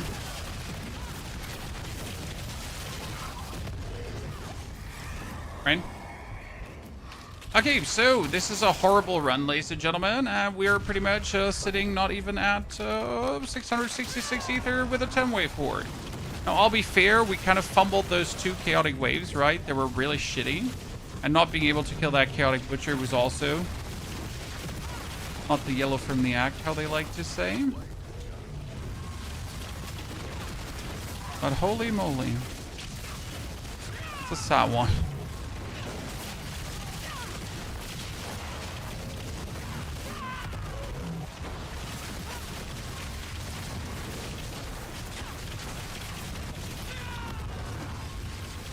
Well, I like when they respawn and then spawn and then like that's really fun.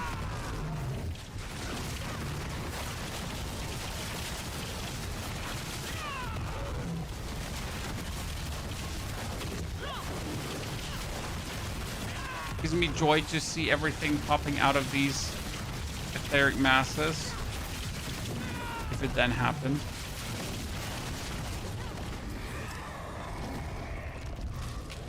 Oh, I should totally go for Colossal Fiends and have that backfire.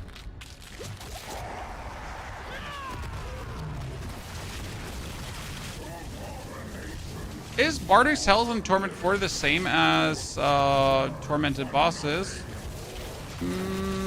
He's like on par with a smaller layer boss, so something like Varshan or Grégoire. But not like Andariel, Duriel, or even Belial. He's on the weaker end of scale.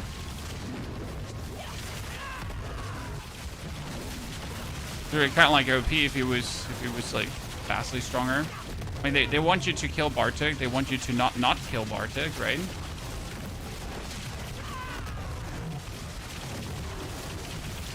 You're supposed to murder him.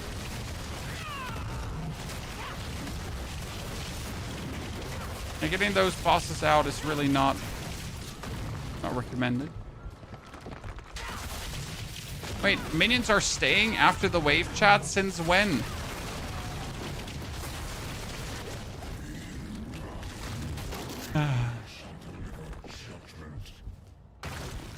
So that was a horrible one.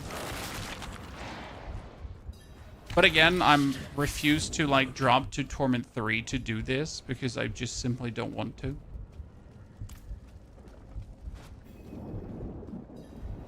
A guided set for what talent you're using. Cody, we're not there yet. For leveling, we have the guide already out on our mobilities. But again, we're not there where I want to be with this build. Give it into your hands. Right now, it's like, I know where I want to be goal-wise, but the question is rather, how do I get there progression-wise?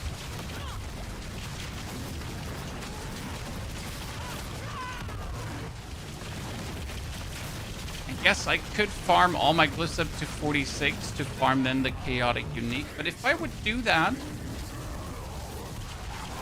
feels bad. Because I know that with the chaotic unique, I could farm my glyph faster. Right.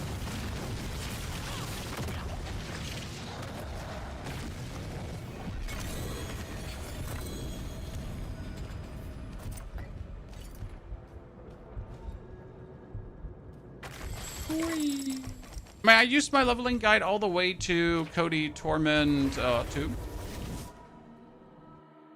When will you update your Stormcrow build on Mobilytics? It is upgraded on Mobilytics. You just have the cached old version of the Planner Royal Denmark. I mean, it's literally updated. Literally updated.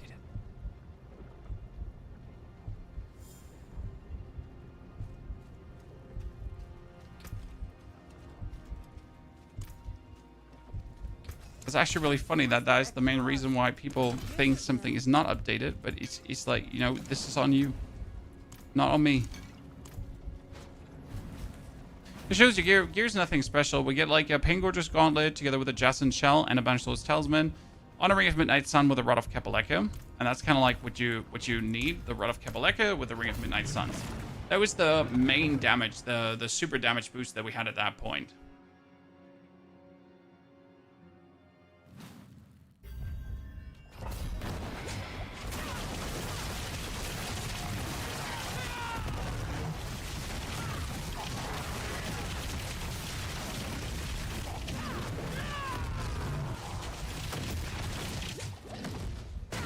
Because the Rod of Capaleka will pretty much drain your spirit empty to give you insane damage, and the Ring of Midnight Suns will replenish your vigor.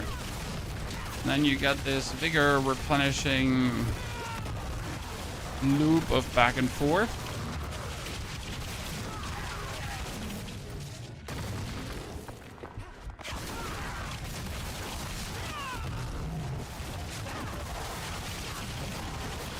If you're playing Smashing Hands, well, I mean, we're using the Storm Feathers. We also have the Jaguar Spirit Hall up. Jaguar Spirit Hall leads to very good damage because Jaguar Spirit Hall is pretty much all damage you deal in 15 attacks combined and then on top. So that's how a lot of the damage comes together. Also, right now in this version, we do have the Banished Lord's Talisman, and the Banished Lord's Talisman helps us to persistently get overpowers, right?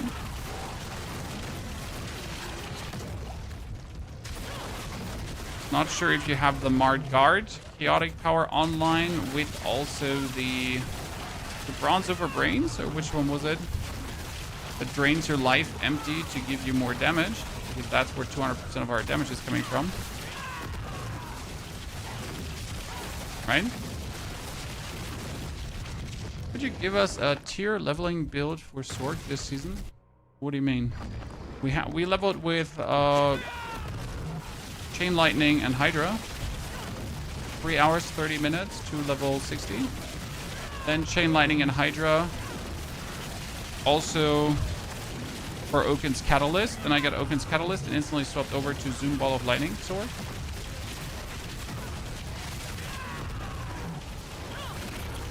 That's how that worked out.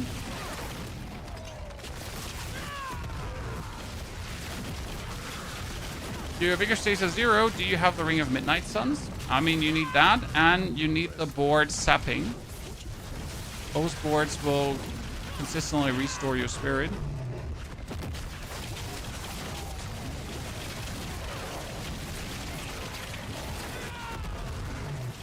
Ring of Midnight Suns is needed.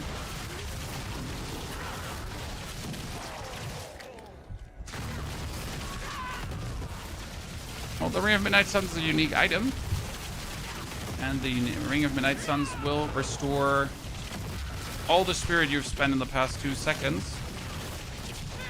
You're just magically getting your spirit back. And Sapping is a Paragon board.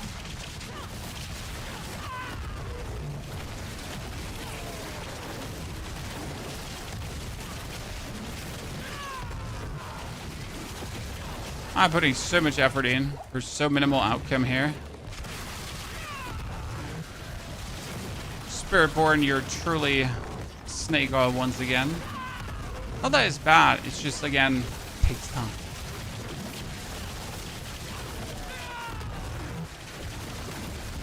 Just takes a lot more to feel good. Oh, absolutely. And with a lot more, we mean like a lot more. Not like a little.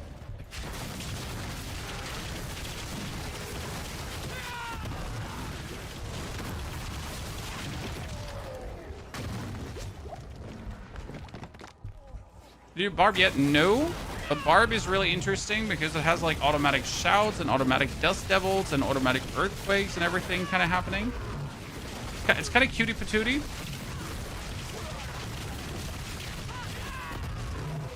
I was hoping for playing Bleed, but sadly Bleed does not seem to scale enough. Because they did some things to Bleed that technically made it a viable choice to like play a full Bleed build, but just not good enough yet. Damage over time is still at the not so awesome tier. Much as we all love damage over time. I mean, I don't know if you actually love damage over time. I do. Sadly, not where we would like to have it.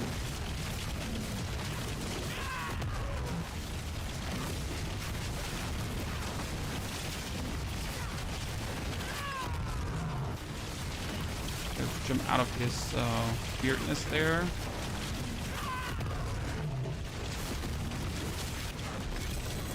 Good. Okay, so we got one rune upgraded, chat. Bunch of runes not upgraded, so bunch more that we have to get strong though.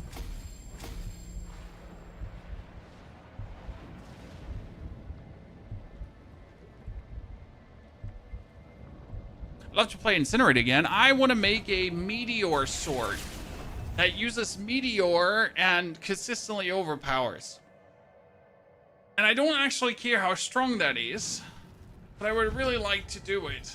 Some heavily super overpowered meteor sword. That'd be funny.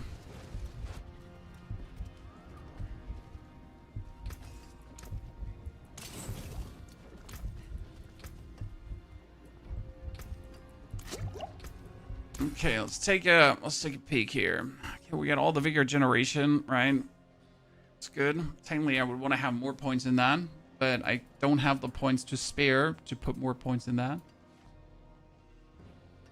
We get 17 ranks into Quill Volley, which is good. Using our vortex consistently.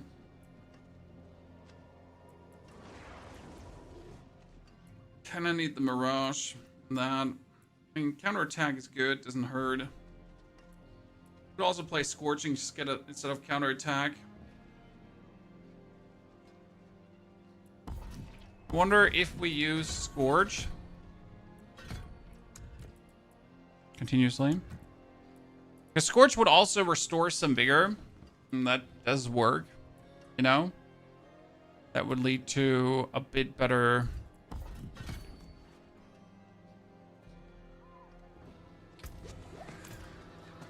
Let's see how that feels.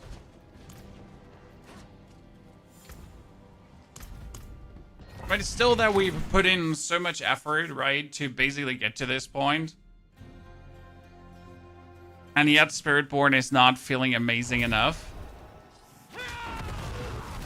Step 1, put the gorilla down. Step 2, start blasting outwards. So with Scourge, you pretty much add another spirit restoration, a vigor restoration, that you can just use up more vigor faster, and you get like the vigor reset. Because as soon as your vigor is full, right, then Rod of Kapaleka will deplete it. But if it's not completely full, then it won't deplete it.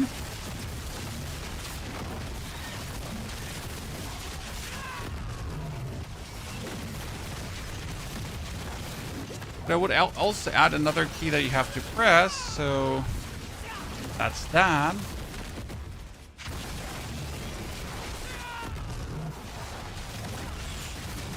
However, you're anyways just ruffling your hands over the keyboard, so might as well.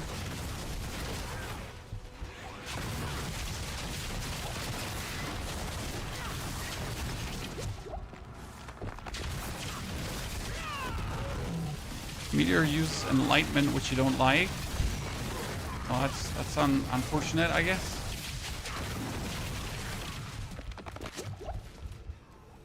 I was wanting to start Spiritborn, should I start Druid instead? Well, if you want easy power, definitely Druid. If you want a bit of a struggle, Spiritborn. So like that's on you now to choose what you actually want, what you prefer, like, you know, how you want your gameplay to be. Druid is definitely stronger than Spiritborn in terms of power curve. Spiritborn has a very good ceiling. The problem is that the average player will never reach the point where Spiritborn becomes stronger than Druid. Okay? So, yes, Spiritborn can become stronger than Druid. If you then have the perfect Masterworks, the perfect Greater Affix, the perfect everything, the perfect items, the perfect. Right? Whilst Druid is just with the shittiest equipment clearing Pit 100. And I wish I wasn't kidding you, but it is what it is.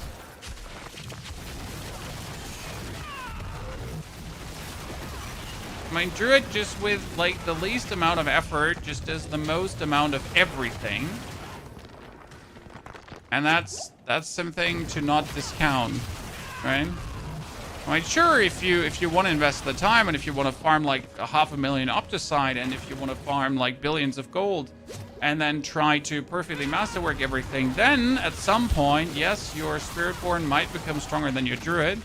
If, right? Under very rare circumstances.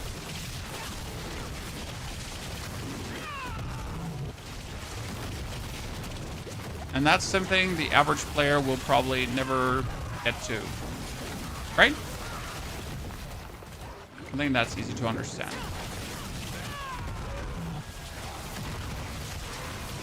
Like that Season 8 promise where everyone told you that Spiritborn is strong and they actually lied to you. Because Spiritborn was only strong if you already had everything perfectly lined up. Otherwise, you're just gonna hate the game.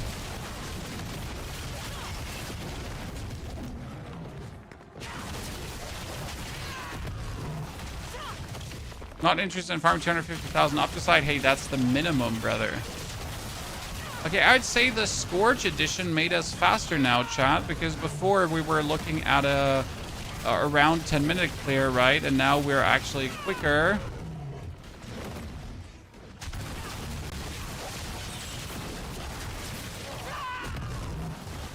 Because the Scourge is adding like a consistent boost to our vigor that then consistently is full.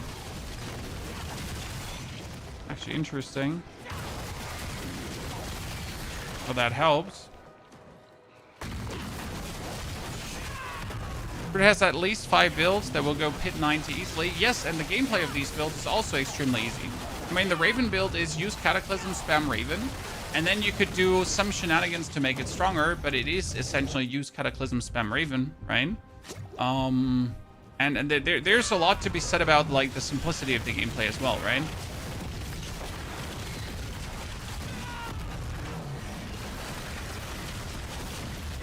I mean, Boulder Druid is use Cataclysm, spam Boulder. I know, Hurricane, spam Boulder, sorry. Yeah, that was definitely a faster clear now, chat. So Scourge is a little trick up our alley. Okay, so right now, so if we like see, this would empty out our thing, and then we would get our spirit back if we actually critical struck. But you regain 41% of the vigor you've spent in the last 2 seconds. So we don't regain all the vigor. Then obviously you have all the vigor generation happening though. That gives you actually more back. But it doesn't lead to us getting enough back. Interesting. I want a 50% Ring of Midnight Suns. Who's dropping Ring of Midnight Suns, Chan? Midnight Sun. Beast of Eyes and Ureval. Ureval. I have enough to kill one Ureval. Can we kill one Ureval in Torment? Let's see. Envina, good to see you there. Pleasure. Hope you're doing well. I haven't played Diablo 4 in a couple of seasons. Doesn't seem anything has changed. Well, then you're actually blind, sir. I hope you're okay.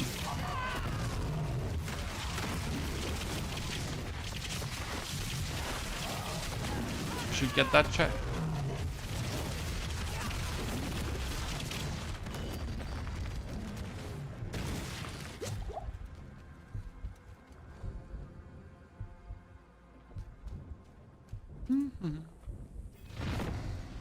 Let's kill the Midnight Sun.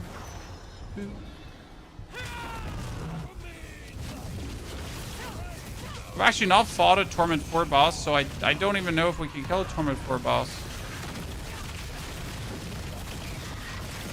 The answer is we kind of can, but we also kind of can't. You know?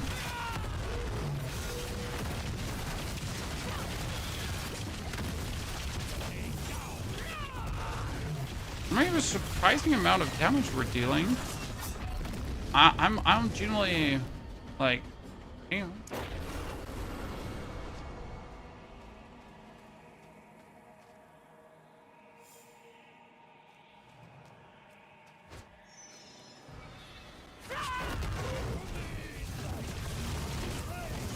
Can't be surprised. Okay, look out, because he does like quite some damages, right? And if I just stand here in the... If I just stand in his attacks, right, I can soak up the damage. but I don't actually see his attacks. So I try to go out, but I don't know where his attacks are.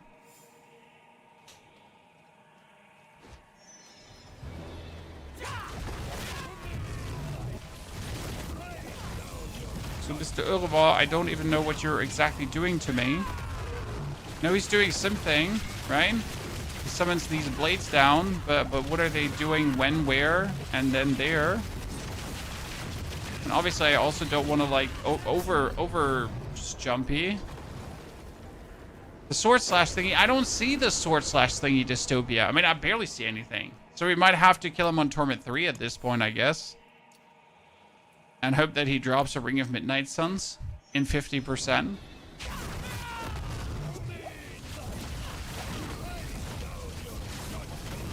We can definitely agree that the actual, like, Scourge gave us so much bonus damage. It's, like, really a surprise how much that ended up being. Oh, my barrier is just really in a race here. Right?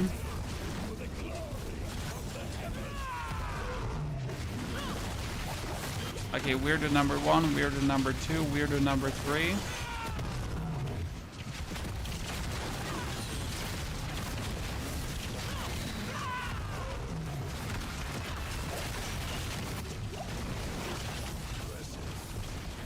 It makes me wonder if you would be like better off having resource generation on one of your, like if you have resource generation on one of your rings to make sure that you reach always that 100%.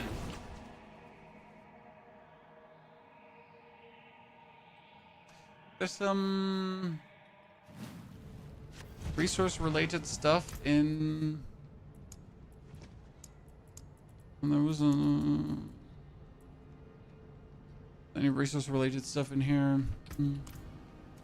Well, you could technically kick out the protector 27% here because the protector is like low enough to get yourself some random resource generation temper. I mean, optimally, I would just have like a, what is it called again? The chest piece with resource generation, because there's one. Right? I don't know. Does Sepasantak doesn't have resource generation?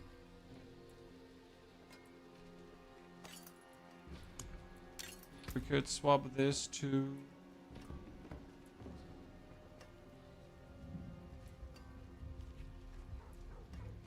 you could get Vigorous, technically. And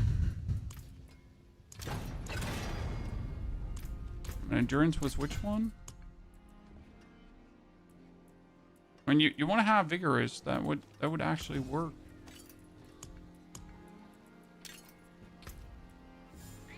Alternative, you could go just for standard resource generation, right? But Vigorous should be more.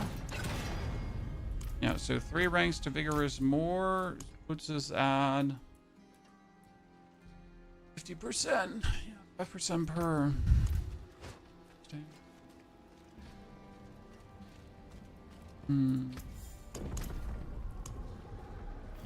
But if you had a Ring of Midnight Suns also, like, fully maxed out, then that Ring of Midnight Suns would give you what you need, technically.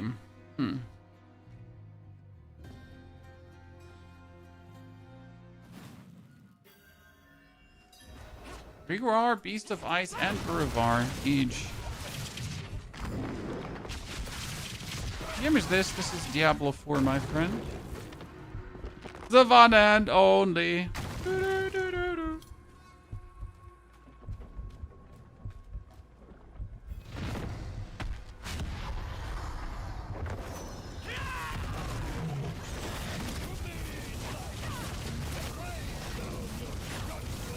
In Torment 3, this is a bit different. So, like, do you notice now how my resource globe is always filling up instantly? Not like 70%. It's empty, full, empty, full, empty, full, empty, full, empty, full, empty, full. So that little bit more of resource generation leads to me just consistently doing more damage. Did I just get 2 items with a greater affix? Holy. Why?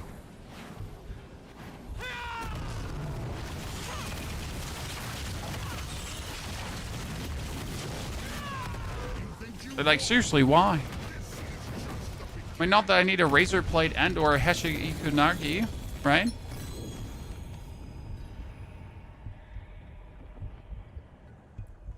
Even though you could play that item if you wanted to. Another chest armor. Oh, finally an Ahu rune. Do you even know how long I've been looking for that? Beautiful. That Ahu rune has been in the making for quite a while now. Ahu rune is based on lucky hit chance, and it makes so many builds stronger. And have like a decent amount of lucky hit. Even this build could work with Ahu. What I could try out is Ahu for the barium. Sort of Neo.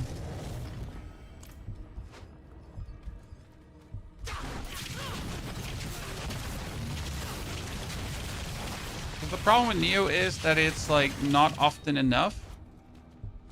And Ahu would only be on enemy contact. But potentially Ahu is going to be more often. Let's see.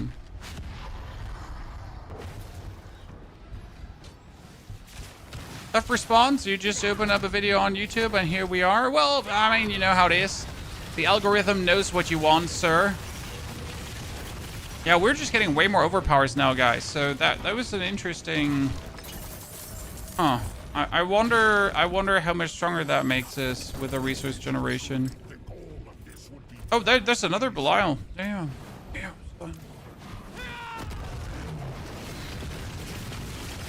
I mean, look, but like, suddenly we're just smashing and dashing.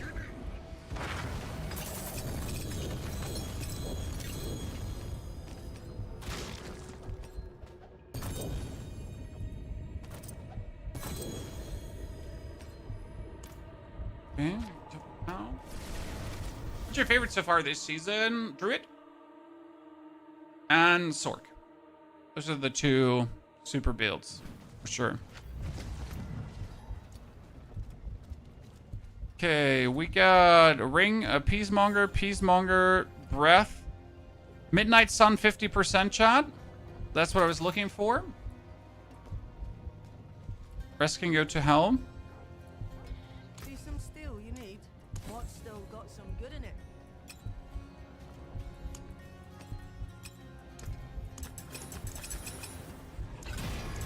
Yes.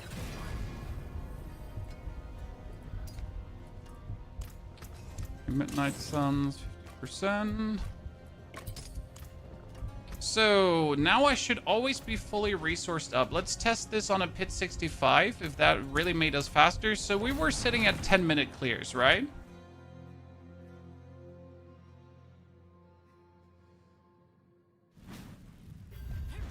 Which is obviously not particularly fast, but yeah, this is what we wanted to see. You might notice how we're now permanently, persistently overpowering, right?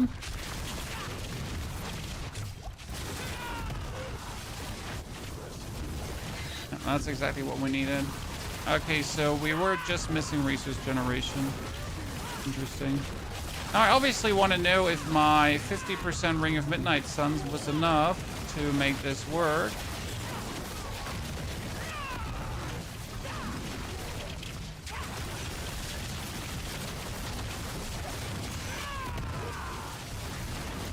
And, like, do you notice the big difference now? So we were taking... This build hard to put together. No. And yes. I would recommend you having like Duriel mats already because you need a certain weapon from Duriel and you need something from Gregoire. And without these two things, it's gonna feel like a little bit awkward. However, you can get really easily into Torment 1 with the absolute basic Evade Spiritborn. And then as you are with the Evade Spiritborn, you can then in Torment 1 pretty much make sure to get the 3 respective items that you want. And that allows you to go all the way into Torment 4, 3, 4 to farm what you're looking for.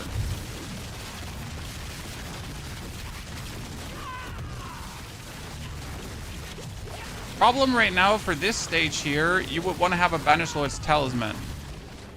Right? So I needed, like, in order to have all these overpowers go so crazy, I need a Banished Lord's Talisman Chaos Armor. Okay.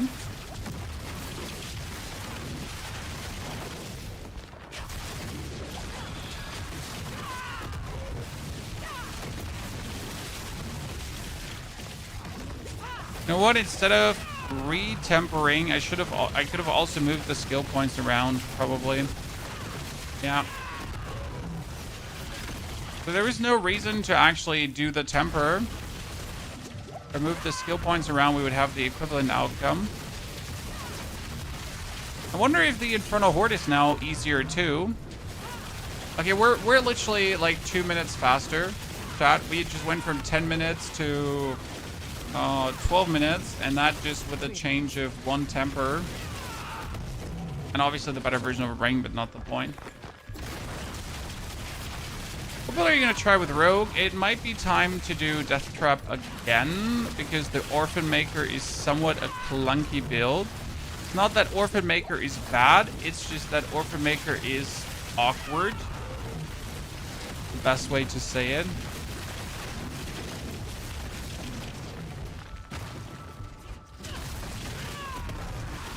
If I want to play an awkward build, I can also play Spiritborn, right?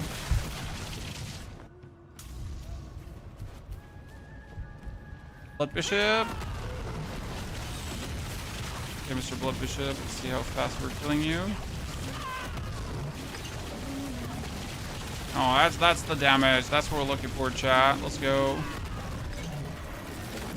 Okay, nice.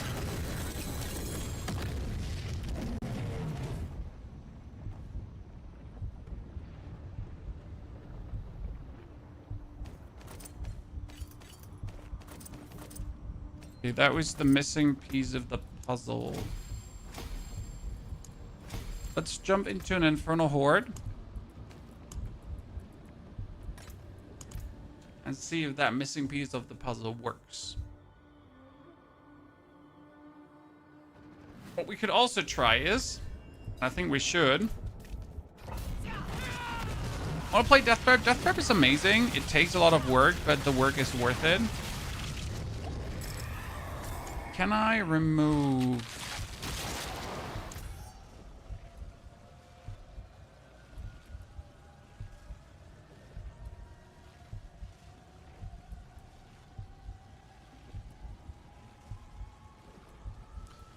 the 3 points I'd like to remove. I mean, this is probably the easiest 3 points to remove. For...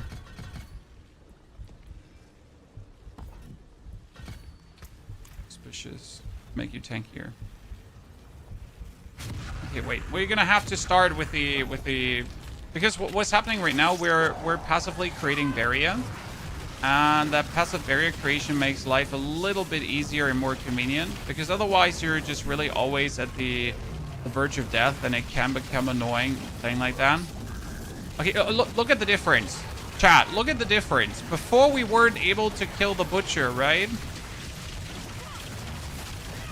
Yep. Okay, we cracked the code, chat. Finally. It took me long enough to make the connection. I'm sorry that it took so long. My apologies. For anyone that has been here right now, you notice the big difference, right? Now we got it. We got it figured out. That was what we needed. And this is why we're doing these streams, right? To get to the point where I can bang my head against something until it all makes sense suddenly. You're in Torment 3, yeah. Ignore what I said. But it's still like a lot of like way better. We need to do 2 masses. Oh no, wait, wait, no, wait, here, there. I'm using a new Ravens build, but for some reason I'm not guaranteed overpower. Well, you're not guaranteed to overpower. Very important. You're just overpowering a lot. So With the new Raven build, you got 5 spirit per stack of Raven damage that you're doing, and you're gonna be doing a lot of stacks of Raven damage. Okay, very important. And these stacks of Raven damage are going to lead to you draining your Spirit Empty, and the draining the Spirit Empty pushes the... Say it, brain? Pushes the Banishing Talisman further, and then like it's so that's kind of like how it works. And yeah, the faster you spam, the better it goes, right? Especially when you're doing a higher tiered pit where enemies actually stay alive, and then they're alive behind you, but they're still being hit by instances of the Raven, and they're still then draining your spirit, and yeah, it's like a continuous ongoing process.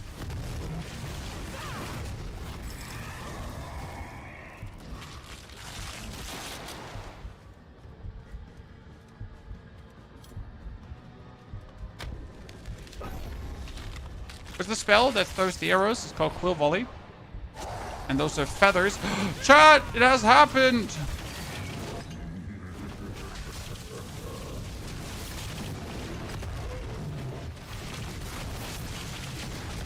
Oh no! Children! Sorry, children, it's the Goblin event. You gotta use your key. But the funny part about the build is that I'm dashing to targets, right?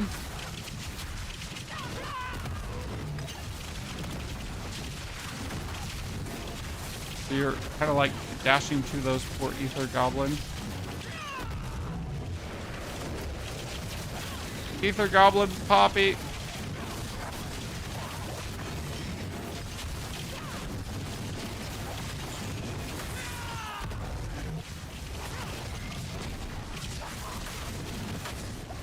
Okay, doorbell.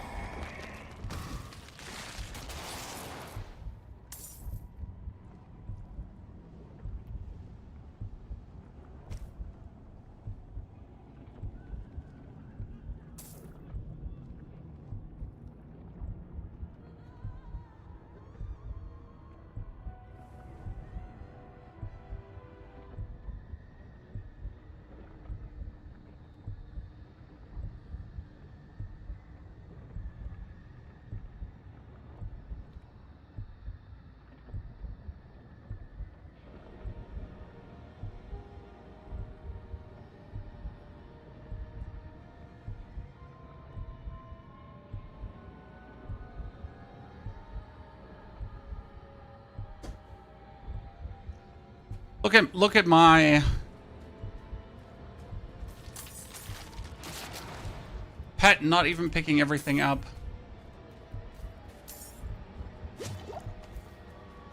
God, I'm so slow in between.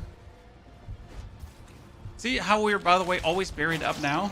Slight difference. What riches did the doorbell bring? A family. Doorbell brought a family.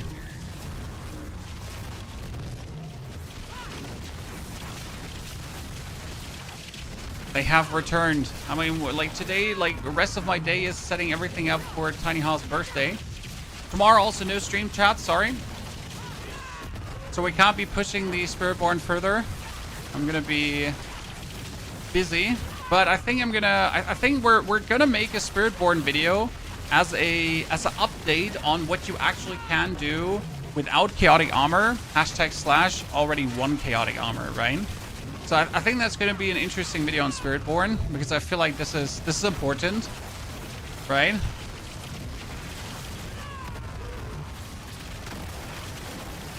To make Dan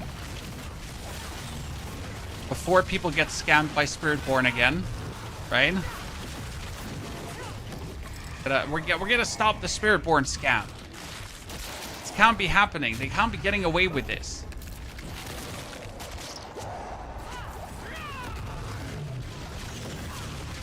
Have you posted a guide on the Perfect Druid? Yeah, we posted the video and we have the planner up. You might still have the old planner because it's cached. I'm not sure why Mobalytics is doing it that way, but I often catch people that just literally have the old planner instead of like clearing the cache on their browser.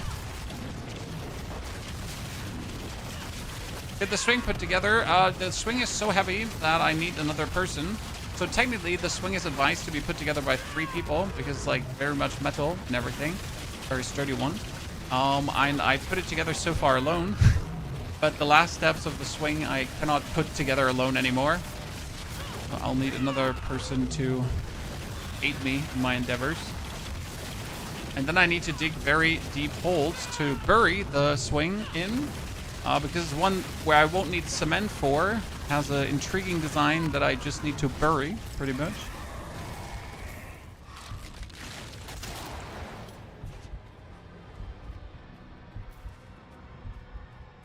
Okay, teaming masses to get more lords.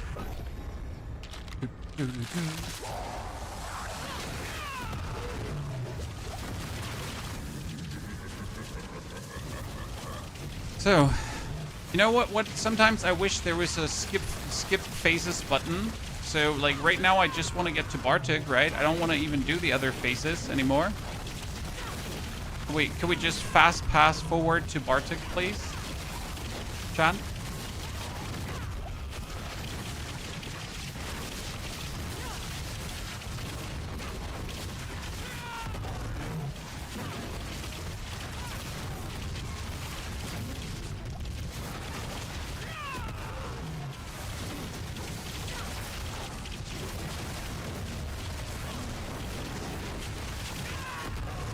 Poor guy. Good eating.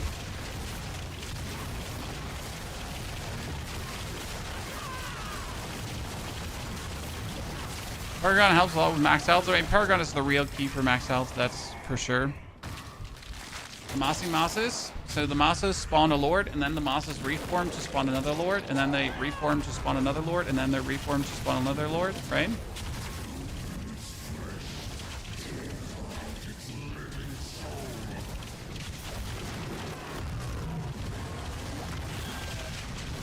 That's the fun part about when the masses are massing.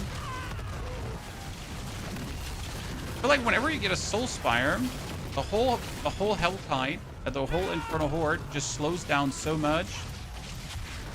Raging Rogue, probably Sunday, depending on how much I still want to do the Spiritborn. I mean, right now my goal is to get the Spiritborn to a level where it's very good without chaotic uniques, apart from the Banished Lord's Talisman, because I could assume that you have one of those already, right, on one of your classes. So I want to get it good with that. And then we're gonna, I'm obviously not at the max where I want to be with this right now, so I still have to tweak and twerk a bit. Oh, maybe we're looking good. So for Rogue, I gotta just decide if I really want to do the Death Trap again, or if that's too boring, or if I'm rather intrigued in doing the Barbarian with the auto shouts. I mean, let's not forget there's auto shout barb. It's kind of cool.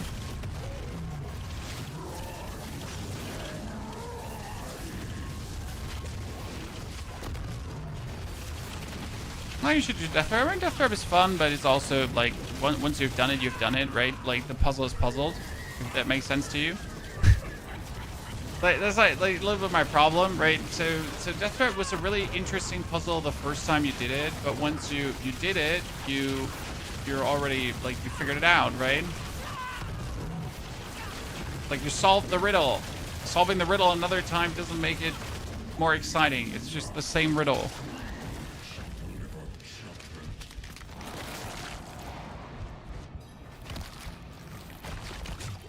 Hello, Mr. Bartik in Torment 3.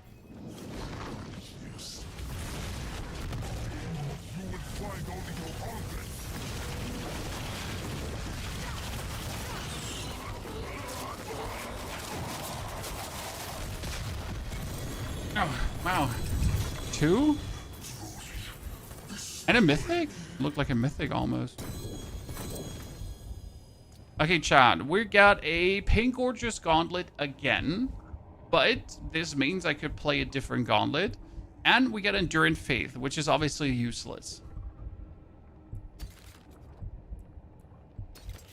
And Enduring Faith goes away. The Ping Order stays. Oh, wait. Oh, I forget that I have... Sorry, let me teleport back in.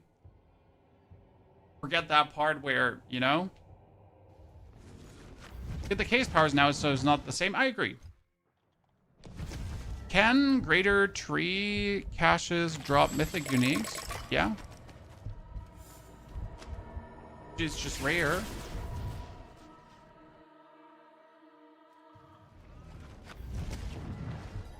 I mean, everything in the game can drop mythics, okay? Literally everything.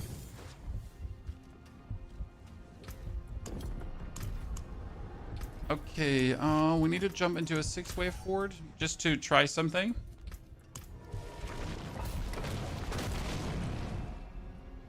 So I need to see how much is the damage now better, since we're overpowering more.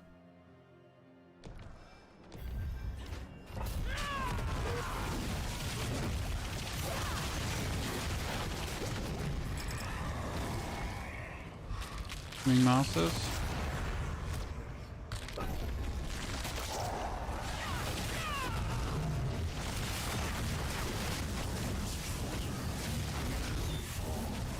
Yeah, but chat, the damage is also increased here. I would need to get a Burning Butcher to actually test this for real, right? But I think you can see the difference, right? I mean, we already we're stronger now in Torment 3, but due to now massively always overpowering on every hit, this is great. What changed? Well, due to the more resource generation, we're now overpowering on every second hit. So it's not every hit overpower, but it's every second hit overpower. We sadly can't do every hit overpower because for that I would need more spirit. And I don't think I can get that much spirit. It would be worthy a try actually to see if I could get that much spirit. It would be kind of funny.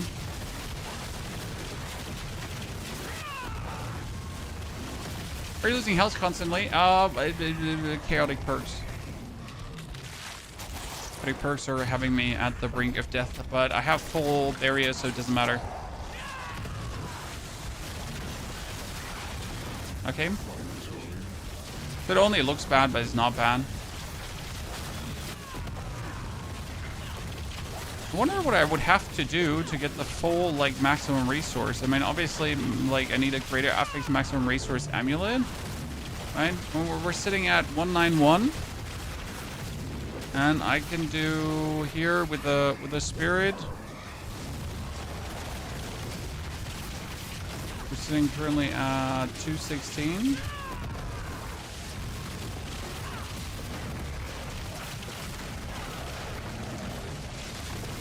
Keep opening your emote wheel because my little finger is weirdly attached to my hand and keeps opening the emote wheel. I'm gonna rebind that key. Don't worry. Harlequin Crest help? Nope. Because you couldn't keep it, so I want to have a boss. I need a boss. I need something sturdy because I need to test something. I should actually just go into a Torment 4 boss now. Now let's finish this wave so I can just leave. Problem is that we are 216, right? So in order to now get more, I would really have to get to 200. I need another 16 more, and that's a whole ass item, right?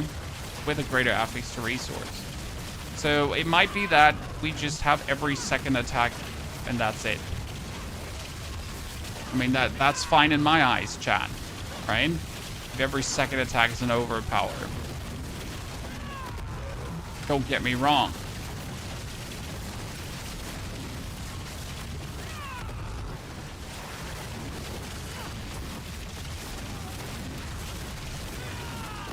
Yeah, this works plenty well the way we set it up. Let's top it down. Most fun build this season, Ravens, so far. Kartong, thank you for the 91 centuries of support. Gavatar, thank you for the 48 months. Welcome back to both of you, lads. Okay, we got a... we wanted to kill the Grégoire. right?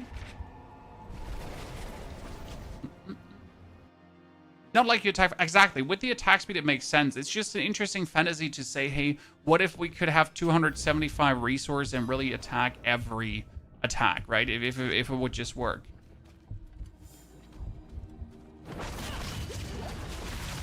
Sadly, it doesn't work that way.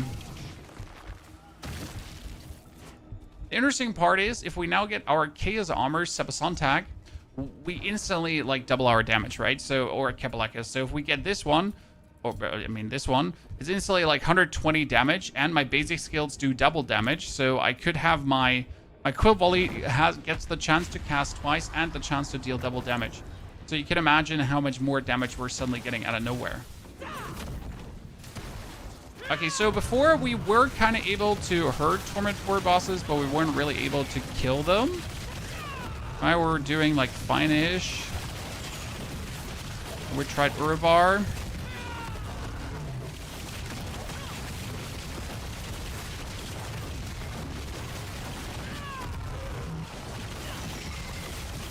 Our damage is definitely greater now.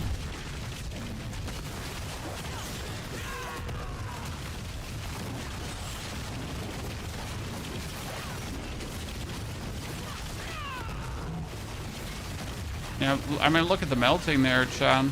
Mm-hmm.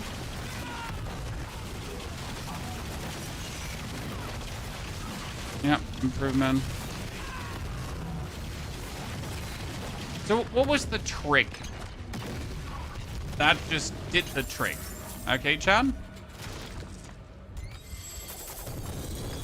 Oh, there's a greater, like, we get a Chaos Armor. We had to put 3 ranks in Vigorous here, and the point was that our Ring of Midnight Suns was not restoring enough resource. So the goal is obviously that Kepaleka says your core skills are additional basic skills.